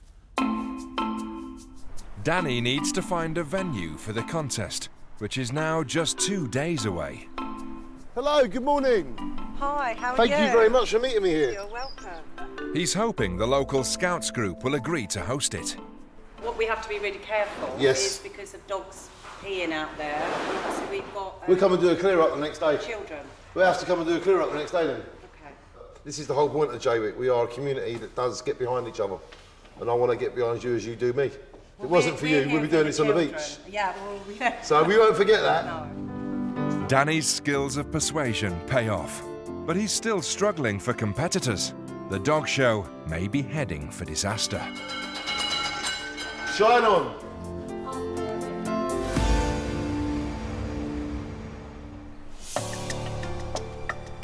In Boo's caravan, John is running out of time to get ready for the funeral and sort things out with Chantel.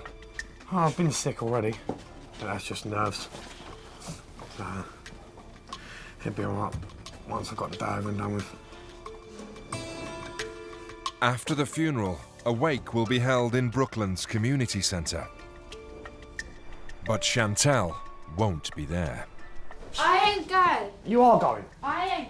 You are. I'm gonna sit here and get fucking stoned. Shan, you're going. I ain't going. I don't give a shit about what anyone says. I ain't going. Right, I'm going to community centre. I'm back in a minute. All right. He's going around telling everyone that I fucking kicked him out. No, he wanted to go, mate. I say bye to Gaz here, because there's no way I'm dealing with that. I'm not having some stupid psycho shout at me. I bloody found him, for fuck's sake. It hurts me as much as it hurts everybody else.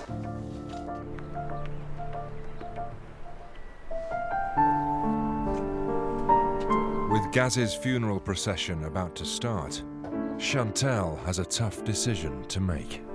Come out. Come out.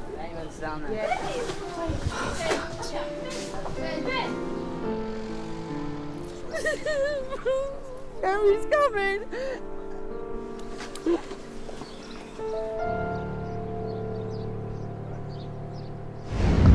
Coming up, Kiss the job. Dave looks to make some quick cash to get out of Jaywick. Take it, please. Yeah, you've earned it. And the community says goodbye to Gaz. 1, 2, 3.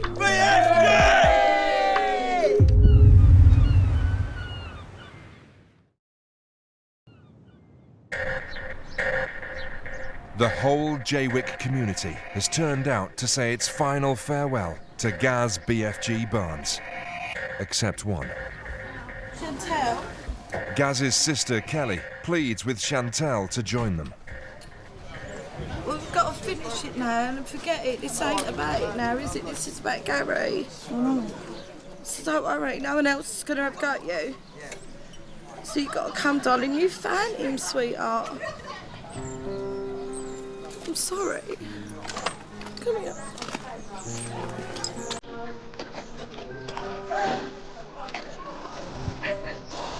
Oh no, sweetheart.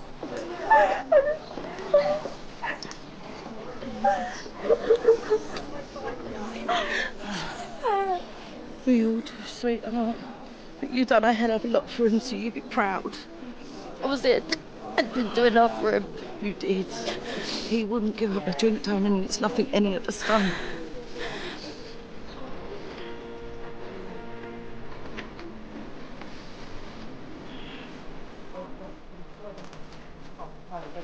Do your thing, Angela. I'm here if you need me, what?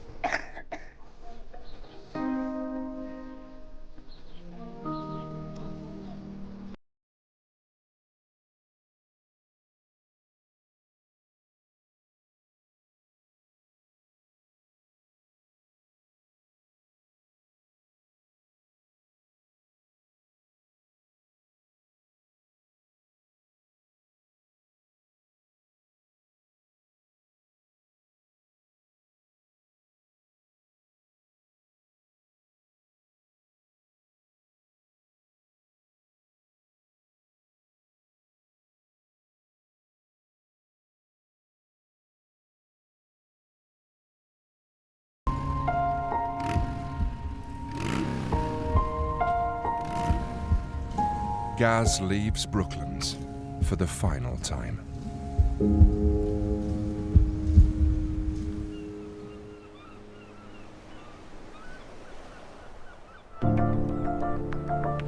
Dave's not gone to the funeral.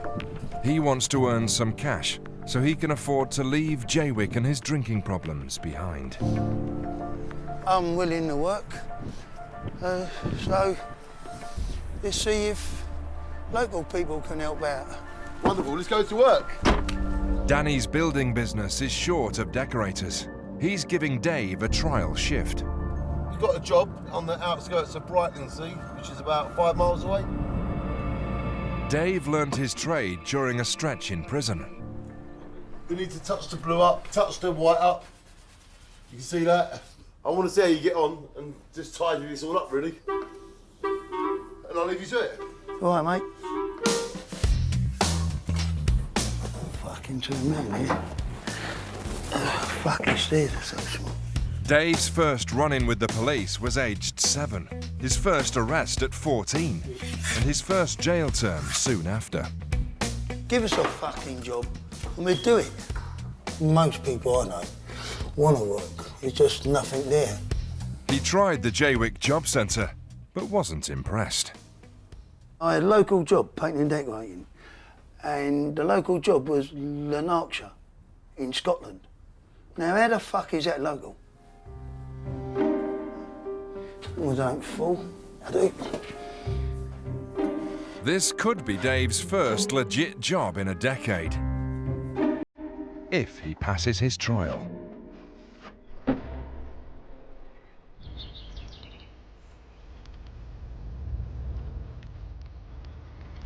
At the crematorium, Gaz's friends and family have said their final farewells.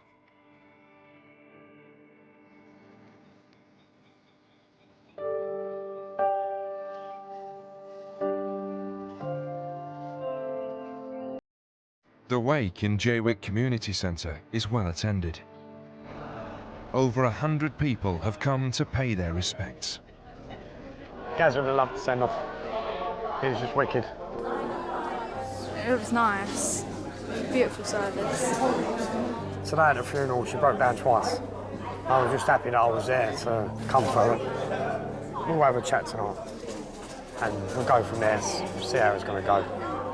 She'll either tell me she don't want nothing to do with me and then I'll leave, or we'll sort things out, but I won't know until later on. The wake is alcohol-free at the insistence of Gaz's mum and sisters. We've all sobbed around my brother and closing his coffin today. Hardest thing I've ever done. Don't want to do it again. Gaz's dad also died because he drank too much, and they're worried John could be next.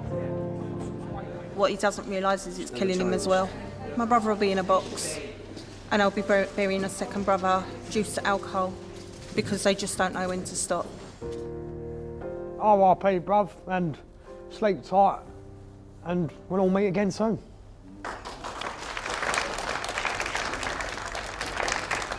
Bridges, Gary!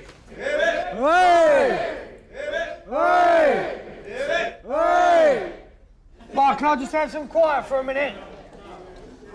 Right, as Mum said, she didn't want no alcohol here, but after we've cleaned up in here, we're going back to Morris, we're taking the rest of the food, and we're having a piss up for Gaz in the caravan. So whoever's going, we'll go back to the van, but we ain't having no drink here, so we'll just get pissed after. But I'm not going to be next. I know when to stop drinking. It's like, I don't like Frosty Jack. I can't stand it. If I drink it, I'm sick the next morning. That's why I drink Strongbow. But then I have that with blackcurrant. Strongbow and blackcurrant. So it ain't like I'm drinking 7.5, I'm only drinking 4% cider. But then, by the time you put the blackcurrant in, it ain't even 4%. It's got to be about 2-3%. 1, 2, 3. BFG!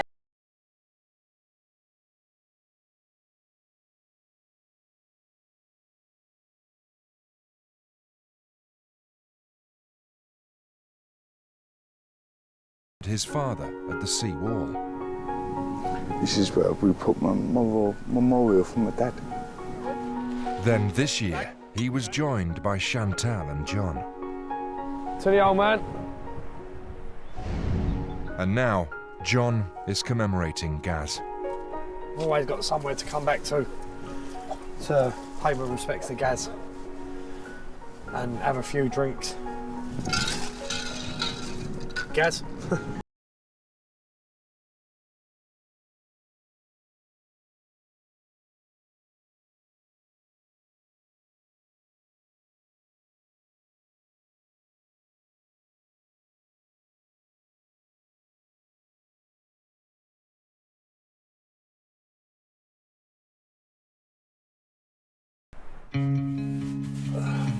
Across town, Dave's finishing a hard day's work.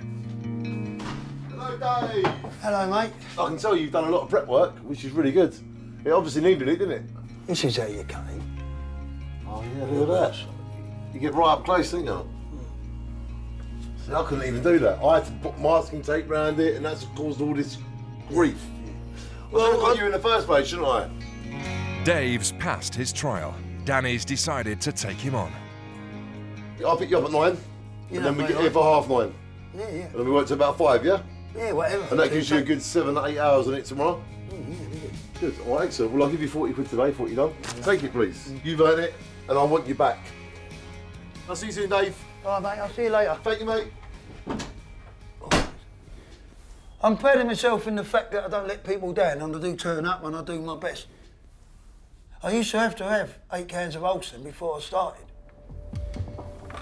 I'm going to go home and have a fag and see the dog and get something to eat. I'm going to be like this for the rest of my life. I'm clucking for a beer. But I don't know. It's very hard. That's all I can say. I'll tell you tomorrow.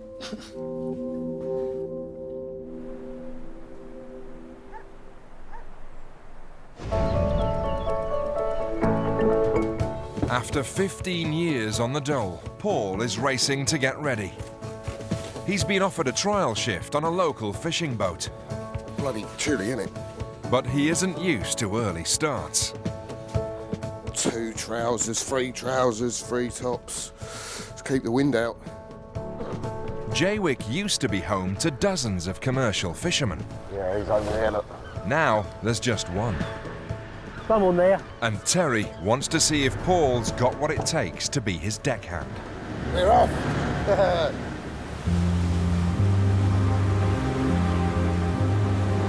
Now we're getting out into the water, it's quite exciting, you know.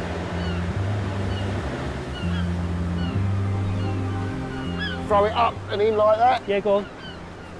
Like that? That's it, that's all right. That's the job right, done. Okay, that's it. If you just stand back there, please. Just watch your head. This is where the money is, you know. Well, this is the bit you've got to get right. Yeah. Look at how far that is out now, look. It does seem hectic, you know, you got to watch yourself a lot. You get anything caught in that net, you're not coming back, you know. Yeah, it's frightening. The fuel for this trip will cost £120. If they don't catch enough fish, Terry won't cover his costs. That's it. That's it.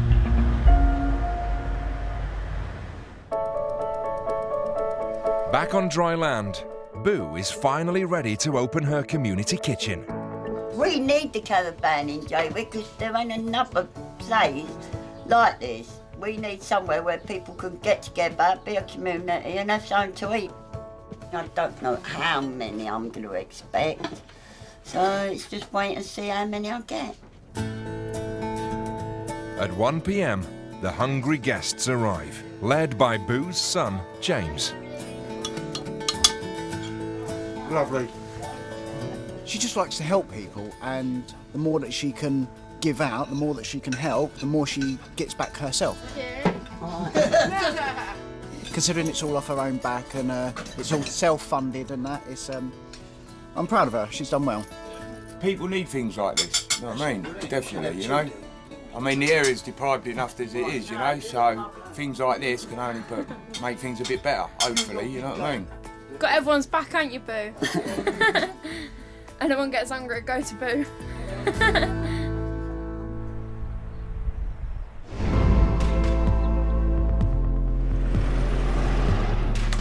Danny is hard at work, but his newest employee has gone AWOL.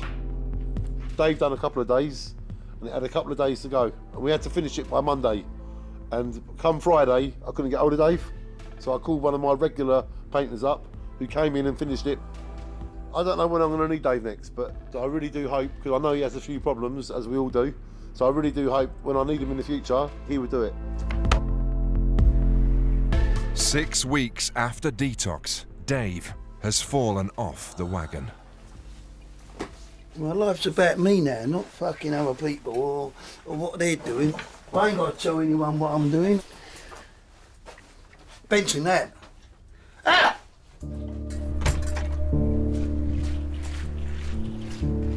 He come here and I went to him, let me have a drop a mouthful of your blackcurrant, and he said, yeah, all right. And I had sipped it and I went, that's got fucking cider in it. He went, no it ain't, it's the lemonade. And I asked him if I had cunt or a mug written on my head.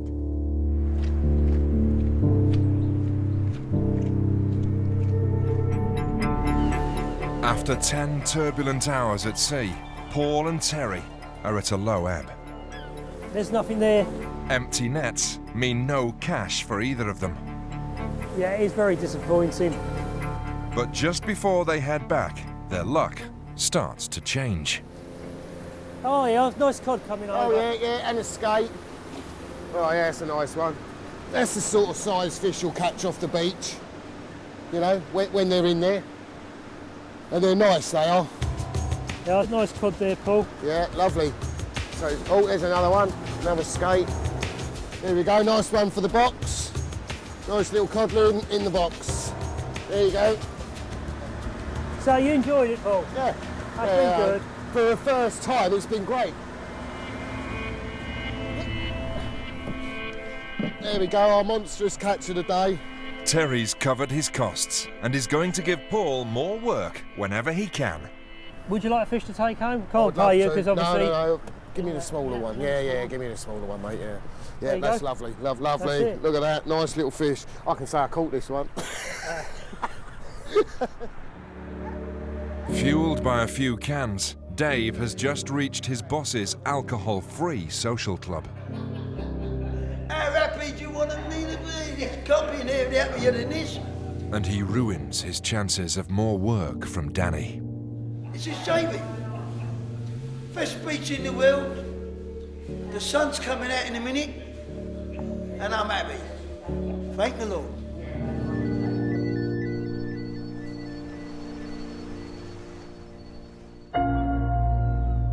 It's 9 a.m. and Dave's back to his old ways of drinking before breakfast. I know I'm not alcohol dependent,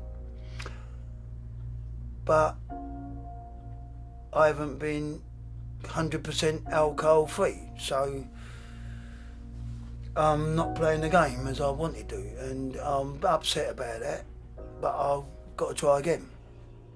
He's decided not to leave Jaywick after all. I haven't had no bad down in Jaywick at all. I was an alcoholic 45 years ago. I've only been down there 18 months, so I can't blame Jaywick. People in Jaywick have helped me tremendously. It's my problem, not theirs. You know, at the end of the day, it's up to me, not anyone else. It's entirely up to me. If I drink, it'd be my... No one's forcing me to drink. No one ever did. It weren't peer pressure. Everyone started drinking and I just didn't stop.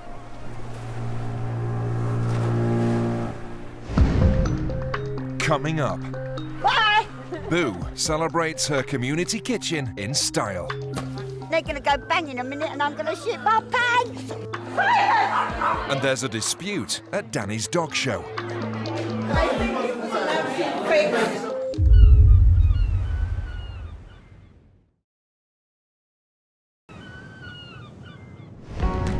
In Jaywick Village, the Dog of the Year contest is about to start. Danny's efforts to stump up support have come up trumps. We've got about 20 dogs here now. I'm so proud. I mean, we're going to give Crufts a run for its money. Jane is a newcomer to Jaywick and is confident her Shih Tzu, Tissue, will win tonight. Can you sort this out now? Because Sort out? The dogs are getting stressed now. I know they are. I've been here for nearly an hour and I my know. dog's getting stressed out. So just get this show on the road. Okay, I'm going to work on it right now. Okay. Good evening, ladies and gentlemen, and it is an honour to welcome you to the first Jaywick Sands Dog of the Year competition. Shine on, let's go! So, first dog is Gandalf, who is 9 months old. The dogs will be judged on obedience, appearance, and talent. That's wonderful, thank you. Now we have Barry with Spirit, who is 9 months old. Who you'd like to see sit, lay down and stay? Wow, look at that. Well done.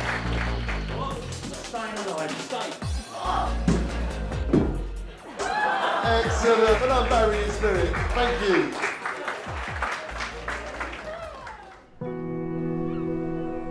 Dave is keeping a low profile at home. He's trying a technique he learnt in jail to take his mind off his craving for alcohol.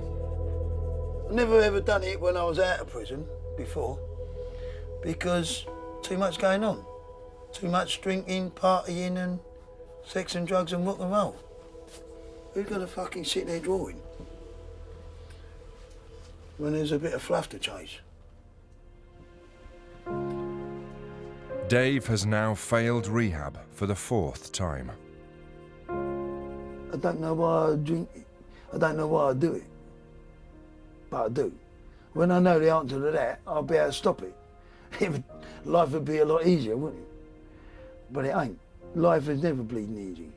But it's made me realise that from tomorrow, and we start again, is that I know the battle is going to be that much more tougher, and I've just got to strengthen up. I want to start life again.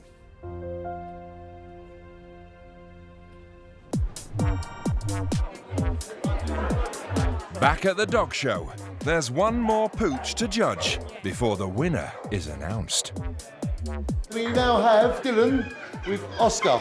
Would you be able to show him off to our judges and just walk past them round the Gold Star? Thank you, young man. We just need to test his obedience now, where you get him to sit or lie down or stay. Wow, very good. Excellent. Can he do any tricks or anything? Wow, look at that. Hello. That's very good. Big round of applause, everybody. So if you give us 10 minutes to count all the scores up, and we'll be back soon. Thank you, everybody. Shine on. 6, 10, 14. After 20 minutes deliberating, the judges emerge. We have the winner, and I can't wait to read it out to our crowd. And Jane can't wait either.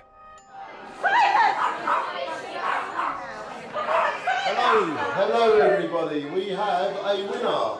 So if everybody can take a seat, please, or stand back. And in first place tonight, we have Oscar with Dylan.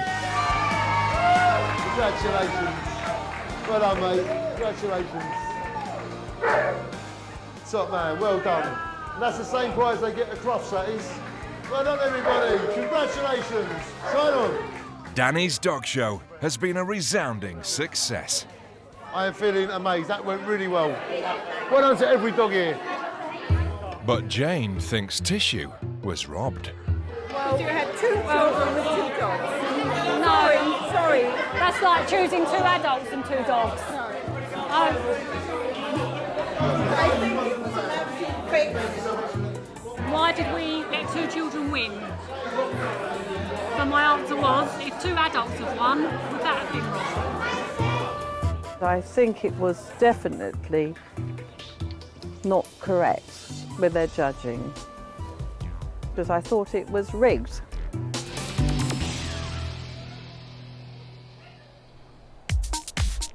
At the community kitchen caravan, Boo's getting ready for a celebration. After years being the heart and soul of Jaywick, This is our mum. hosting Christmas dinners for lonely neighbours Happy Christmas, everybody. Cheers! and soup kitchens in her front room, Boo's community kitchen dream has finally come true. We're going to let the fireworks off. And the whole town is here to show their appreciation for their very own Good Samaritan. I want to say thank you to Boo for all she does. I thought I'd come down here with 2 big boxes of fireworks, set them off, and cause a little bit of anarchy in Jaywick. John and Chantel, now back together, have joined Boo for her big night. They're going to go bang in a minute and I'm going to shit my pants. Here we go. Boo's wonderful. I love her to pieces, and what she's doing for Jaywick and the community, I think it's absolutely excellent. She puts all her heart in it, and her soul goes in it, and she helps everybody. Boo would help anyone.